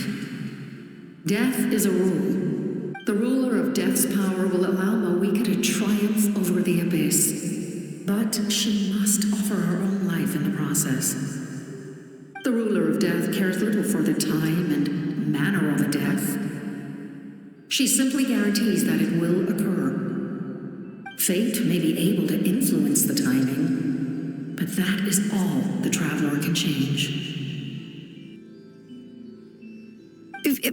Wait, you're saying we might be able to change when she dies, but not the outcome? I cannot help you with this, I'm afraid. It's beyond my capabilities. Mawika knows about all this, doesn't she? Yes. I imagine she has long accepted this eventuality. Well, I can't. She's so strong. She never gives up, never rests until a problem is solved. She's not the type of person to just quietly accept her death. The Traveler shares that quality. That's why I think this gamble is worth it. Together, I know they can overcome the impossible. Be it fate or death. We shall have to wait and see, but I will curb my expectations. My time is running out. It is my honor to witness humanity in this moment of absolute determination. We won't forget your contributions. Once we deal with the Abyss, we'll find a way to keep you alive. Thank you for saying that, but there is nothing you can do. How many years of life are enough? 10? 100? 1,000? 10,000? The Night Kingdom will disappear. The humans will continue to fight against the Abyss, and in the end, all will cease to exist. When you consider all of that, extending my life is meaningless. That's what makes us different. Even if our end comes tomorrow, humanity will still do whatever it takes to survive today. Exactly. Times like these always fill me with admiration and reinforce my commitment to the mandate I shoulder. My Creator was right in esteeming you as special above others. Here. This is my gift to you and an extension of my will. It can record the traveler's experiences in this land, whether from the past or the future. With it, you can forge the ancient name you desire. And the traveler will also become a hero forever recorded in the memory of Natlan. Thank you. We're sorry to ask this of you when your strength is already all but spent. Really. Thank you so much. Your thanks are unnecessary.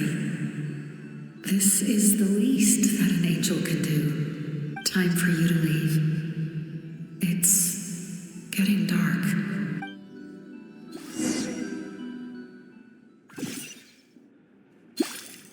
I can't sleep with all the noise outside. Forget it. Let's go check it out.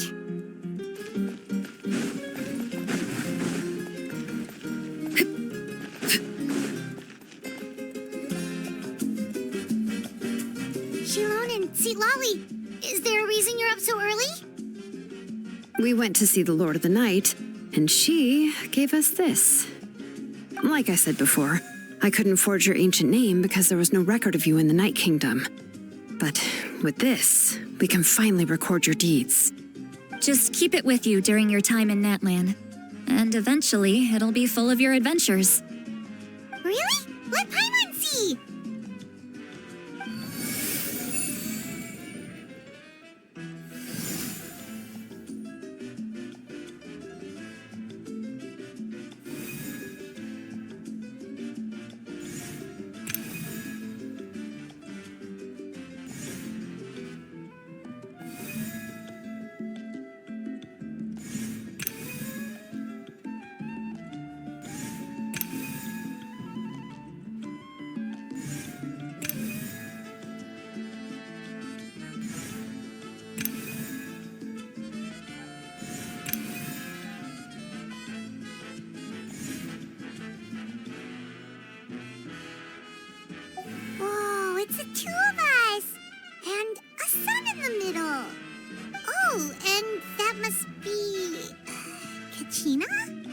It's not a concrete medium. It reflects the Lord of the Night's will, and shows what she wants you to see. Oh, in other words, don't worry about its form. When you want to check the contents, just take it out and have a look. Sounds convenient.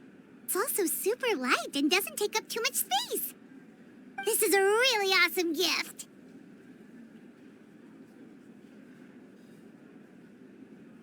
You think the Lord of the Night wants Mora?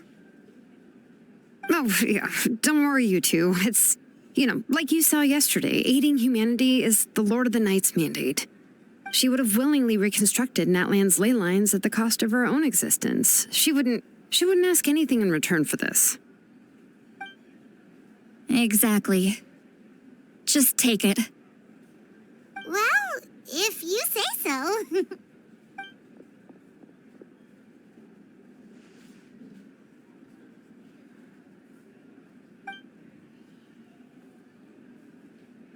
So soon? We just fought them off. We can figure that out later. Let's go!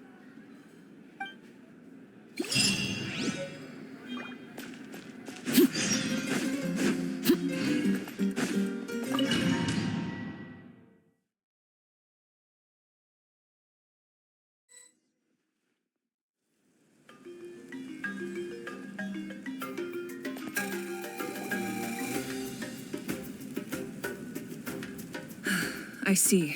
I'll send reinforcements to those 2 locations. This other one is too dangerous. I'll handle it myself. The remaining locations are remote with no inhabitants. Let's bring our warriors back and make sure they're careful on the retreat. Understood. I'll spread the word.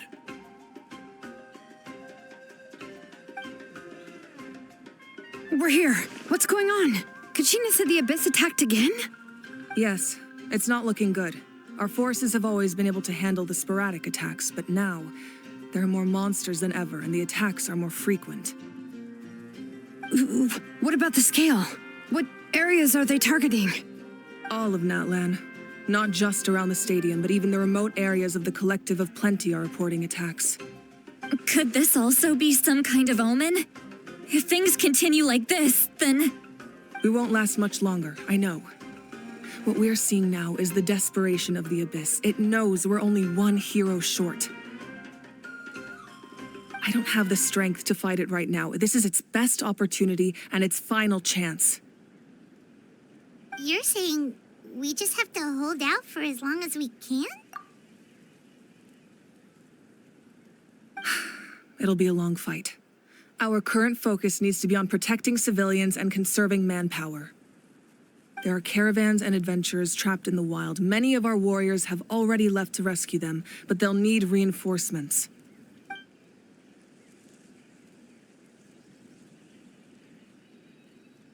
All right. Shilonen, Kachina, head to the camp near the Children of Echoes. Sitlali, you're needed in the Masters of the Nightwind. As an important figure in the plan, ORORON will stay here. Your tribe is too far from the stadium. Understood. I'll leave right away. I prepared a hot air balloon to take you where you're needed. Messengers from the Scions of the Canopy are traveling all around Natlan. Update them once you've completed your mission, and they'll compile the information into a battle report. As I receive intel from the various regions, I'll plan your next move. All right, no time to lose. Let's...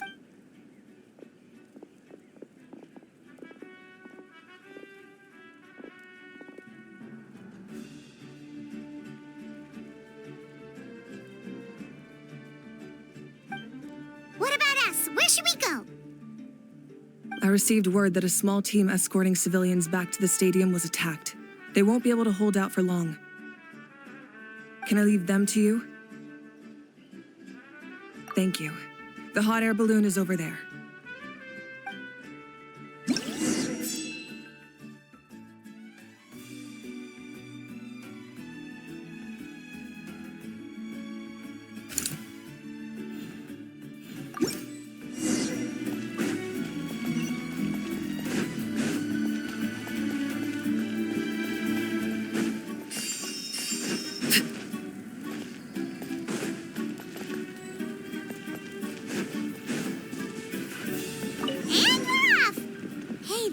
Pretty convenient. It's It's not only fast, but also saves us a lot of energy.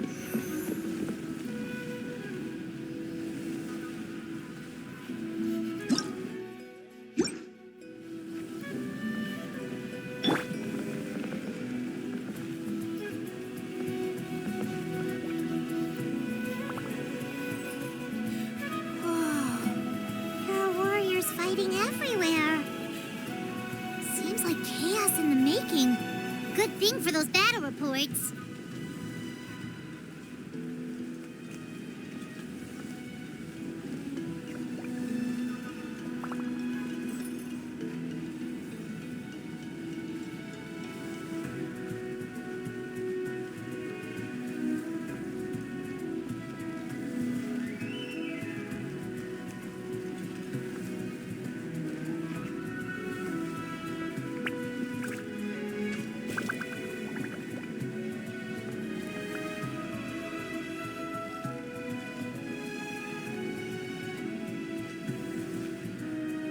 Look, they must be trapped. Let's go help.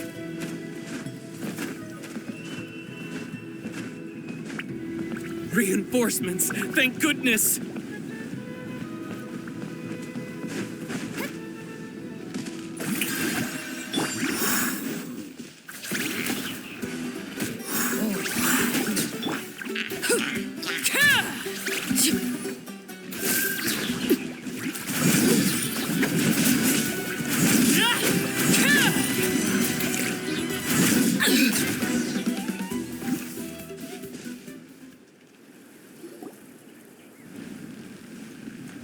Thank you for coming. We were almost at the breaking point. There were just too many monsters. They just kept coming, wave after wave. I've never seen it this bad. At least we got here in time. You all should get going. I know, but it's not that easy. A lot of people were hurt in the battle just now. Our cart was also attacked, and now our supplies are scattered everywhere. That's not important right now. We need to focus on getting out of here alive. I know, but these were medical supplies. What if they need them back at the stadium? It's them! Over here!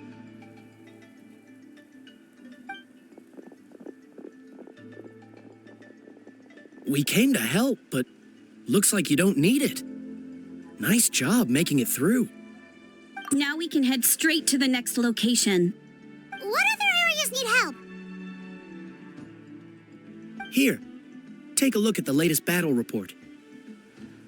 Messengers from the Scions of the Canopy are traveling all around Natlan to pass along the latest intel.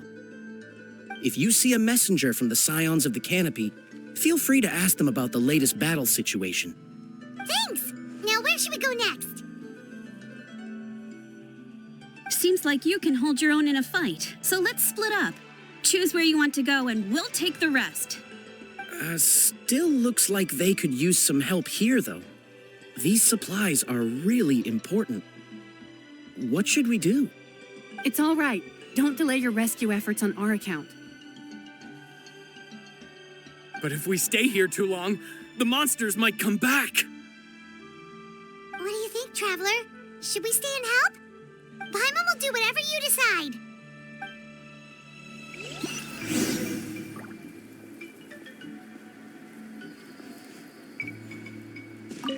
Let's take a moment to regroup.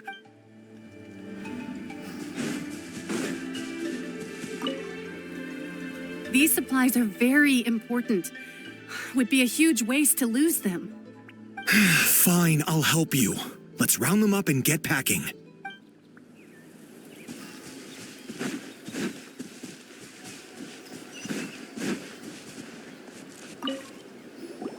Traveler, my mother's a doctor. When she heard about the attacks in the wilderness, I'm worried. She's not a fighter, and I can't leave to check on her. Of course, we've got... Thank you.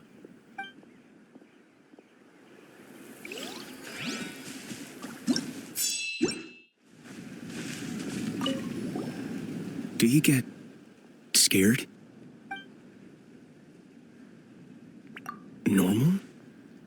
You mean I'm not being a coward? Not at all. You're here, aren't you? Ready to fight even despite your fear. That's impressive. Oh, yeah. You're right. Thanks, you two.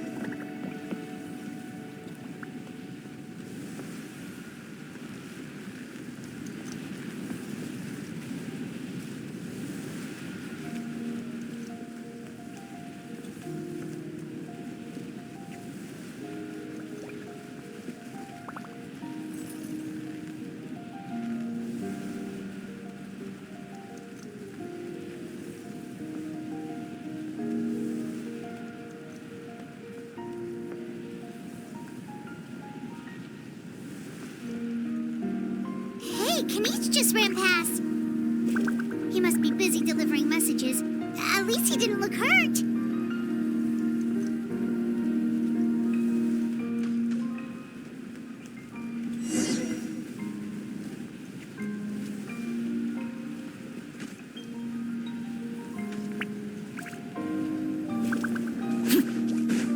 This is it.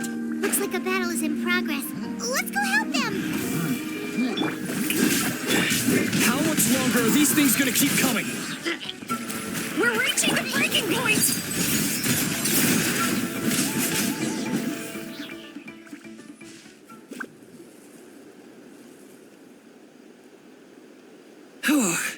Thank you so much. You came just in time. What's going on? Were other places hit? Yeah, seems like it. The Pyro Archon told us to be ready to evacuate. She warned us something like this could happen. But I never thought there would be this many monsters. You got here just in time. But what should we do about the wounded? The wounded? This area was hit bad. We're housing the wounded in this house for now, but we're short on medicine. It's not easy for them to get around either. We don't know what to do next. We're sitting ducks if we stay here, but we can't just leave them behind. Thank goodness you're here, though. You saved us all.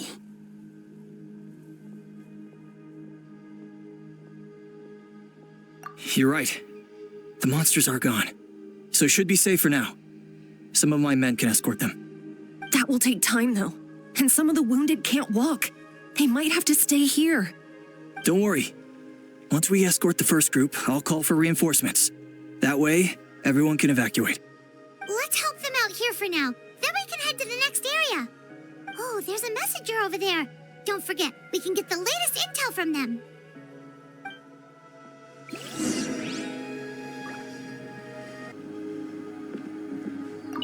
What's the situation at the tribal camp? Safe for now. Although most people are out delivering intel. If the Abyss launches a large-scale attack in the meantime... Then it will fall to us to protect the tribe. What? You scared? Not a chance.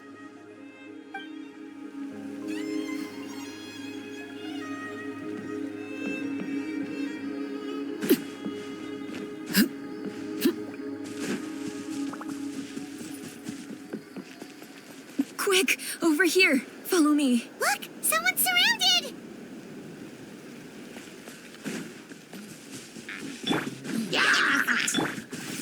One with nature.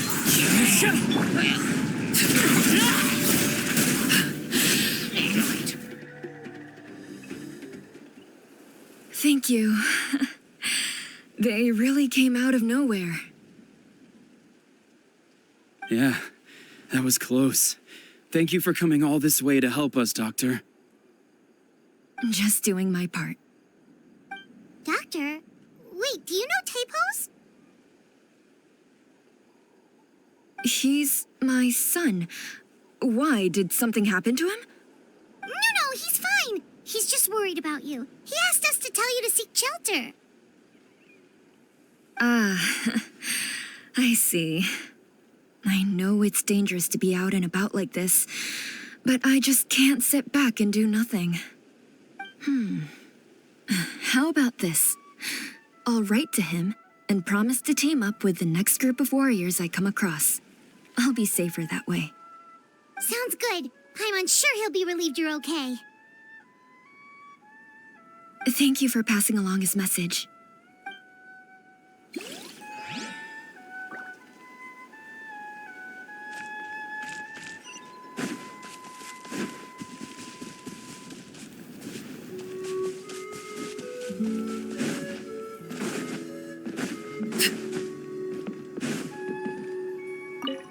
Thanks for your help. I've updated the intel on this area. I'll start spreading the word. Hang in there, you two. A lot of places still need your help.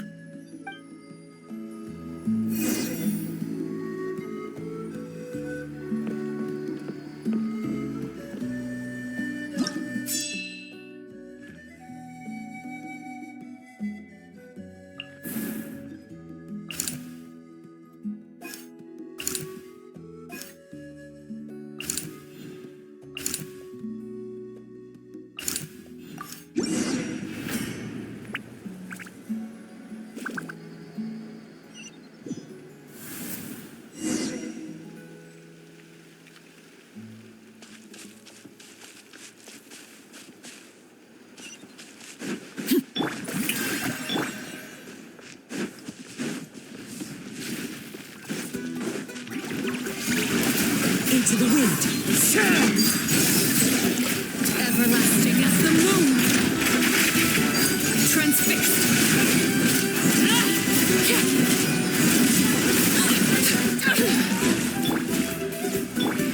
The wind knows me.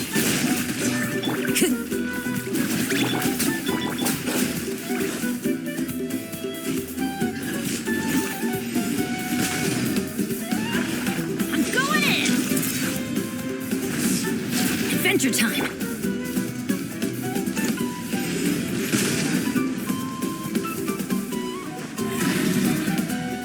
Off we go!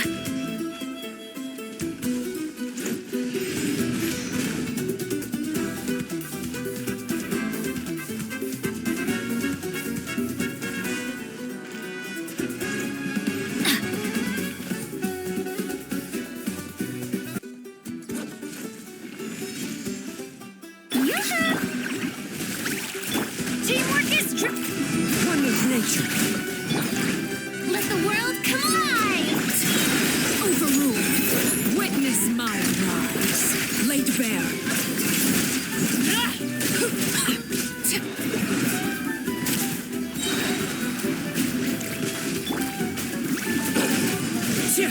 Everybody stand back! Huh? This is where you fall. Overruled.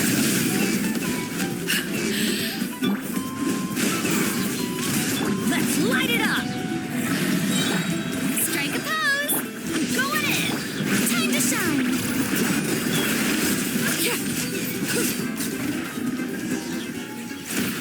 Thanks for the help.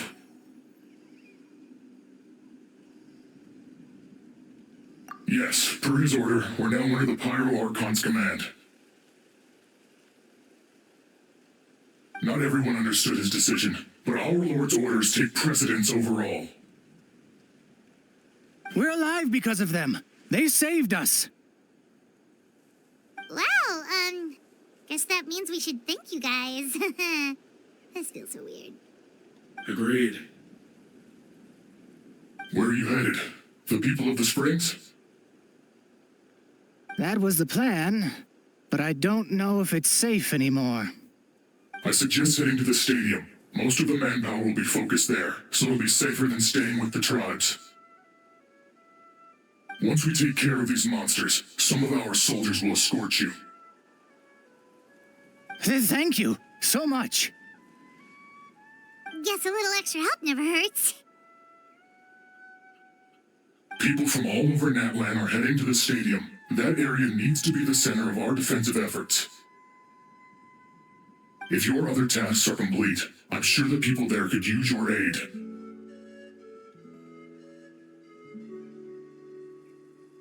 Hearing those words from you also feels quite strange for me, but I can only accept the situation at hand.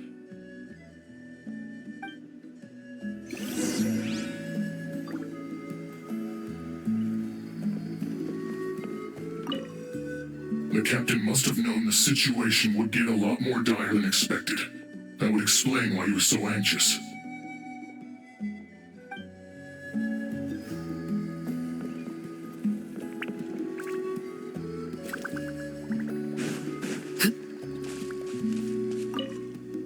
The captain was right. The situation's not looking good.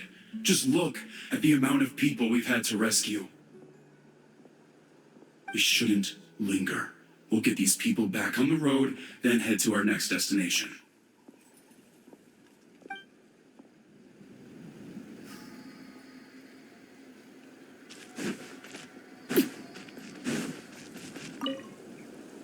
Saved by the Fatui. Now that's lucky.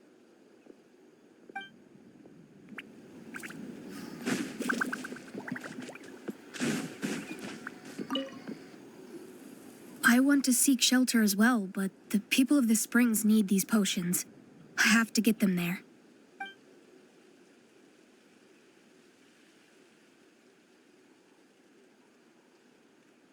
I'm not sure about that. We can get you close. It's on our way. Oh, well, great. I appreciate it.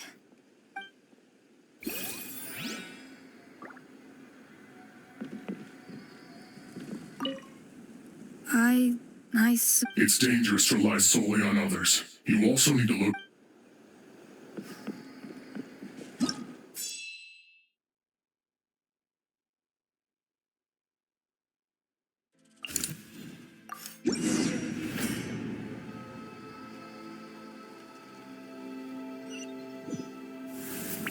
Wow, there are so many people here? Looks like it really is getting too dangerous for people to stay out in the wild. Guess that means the situation isn't getting any better. Well, we'll just have to keep fighting.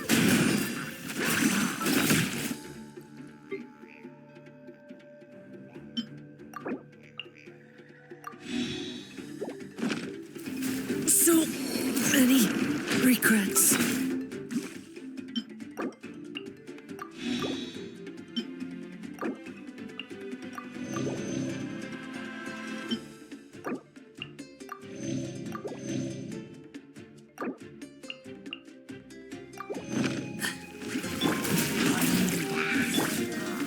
The wind knows me.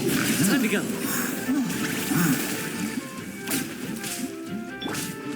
Strike a pose!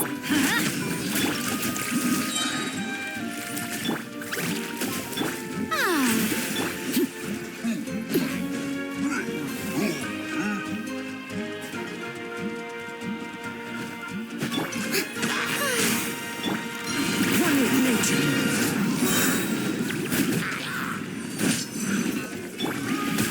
Teamwork is dreamwork!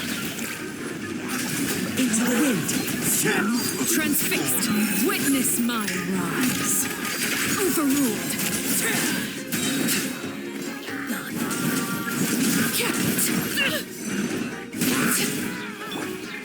One with nature. Going in! As one with wind and cloud. Let the world collide!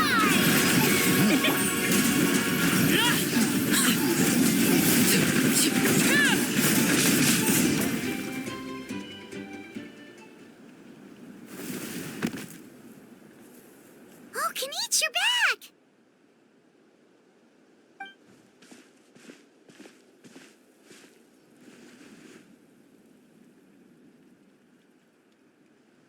Yeah, it really feels like we're running short on people everywhere. It's so dangerous out there. Just when we think everything's under control, another thing goes off the deep end. Not that Paimon's complaining, it's just... What if things get even worse?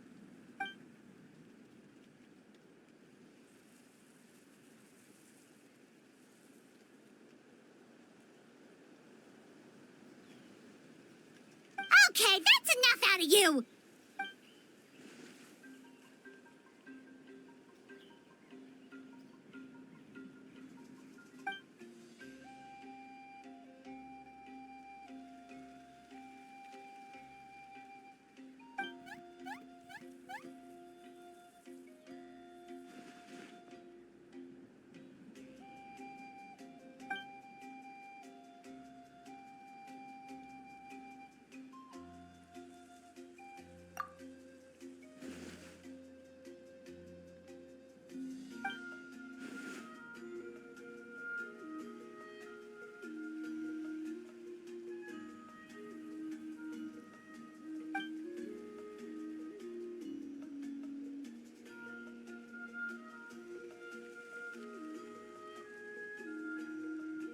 Yeah, she always seems so confident.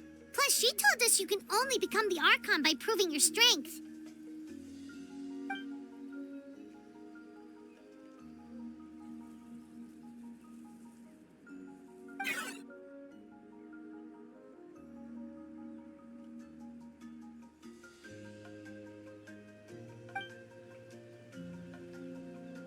Good idea! Maybe we can see if the people around here need anything in the meantime.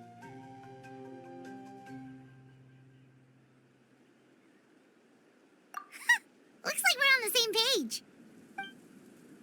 There are a lot of people in here. Could they all be refugees? I managed to accept my fear, but I still want to ask you one last thing. If I die, do you think anyone will remember me?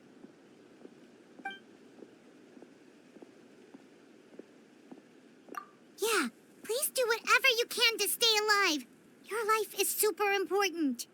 My life is super important. Got it. Thank you again for leading me to the answer.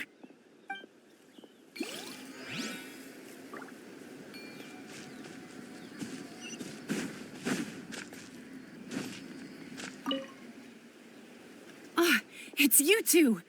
Oh, I'm so glad you're all right. Hey, you made it back! Sure did.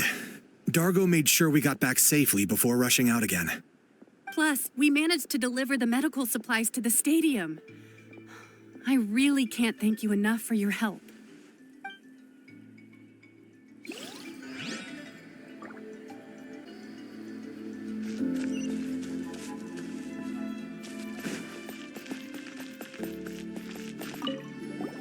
Oh, I didn't expect to see you here. My son wrote back to me and said things are under control on his end. That's one less thing to worry about for now.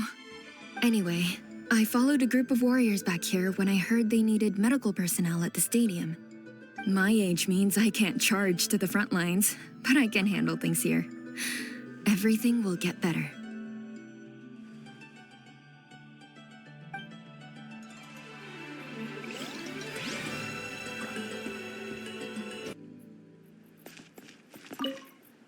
I'm terrified. The monsters aren't gonna show up here, right?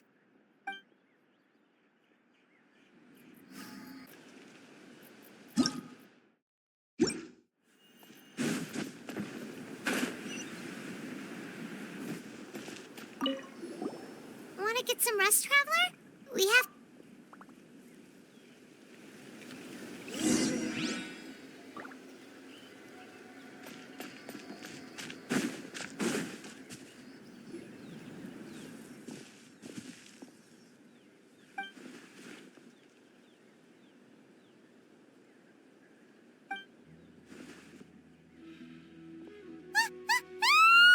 What's going on?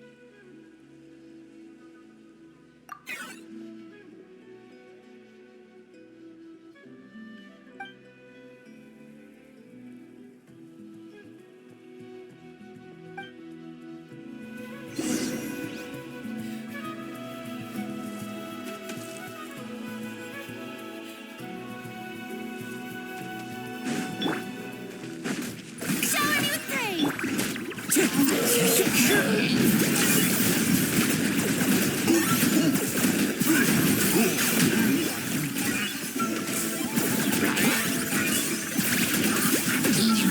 Locked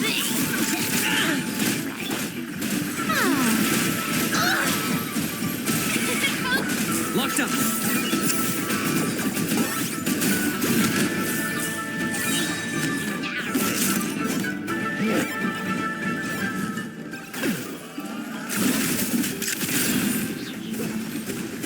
Teamwork is strength! Clouds high. The birds call. Time to shine! There are too many of them! They just keep coming!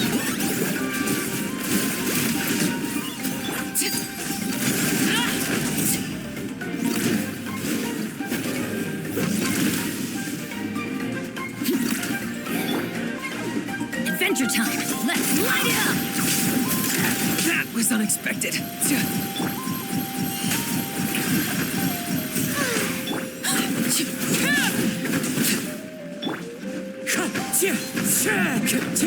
I got him cornered.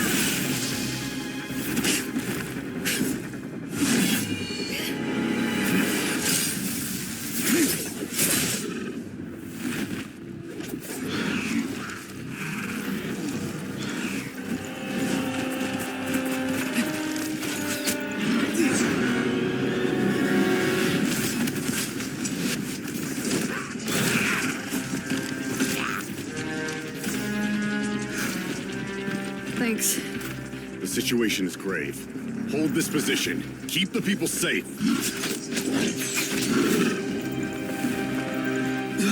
Chaos and emptiness. So that's the abyss.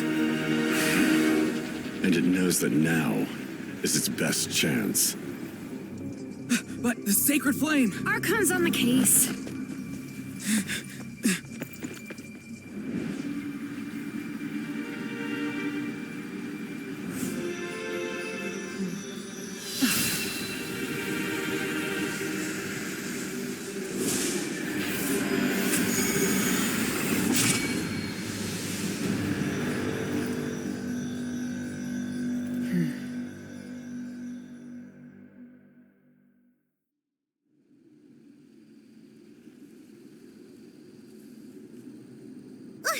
What was that?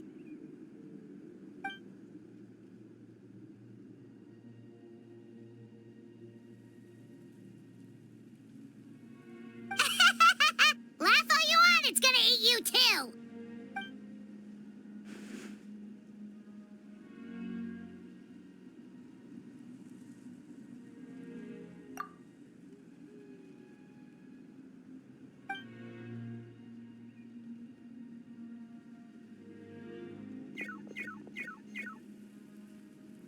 The fact that Deadpan Kaniche is this nervous just goes to show how serious this really is. Oh, let's go. The disaster's really happening.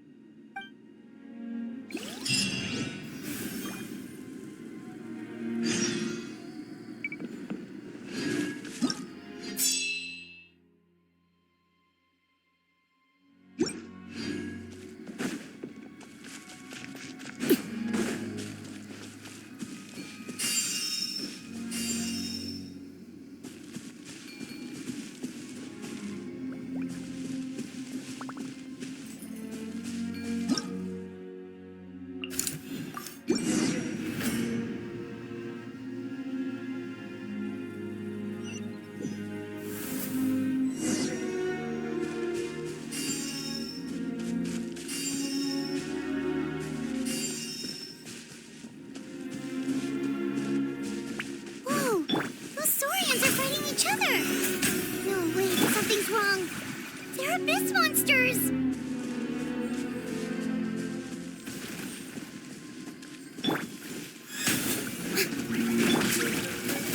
The wind knows me. Laid bare.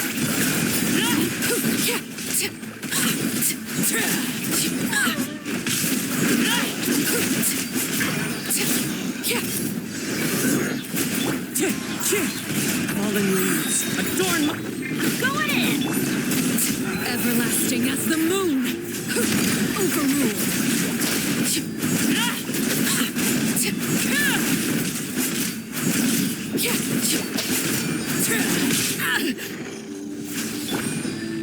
One with nature. Strike a pose!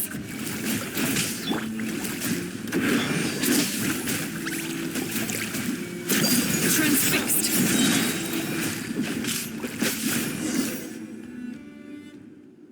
Over here! Come on, quick! Hey, wake up! And you, wake up! They're all dead. Oh no! Were we too late? We were on our way to the stadium with our saurians when that dark entity emerged in the sky. Seconds later, the abyss monsters appeared and changed into saurian form. They fought till the end to protect us. And now...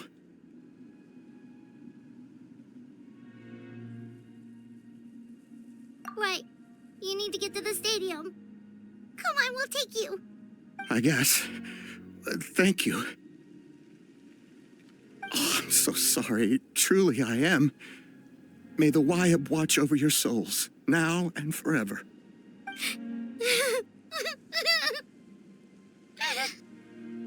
Huh?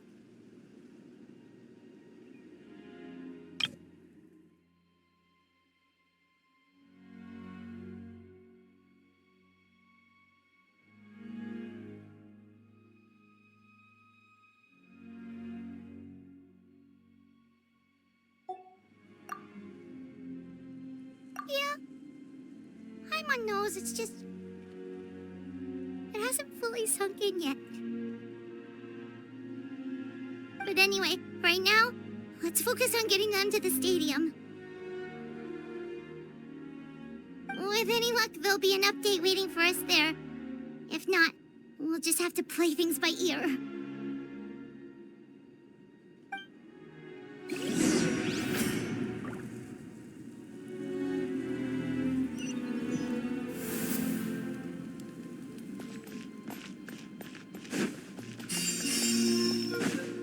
Need the latest battle report?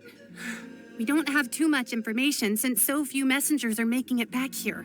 But as I understand, the folks at the Scions of the Canopy outpost suffered a large-scale abyss attack as they were trying to evacuate civilians to the stadium. If you're free, please head there immediately.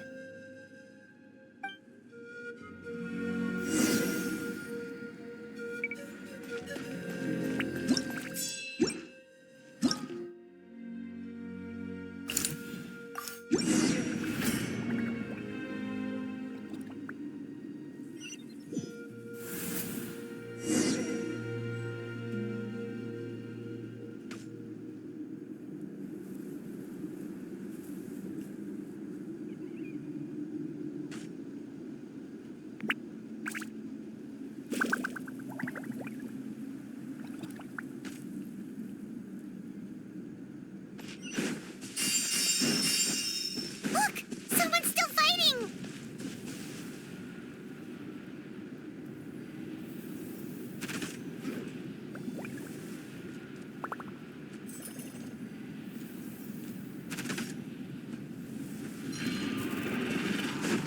Shower me with praise! Into the wind. Laid bare. This is where you fall.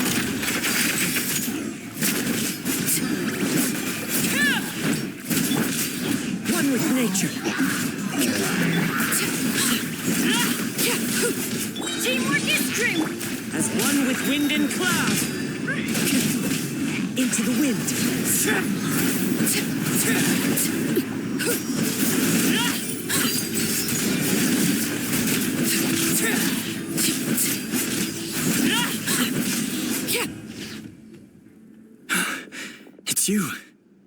You came.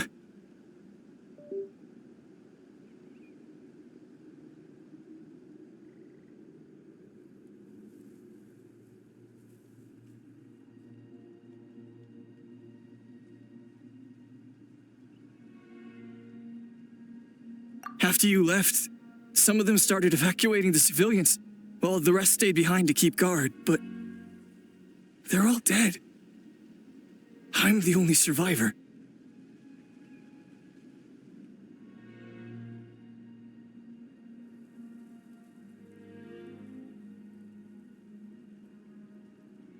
We're done for now.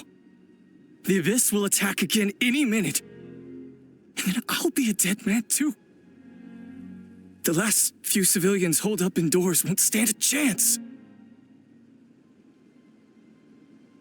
Hang in there. We'll think of something. There's gotta be a way out of this. Like what? None of the civilians have any combat experience. There are old people, children, wounded. They can't defend themselves. The monsters are gone for now, right? Get back inside. It's too dangerous out here. I know it's dangerous. That's why I came out. Same. Huh? What is this? Can you spare some equipment for us? I've never been in a battle before, but I'm young and I can hold a weapon. That's gotta count for something. And I used to fight in the pilgrimage when I was a younger man. Admittedly, I never made it very far. But if you hand me a spear, I think the old muscle memory will kick in. There are others willing to join us as well. I persuaded them to fight. We can't let the blood spilled by our warrior brethren be in vain. We can't watch on as our heroes lose heart. And we can't let them fight alone. We don't have much equipment left.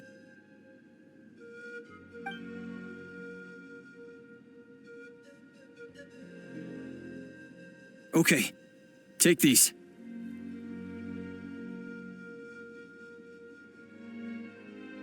With a few extra fighters, we should just about be able to hold our own. It'll be a slow advance, but that's better than being stuck here. Everyone who's fighting, be prepared to follow my orders to the letter. Yes, sir. Got it. Take our hot air balloon. You can use it to get to the stadium. No need. You'll have other people to save. We're taking up arms so that you can focus on more important things. You're the heroes, after all. Okay, well, try going that way. That's the route we came from, and there weren't too many monsters. Thank you, both. You've been a huge help. I am devastated by the deaths of my brothers in arms. But if their sacrifice means anything, I have to live on. We're not going down without a fight. Thanks. We will. Now, go. There are other people to save out there.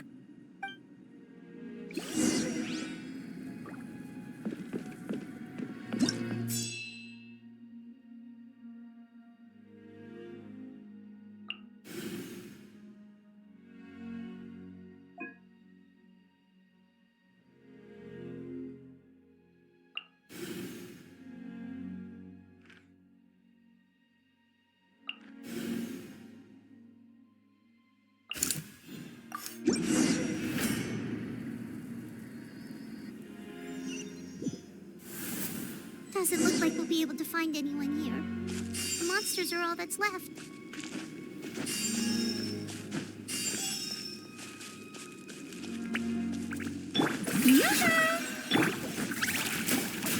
One with nature. Witness my rise. Overrule.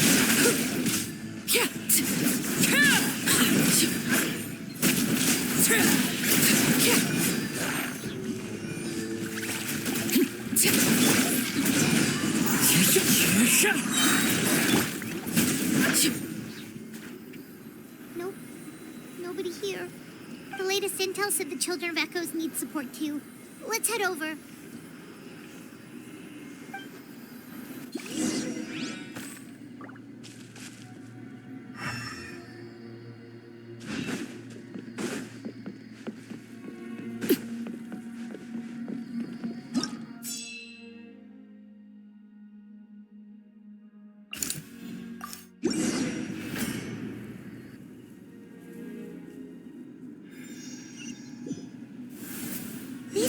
warriors are struggling. Quick, let's help them!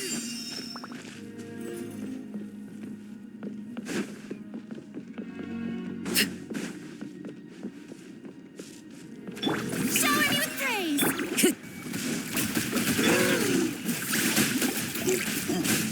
I'm going in! Into the wind. Fallen leaves, adorn my... Transfixed.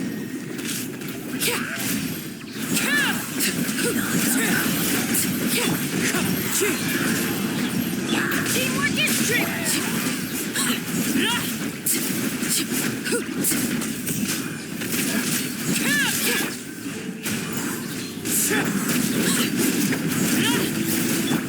Strike a Thank you so much. You saved the day. The enemy attacks grow stronger with each wave. We're nearly at breaking point. Given how few of us are left, I think it's time we cut our losses. This base is as good as gone. Yeah, everyone needs to stick together. Best to regroup somewhere else. Better late than never. Time to evacuate. Warriors, gather round.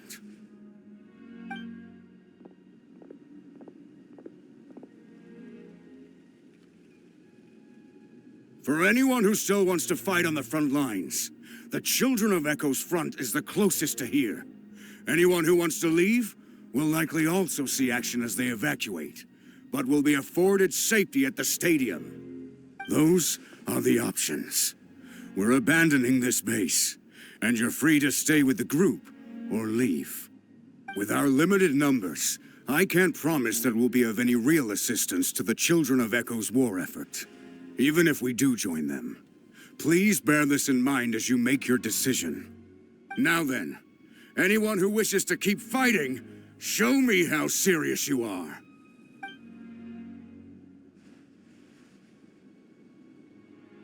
Really? Even after my less than rousing speech?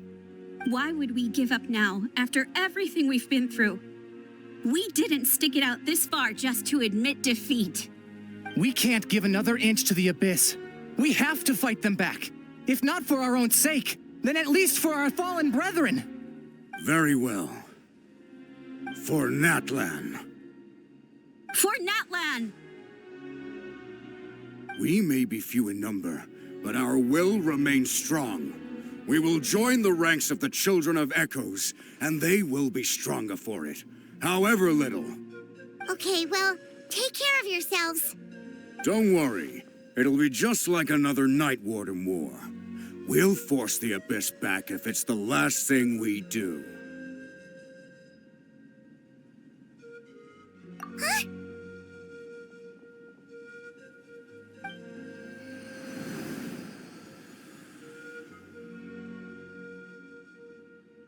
Shoot! That creepy Abyss thing is raining down a dangerous-looking substance again! That's over towards people of the Springs territory. From what I've heard, their defenses have been substantially weakened by the Abyss invasion. Then let's head over and check on them!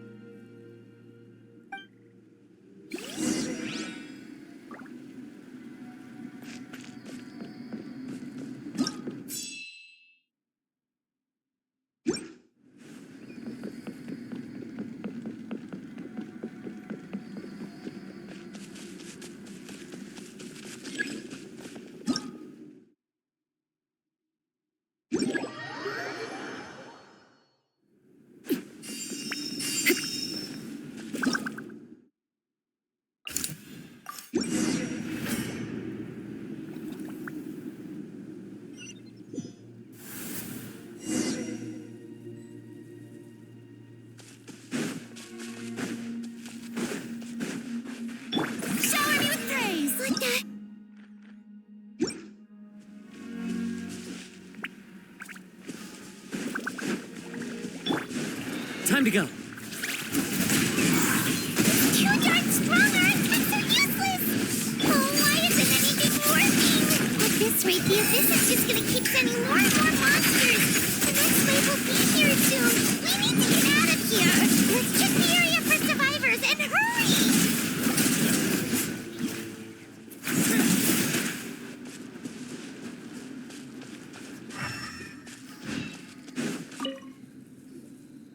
There's just one battle report left, and it gives a long list of places where the dangerous substance has been dropping. This is the first report we've had in ages, which means the messenger's job has become all but impossible. But there's nothing we can do about that. Our priority is to get to the next affected zone. Even if we don't find any survivors, maybe that strange substance over there won't be as rock solid as here. There's a chance at least.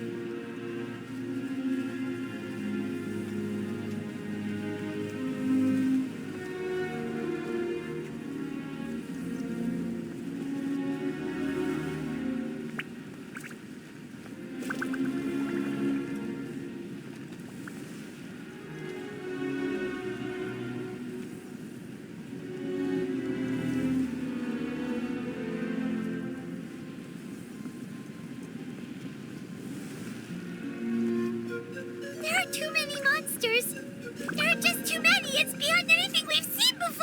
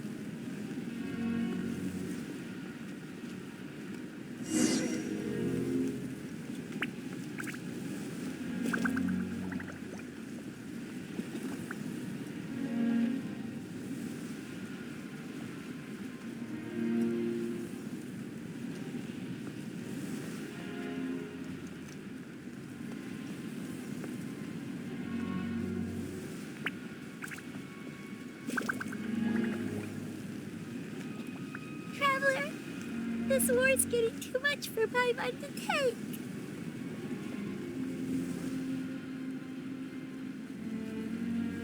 Okay, let's do this!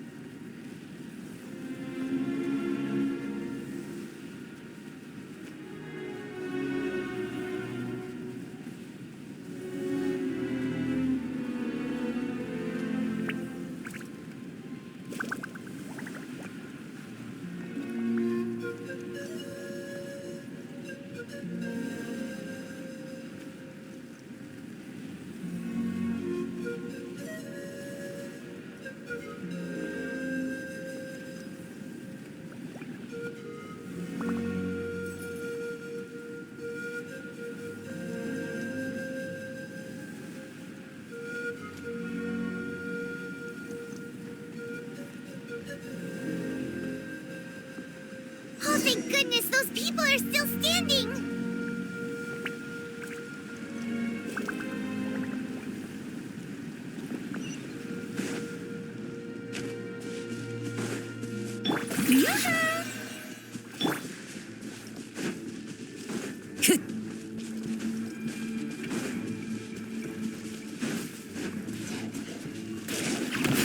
One with nature.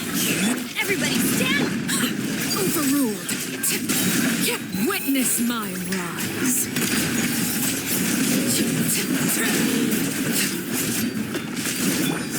Into the wind.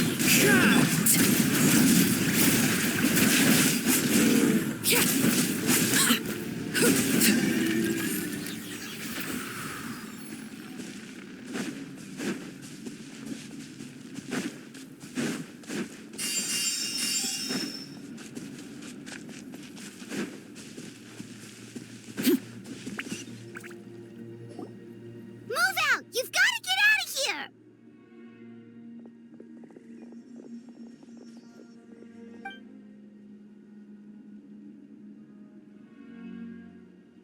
Still no luck, huh? What on earth are these things? How are they invulnerable to attack? Yeah, at least with regular abyssal pylons, anyone with a vision can destroy them. But this thing, no one's seen anything like it before. It's like a part of that sky demon's body or something. Whatever it is, it seems like it can spawn abyssal pylons, and with them, a never-ending stream of abyss monsters. We're just no match for it. At this point, retreat looks like our best option. We're fighting a losing battle here. The stadium is our only hope. That's where the sacred flame is, which seems to be the one thing that well of abyssal energy is afraid of. The pyro Archon is guarding the flame. As long as that continues, we still have hope. What's this? Water, and some snacks. You look like you need it. I'm guessing you've been supporting the fight all over the map? Sounds like you need a breather. We got enough people to hold our own here, and it's high time you took a break. Why don't you sit down and gather your strength for a minute? It's true. We've been fighting pretty much non-stop. Traveler, you must be exhausted. What do you think? What is it?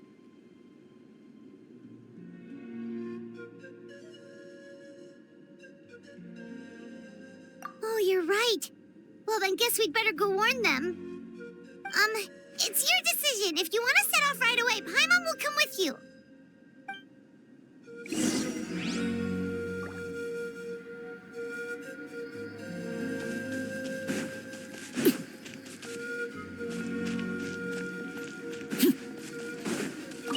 These monsters, they're what the winners of the pilgrimage go on to fight, aren't they? So that makes us veterans of the Night Warden Wars now, too. I hadn't thought of it like that, but now that you mention it, yeah, you're right. Neither of us are name bearers, so in principle, we should never have had the chance to fight on the front lines. In that sense, this is kind of a dream come true for us, isn't it?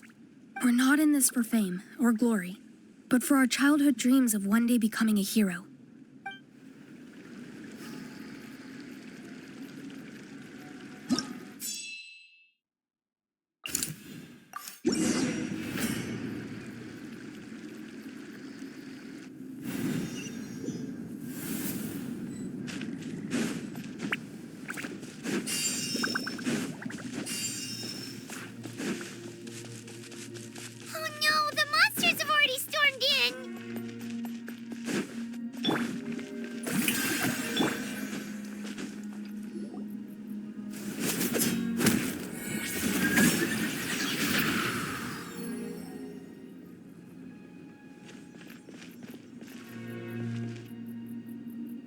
It's you guys.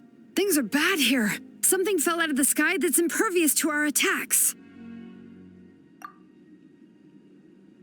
It's a good thing you did, otherwise we might not have made it in time.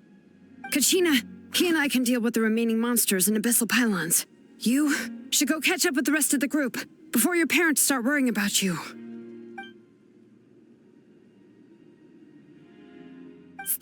Kachina? Come on, let's get this done.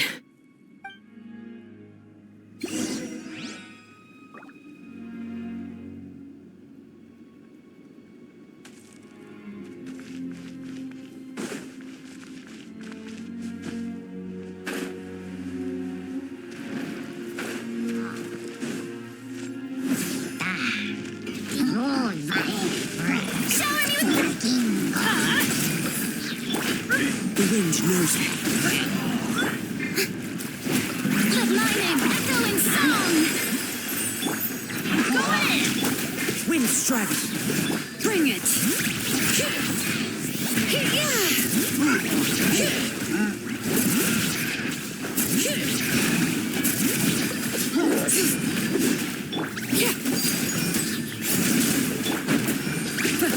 One with nature.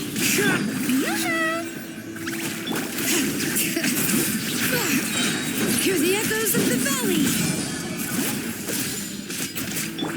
Into the wind. Teamwork is dreamwork!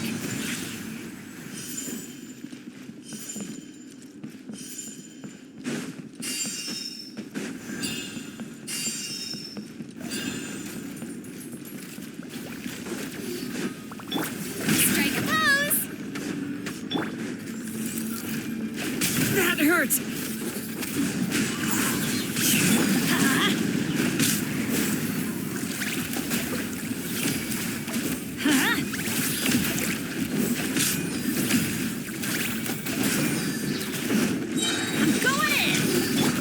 One with nature. Clouds high. The birds come. Laid bare. This is where you fall. Overruled.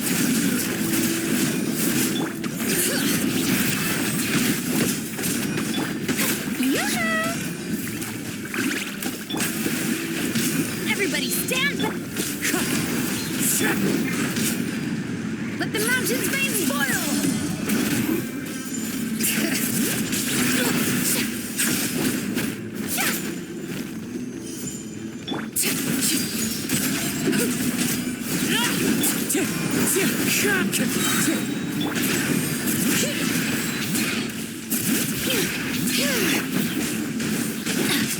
Wind strike.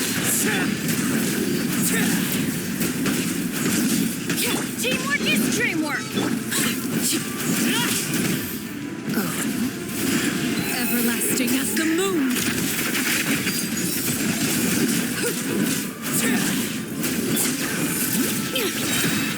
Hear the echoes of the valley!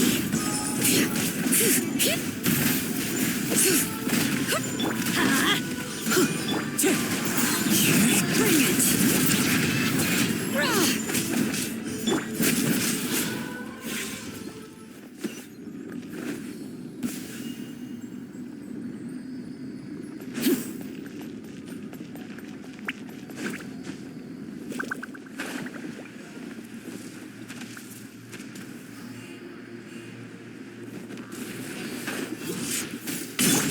May I present? The wind knows me. Transfixed.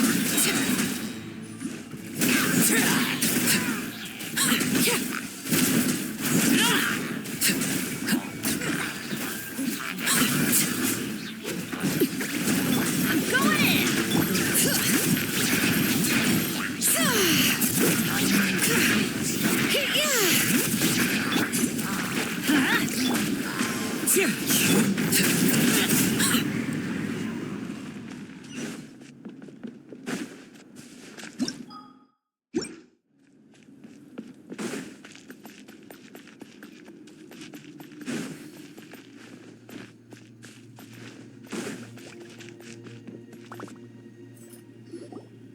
Yep, that's everyone. And no more casualties by the look of things. Yeah, this is, good. We can evacuate shortly. I appreciate your help. How are things out there? Pretty dire, I bet. Some of the things I've seen, I don't know if I'll ever be able to get them out of my mind. Are we in Natlan doomed to this fate? I've never witnessed a full-scale abyss invasion before. I mean, I'd heard stories about the sky being painted black, but I always thought that was an exaggeration. Mawika has witnessed this all before, so she knew better than anyone the terror and despair an abyss of Asian would bring. Yeah, and despite that, she's still facing it head-on. We've had to abandon our homes and chase the dying light of day. And maybe the only time we'll see the dawn again is in our dreams. But as long as there's even a sliver of hope, I am not gonna give up. We should catch up with the group. Let's go.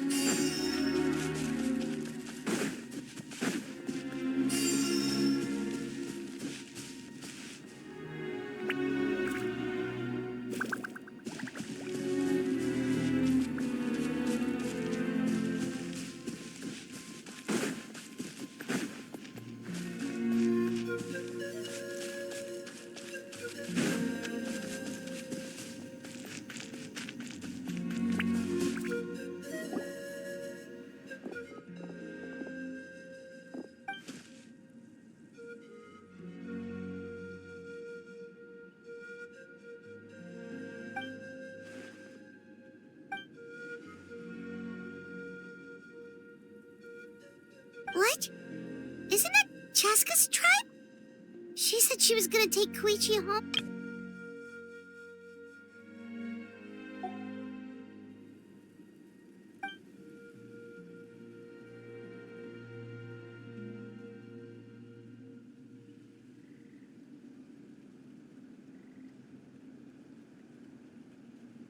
But how, right? Everyone's struggling just to defend themselves. There is no spare manpower. At this rate, it won't be long before even the stadium is indefensible. And with everyone congregating at the stadium, the Abyss forces will start converging there too. Then there'll be a battle on a scale much larger than anything we've seen so far. On the bright side, at least my old injuries aren't playing up at the moment. Means I can actually join in with the fighting. The crux of the issue is that the heart of the Abyss itself has joined the invasion. That's a power we just can't match.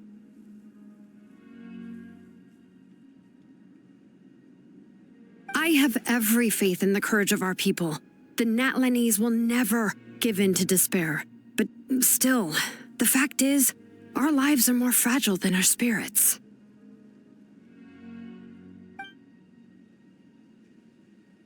Traveler Paimon knows what you're about to say.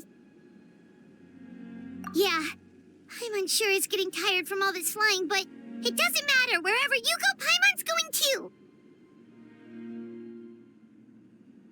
Yep, we'll leave the Children of Echoes to you guys. Flower Feather Clan, hang in there. We're coming.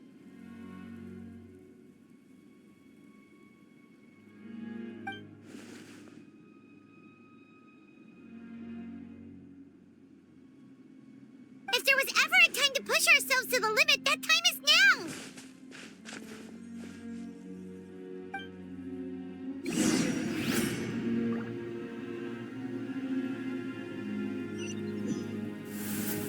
Wait! Over there! It's Chaska and Koichi!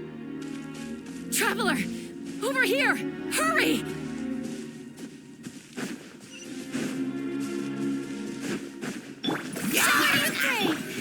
One with nature. Laid bare. Witness my rise. Transfixed.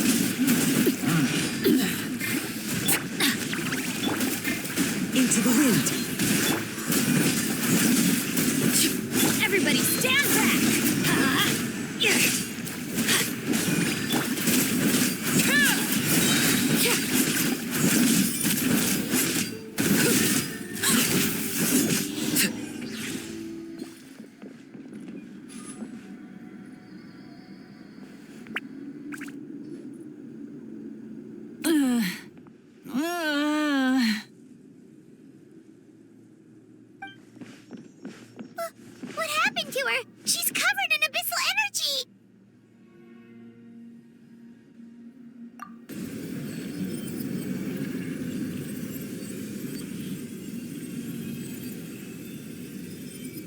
Please, save her.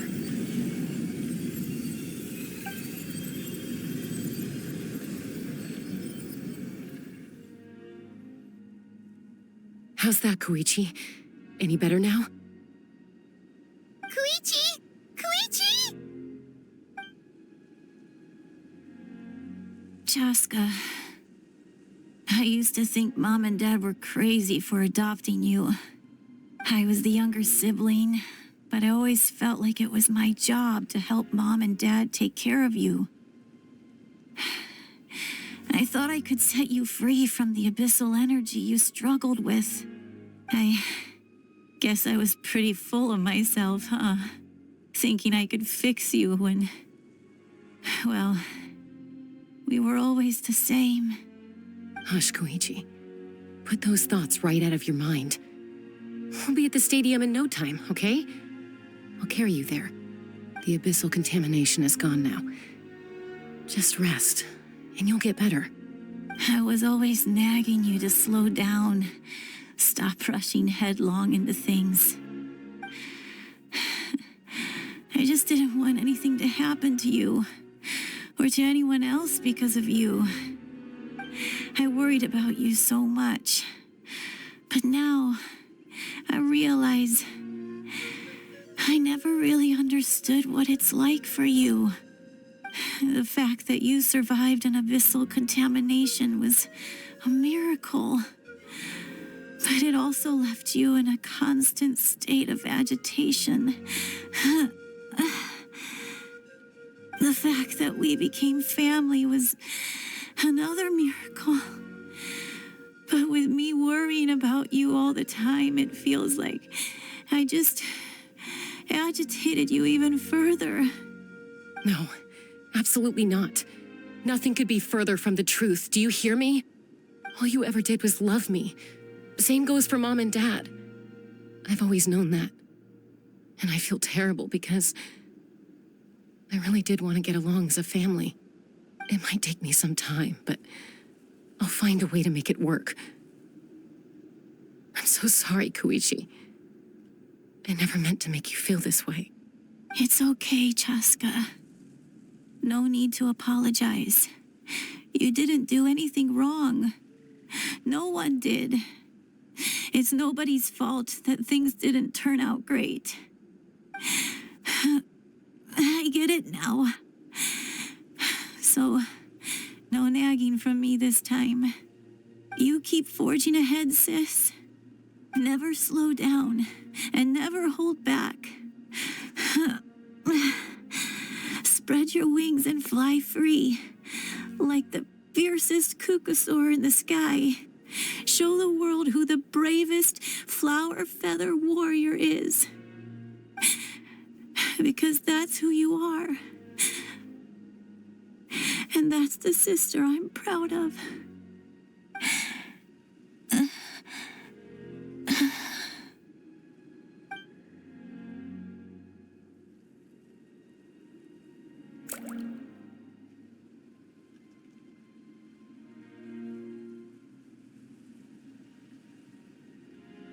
Koichi! Koichi!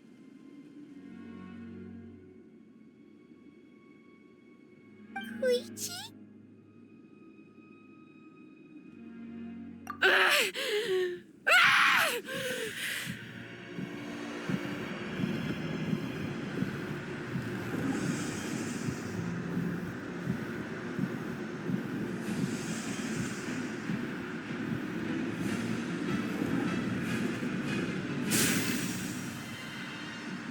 Chaska?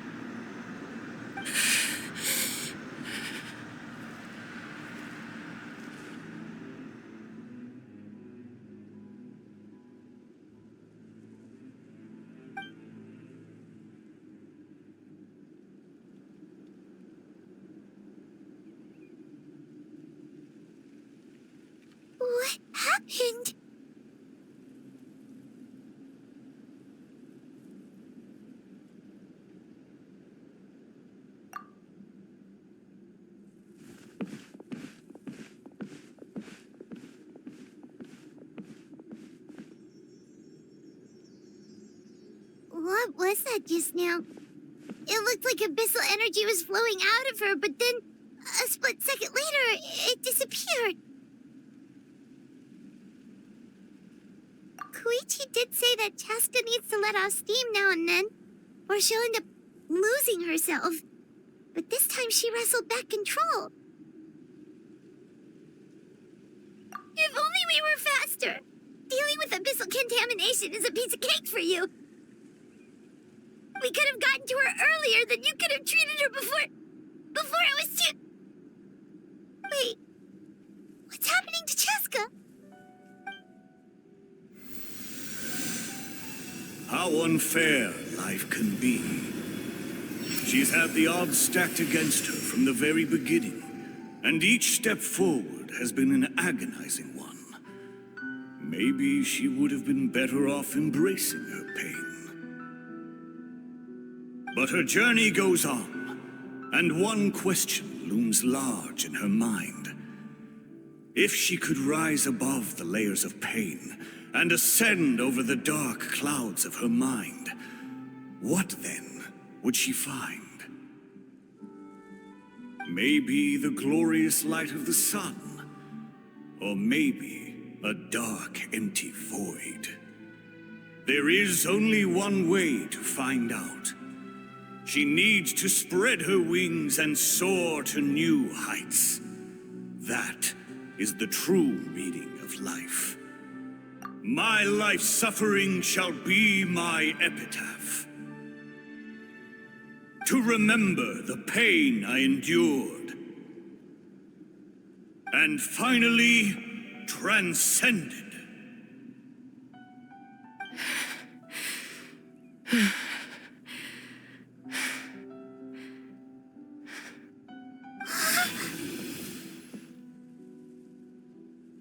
Let's take Koichi somewhere safer.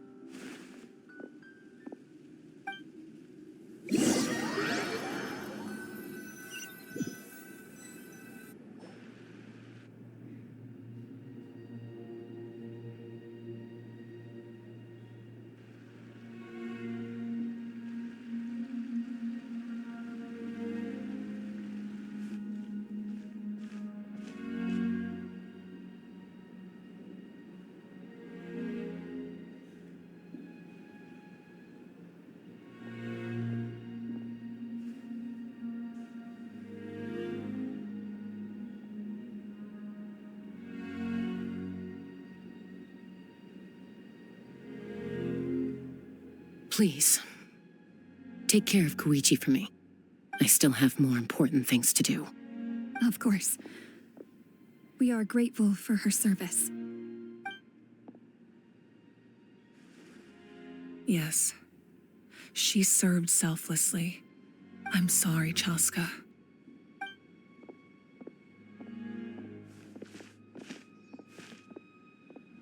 It's all right. I'm far from the only one going through this right now. Koichi wanted to be a hero. And in my heart, she always will be. If we want to honor what she stood for, not to mention her sacrifice. Archon, we need to hurry. Time for this war to end.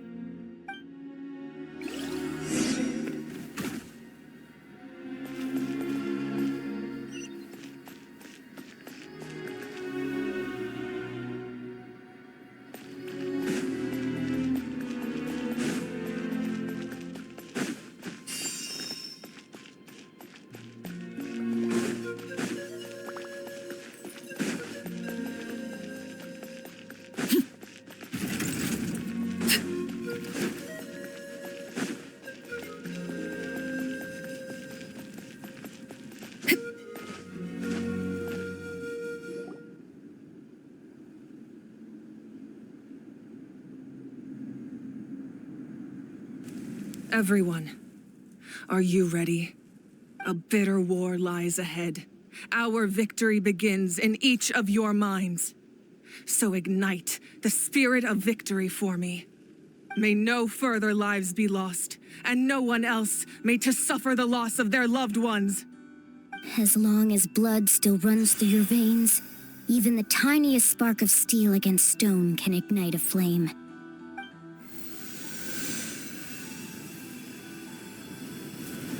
Its blaze will become one with the gaze of all Natlan.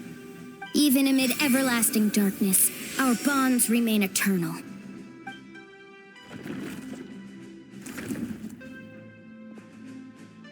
Stone engraved in echoing peaks. Converge, disperse, in ashes be reborn. For flames born anew, and the blazing dawn. A hero scaled the volcano to seize the sun. Anointed with flames, she shone with the light of 1,000 stars. Now, guide me in my first step. Having foretold his own death, the omniscient man holds a feast in celebration. Let us raise our cups in honor of his heroism and send him off with this final tribute. For at last, his wish is now fulfilled.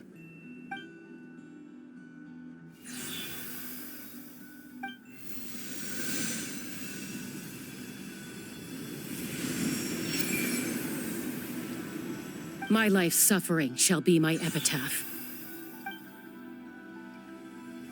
To remember the pain I endured, and finally, transcend it. Heroes of the ages, our moment has finally come.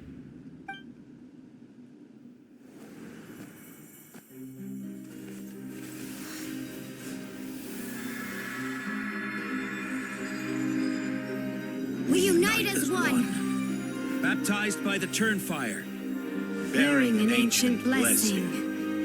Knowing true power. And accepting a fate of devotion. We embrace the transcendent flame. For Natlan! For Natlan!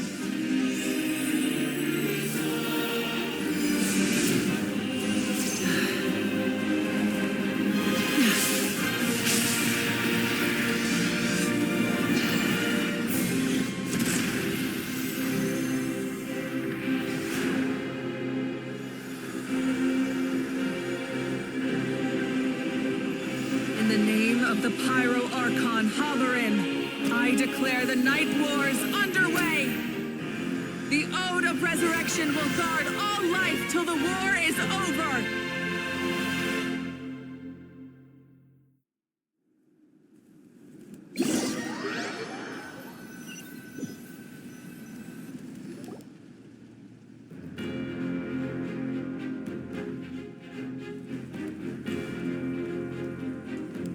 That is an outright scary level of power. So, from now on, all warriors will be able to resurrect themselves using the sacred flame. That's right. No more casualties. It's time to wipe the enemy off the face of the earth. And to reclaim our lost territory.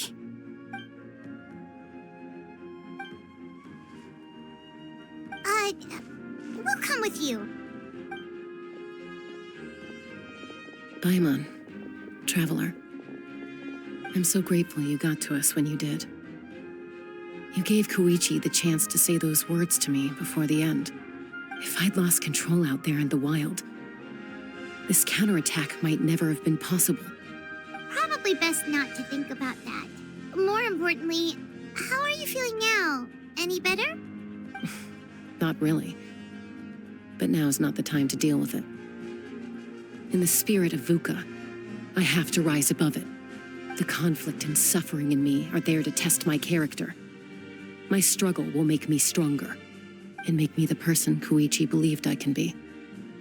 All right, let's go show the Abyss what human beings are made of. They'll be sorry they messed with Natlan after we're through with them.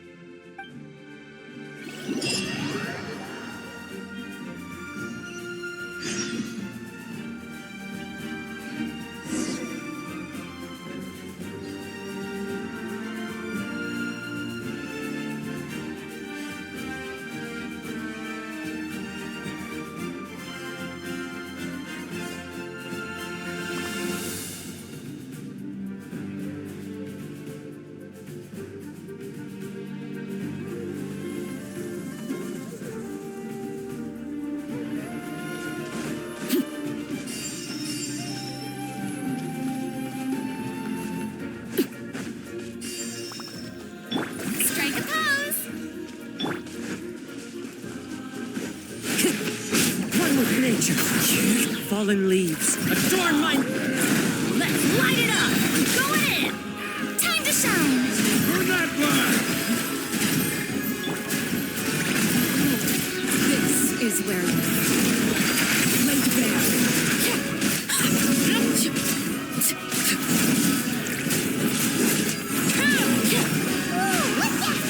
Aerial support from Moika? Look how powerful she is now. It's borderline unfair.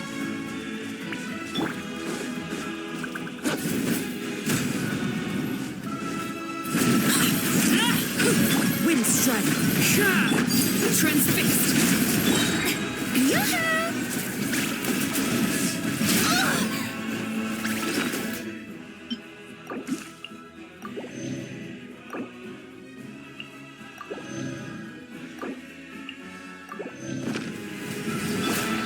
Into the wind.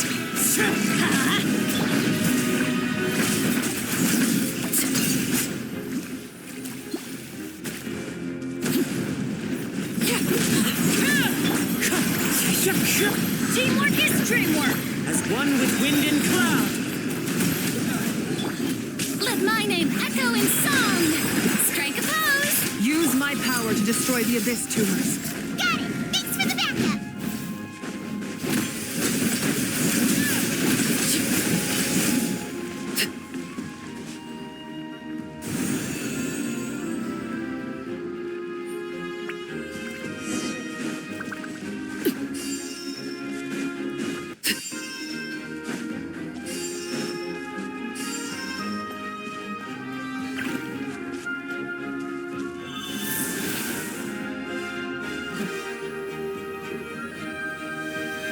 Did you guys see that huge fireball? It exploded right above my head. Sorry, Mualani. I'll adjust my aim. No, you're good, Archon. It didn't hurt at all. Plus, it was freaking cool. Not great for your eyesight, though. Oh, yeah. Fair point. Ugh, a house coming in way too hot. Is it possible to mute him? Done. Thank you, Malika.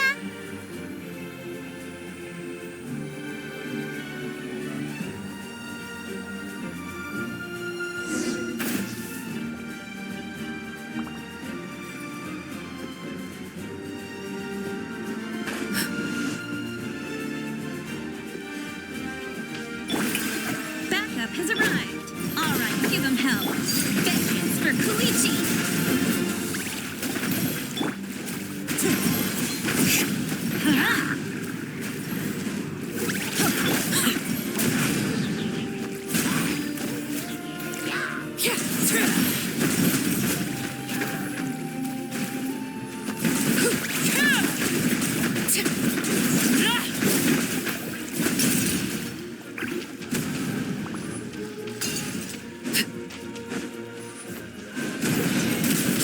Witness my rise.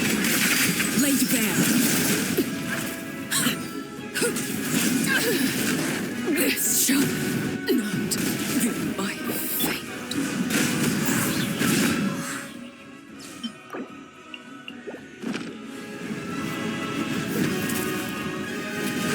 The enemy ranks are thinning. Time to double down. Use the Pyro Archon's power and show no mercy.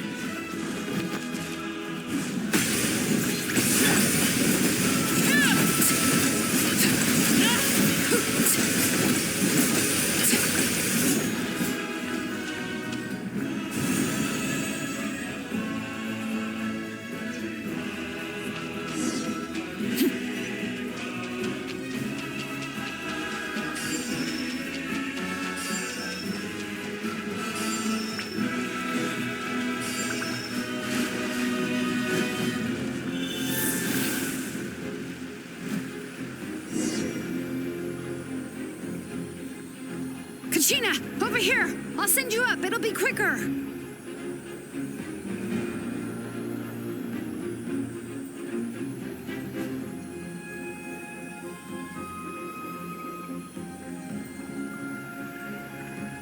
Okay, everyone's safe.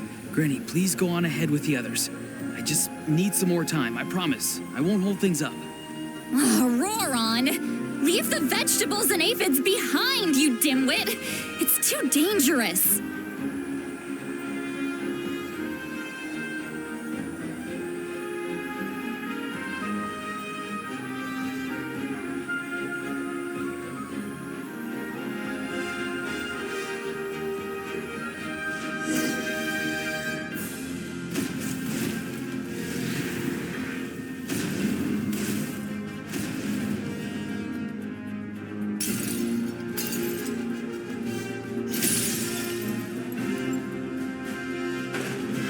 Hey, you're back.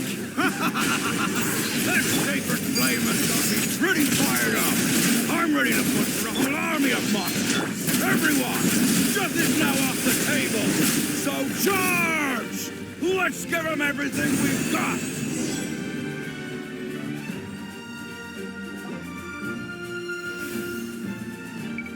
The Children of Echo's territory is secure. All monsters down. All good here at the People of the Springs, too. We crushed it! The Masters of the Night Wind are also safe. Should I go support the Flower Feather clan? Things are still pretty rough over there. I'm already en route. No need.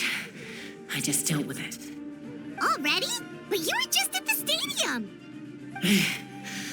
Yeah, well, you have no idea how long I've been itching to bash some heads in. Oh! Fair enough. Ian-san, what should we do about the Collective of Plenty? Your home's a long ways away from the stadium. Oh, no need to worry. I just heard from Veresa. She says they're safe now.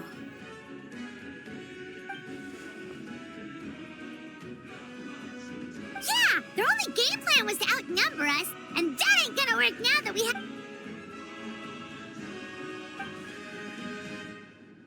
We ain't gonna let them get away with that. Friends, let's gather at the stadium. More abyss tumors have descended, all near the stadium. Let's split up and take them out. Oh, we need someone to guard the main entrance. All right, this is the final battle!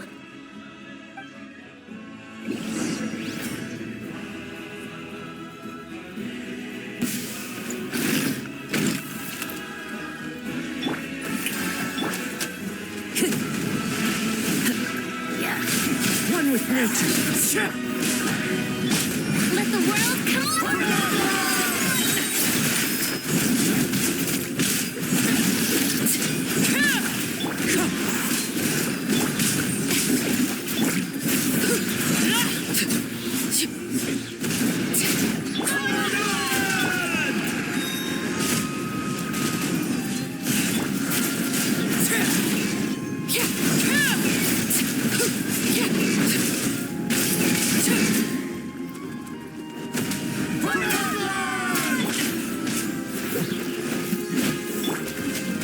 Time to shine! Shower me with praise! Everybody stand!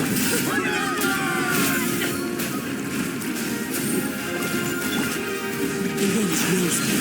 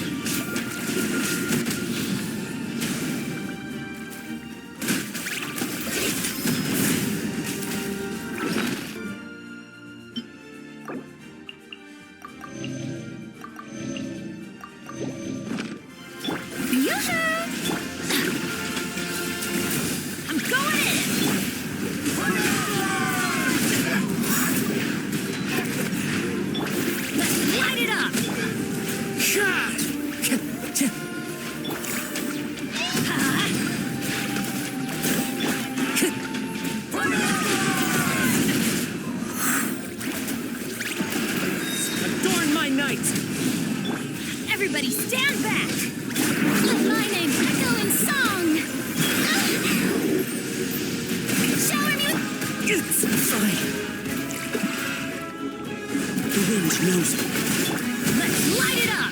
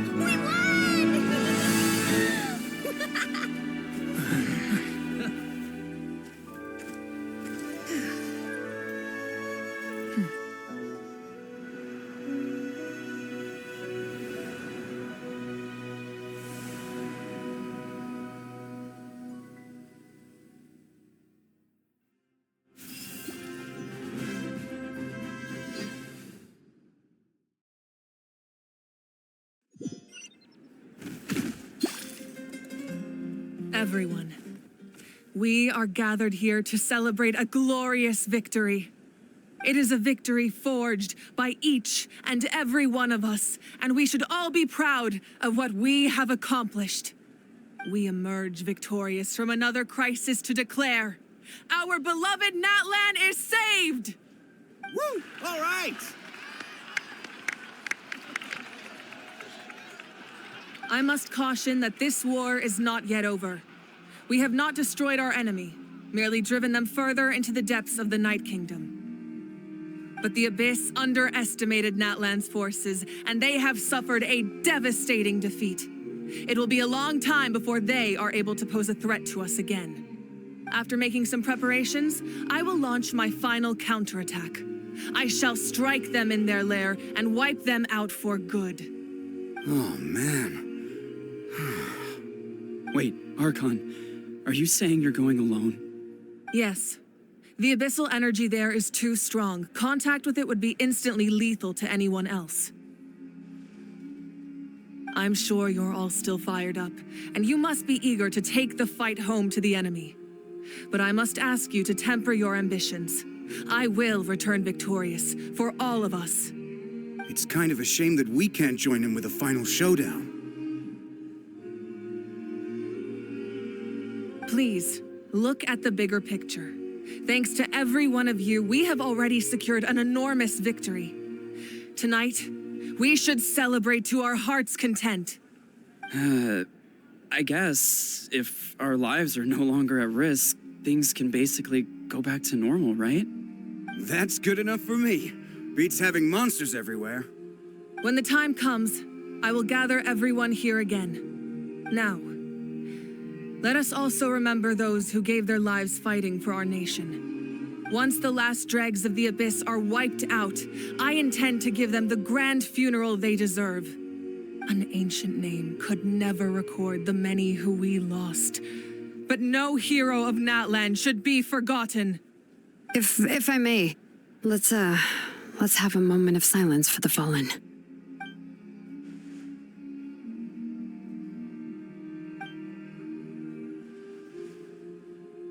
Lastly, there is one more person I must thank for his extraordinary support in our time of need, and that is the Captain. Speaking in a personal capacity, I should like to offer my sincere congratulations on your victory. Well, everyone, please enjoy the victory feast. I hope it's a chance to relax your minds and rekindle your spirits, so that we may face what lies ahead with renewed vigor.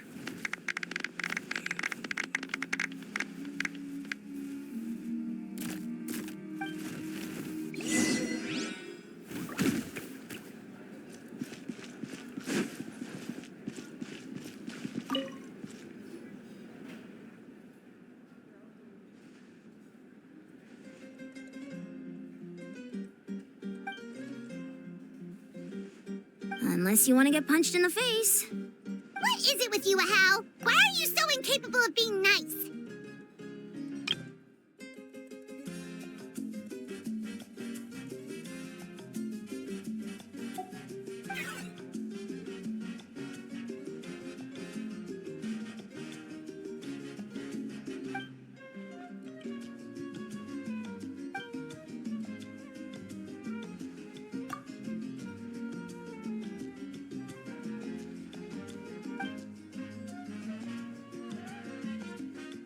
The Collective of Plenty was the furthest from the Abyss's entry point, so they didn't have as many monsters to deal with. From what I hear, they got off relatively unscathed. But it might have been a different story if Chaska hadn't gotten there when she did. That's good to hear. All's well that ends well.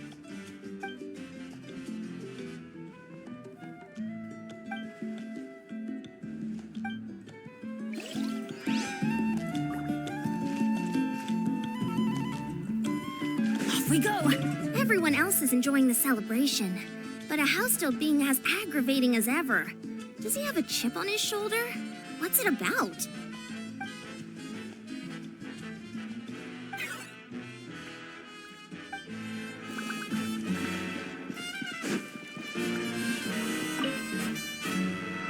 You did a great job, Kachina.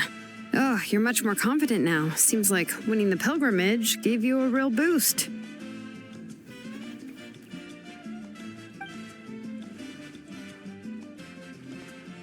I spoke to your mom and dad. They were singing your praises. They said the world's your oyster now. How are things at the People of the Springs base? There are some casualties, but the overall mood is very positive. I reckon they'll start rebuilding pretty soon. Same situation for the Children of Echoes.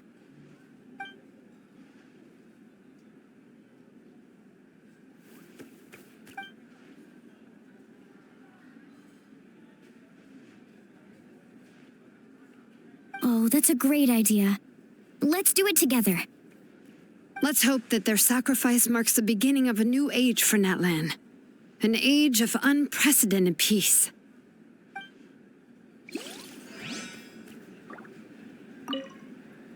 Oh, wow, if you're making candles, I have some materials you can use. They're in the warehouse. Should have plenty to spare.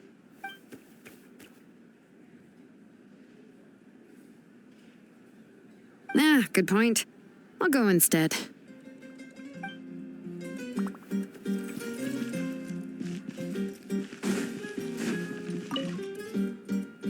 I must congratulate you on your efforts during this war. I'm told you have proven yourself to be an outstanding adventurer and warrior. You remind me of the princess. Similarities in your approach are striking, especially when you told me you wanted to win. I hope you will see her soon. Hey, ORORON! How are the Masters of the Nightwind doing? Granny Sealolly's been there the whole time, and she's a tough one. I think we should be fine. I'm sure there'll be some patching up to do, though. That's a job for the young folks. I should probably head back so I can pitch in. Do you need support from the Fatui? Probably not. There are a lot of older folks in our tribe, and I suspect they would find your comrades' presence a little distressing. Right, because often they look like a bunch of intimidating thugs. Well, also in my tribe, excessive use of elemental energy is bad for your eyesight. Oh, right. Okay. I'm still somewhat in disbelief that a united people prevailed against the Abyss. Do I sense some regret in your words? A degree of regret is inevitable. But above all, I feel profound admiration.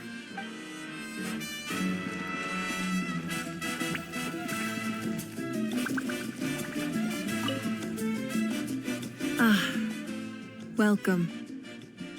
You seem a little out of sorts.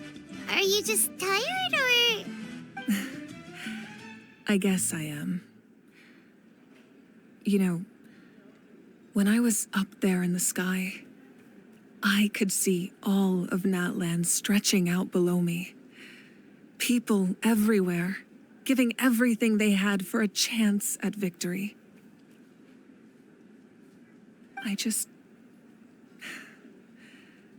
If only I'd been quicker. Maybe they wouldn't have... And Koichi, maybe she'd still... I'm sorry. Now is not the time for that. Fruit juice, right? Make it a large? True. My 500-year plan has almost come to fruition. Just one last step to go. Namely, my final battle against the Abyss. But battle is second nature to me, so I'm not feeling a huge amount of pressure. It was so awesome. The way you exploded that thing in the sky with one almighty punch! Are you always gonna have that kind of power from now on? Oh, that was the Divine Throne unleashing my full potential. And it was only temporary. I can't wield that power for any length of time. My body wouldn't be able to handle it. Likewise, the amplified power of the Ode of Resurrection was also temporary. From now on, it's back to ancient name-bearers only. Correct. We dealt the Abyss a critical blow. So for the time being, it's too weak to sustain regular invasions. I hope the people will be able to enjoy this period of peace. Or rather, assuming all goes to plan, eternal peace. We've had centuries of war with the Abyss, and it's high time we brought that chapter to a close. Anyway, there's something I've been wondering about. I know you've been at the center of some major events in other nations too, and fought many powerful foes. In this war, you were in the thick of it once again, dashing around tirelessly, supporting the fighting on all fronts. So tell me, what drives you to do this as a mere traveler passing through? Why risk life and limb for a cause that's not your own?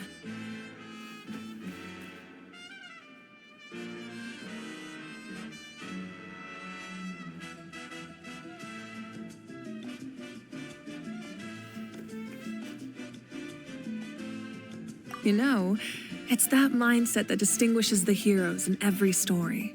They're the natural protagonists. What I'm really trying to say is, I would love for you, with your extraordinary talent and your sense of justice, to join me in this final step. You and I together, finally putting an end to the ever-looming threat of the Abyss. But I also don't want to take advantage of your good nature and readiness to help others. The final battle will be very dangerous, and you have the rest of your journey to consider.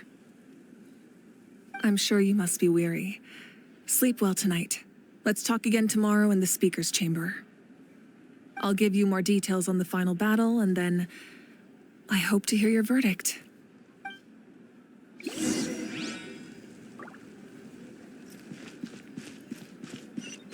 Adventure time! My mind is... Maybe I need another drink.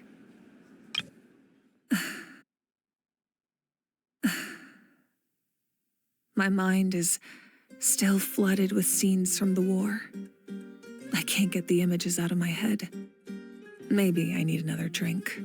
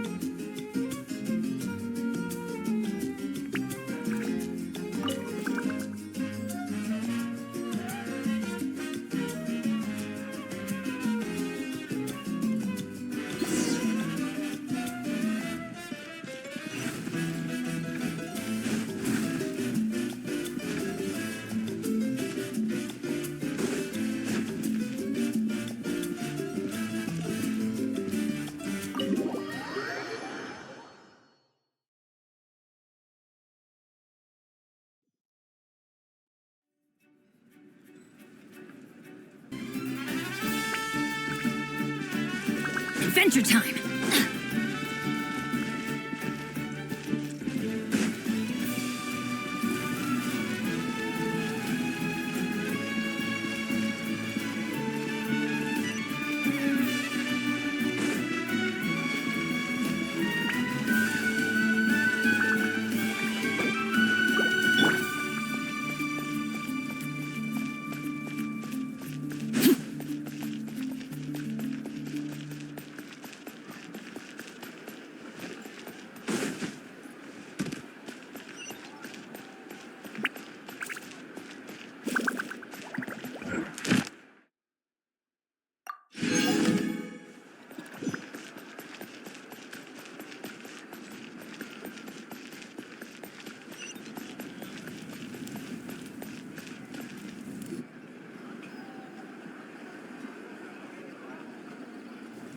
Hey, traveler, Paimon.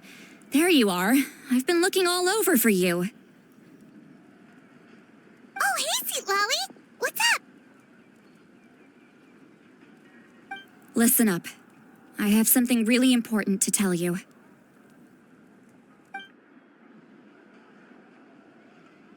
What? Are you serious? Natlan must pay the price for Mawika's use of the Ruler of Death's power. That price is death. And only Mawika's death can clear the debt. I had thought that the Ruler of Death might have a change of heart after seeing the people of Natlan come together and fight so bravely. But even now that the war's over and the threat to Natlan is gone, it looks like that death is still set in stone. I had to know your thoughts. I want to save her, but I can't do it alone. Okay, good. That makes me feel a little better. Thank you for standing up for us. There's clearly something special about you, so if anyone has a chance of defying the rules, that would be you. Oh, and please don't breathe a word of this to Mawika. I'm sure she's well aware of the cost of using the Divine Throne's power, but if she finds out that anyone else knows, it could ruin our chances to help. Got it. Mum's the word. All right, that was the last major item on my to-do list. Now, since I've come all this way, I think it's finally time for a well-earned drink. Go easy, though, yeah? Don't worry, I said a drink. That means just one.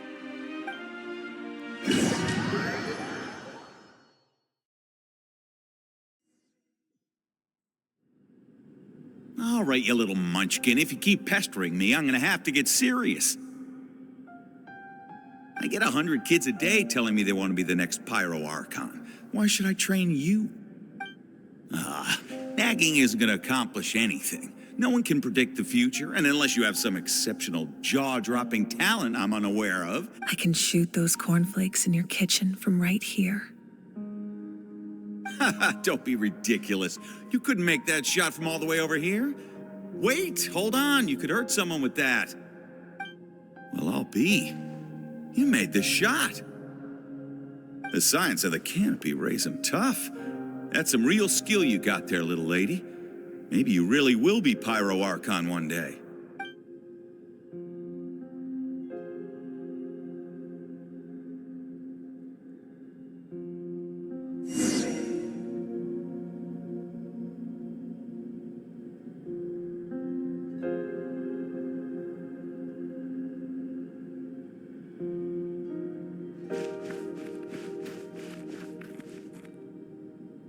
See this?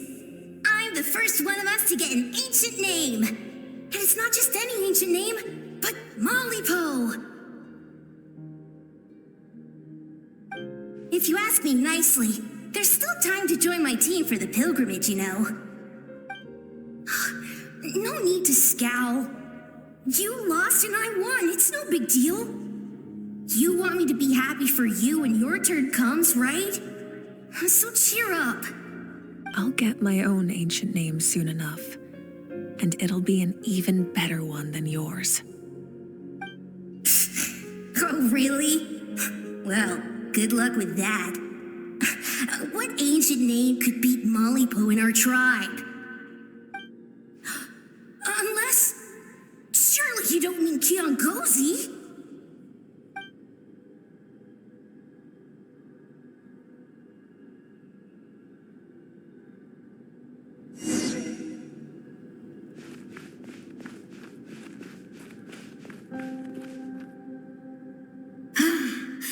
That was fantastic. I can't believe I beat you in a wrestling match for once.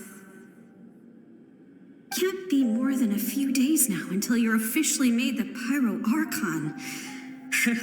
Imagine me trying to schedule a wrestling session with you after that. Excuse me, Pyro Archon, but would you be able to take a day off from running the nation to wrestle with me? I heard that the Pyro Archon inherits the knowledge stored in the sacred flame. And apparently it can change your personality. Worried that you won't be able to beat me in a wrestling match anymore? Why would I be worried about that? Never mind. Clearly I'm just overthinking things. Why would you forget about me just because of some new job? Even if that job happens to be Archon. Come on, one more round.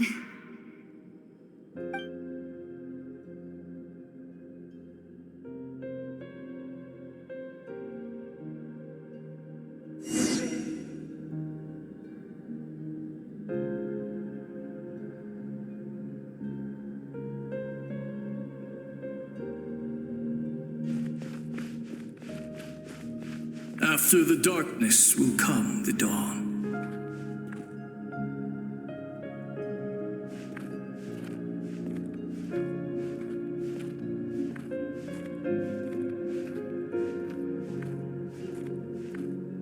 No one fights alone.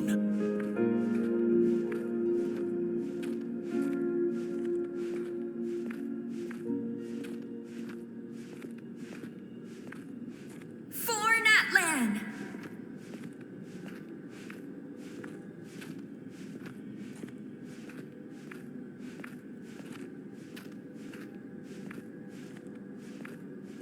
Look at the sky! It's getting brighter at last!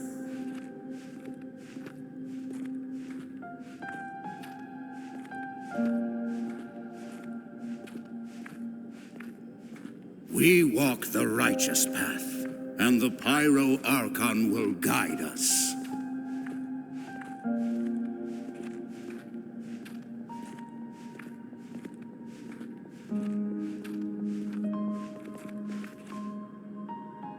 The victors shall burn bright, while the losers must turn to ash.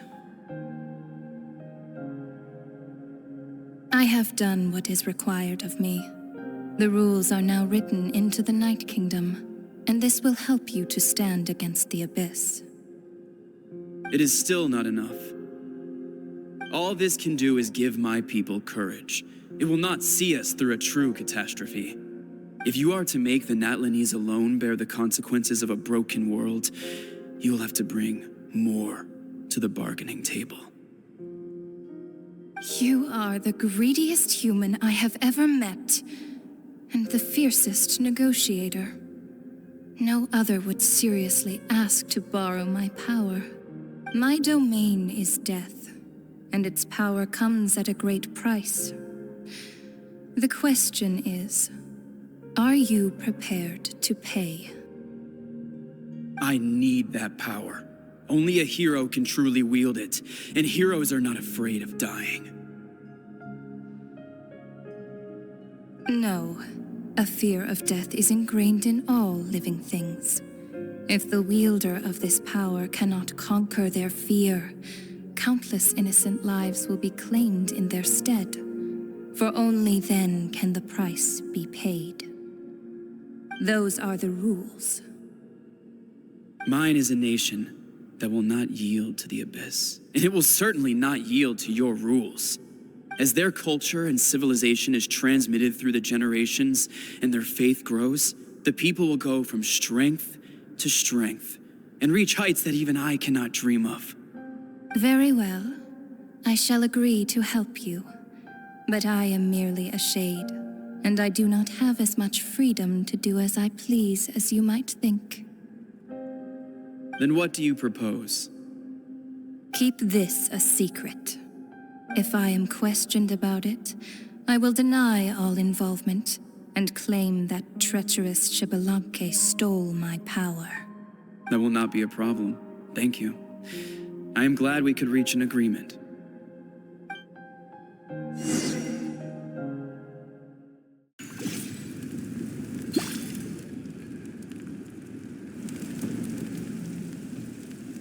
Come in. As you know, I've asked you to come here to discuss the task of wiping out the Abyss. Oh, but first, any progress on the ancient name? I'm surprised she was willing to help you, and by extension, me. I'm very grateful to her. Wait, hold on. Wasn't the whole point of the ancient names for winning that huge battle? Why would the Travelers still need one by this point? That's right. The Abyss has retreated to the depths of the Night Kingdom, a place that has long since been corrupted by abyssal energy. If we don't finish them off and restore the ley lines, the threat they pose to Natlan will remain. The battle we fought yesterday, we may one day have to fight again. This is the fate Natlan has always been resigned to. For thousands of years, we have struggled on the brink of a looming darkness and never known true peace. But this time, I want to break the cycle and free us from this fate for good. With the sacred flame, I can protect myself from the abyssal corruption, but beyond that, you are the only other person who can resist it. If your ancient name can't be forged, I will go alone. But if it can, I'd really love your help. Not completely. After all, the Night Kingdom is still plagued by abyssal corruption. But when I used the power of the Divine Throne, it dispelled a lot of that corruption. Plus, your ancient name is a special case, so the Lord of the Night will take special care of you. In short, the Ode of Resurrection still has a number of limitations, but I can promise that it will work reliably on you. Whoa. Are we forgetting something here? What about Paimon? What's her place in all this? What? You mean we'll be separated? The Abyss is extremely devious. If you two go there together, you can bet they'll make Paimon their primary target just to put us in an impossible position. Paimon wasn't that worried, but now she's petrified. What will you do without me? Okay, well, Paimon needs to think about this because you're really asking a lot of her, but give Paimon some time and she'll do her best to rise to the challenge. I greatly appreciate it. Everyone in Natlan knows how important this final battle is. You will be remembered and revered long into the future, until the end of time. If you have any other questions, please ask away.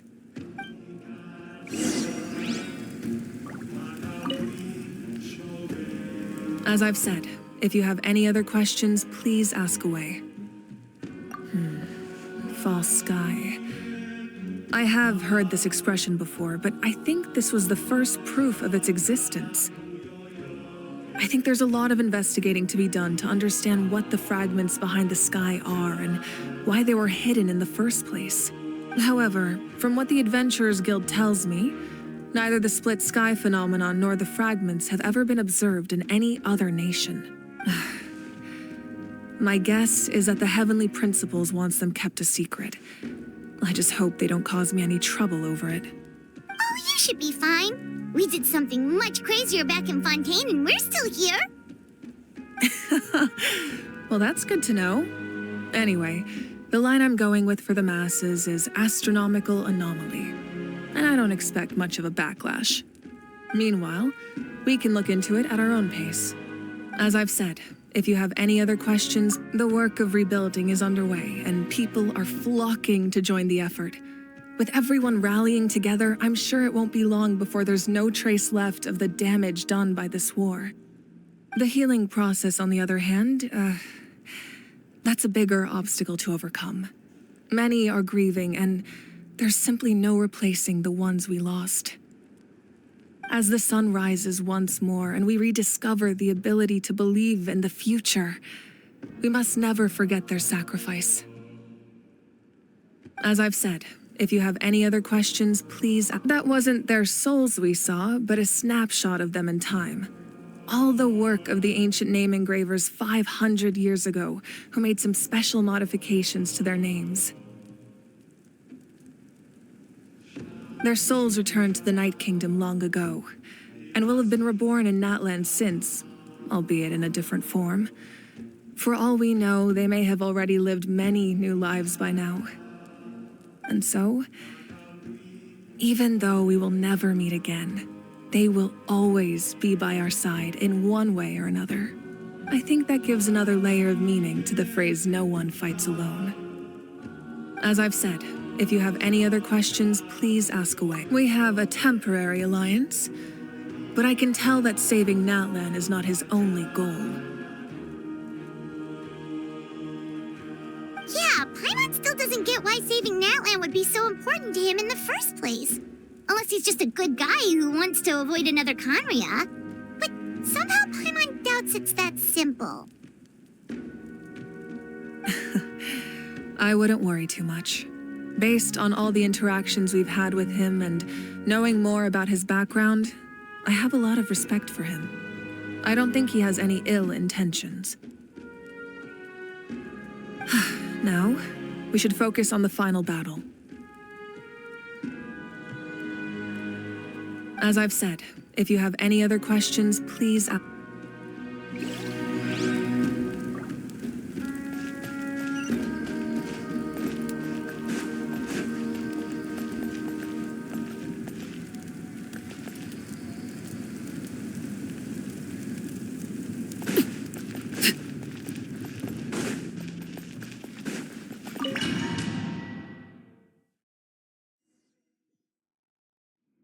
The Outlander with deep ties to this land returns.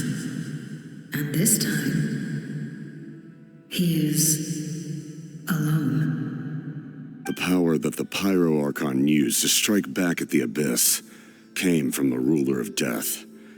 From what I know of her rules, she will demand death in return. How do you know this? I see. So, the Ruler of Death sent you on your long journey. Natlan still has a final battle to fight, and I too have a final foe to face. For the sake of those countless lost souls, and a hope for Natlan's future, I need your help.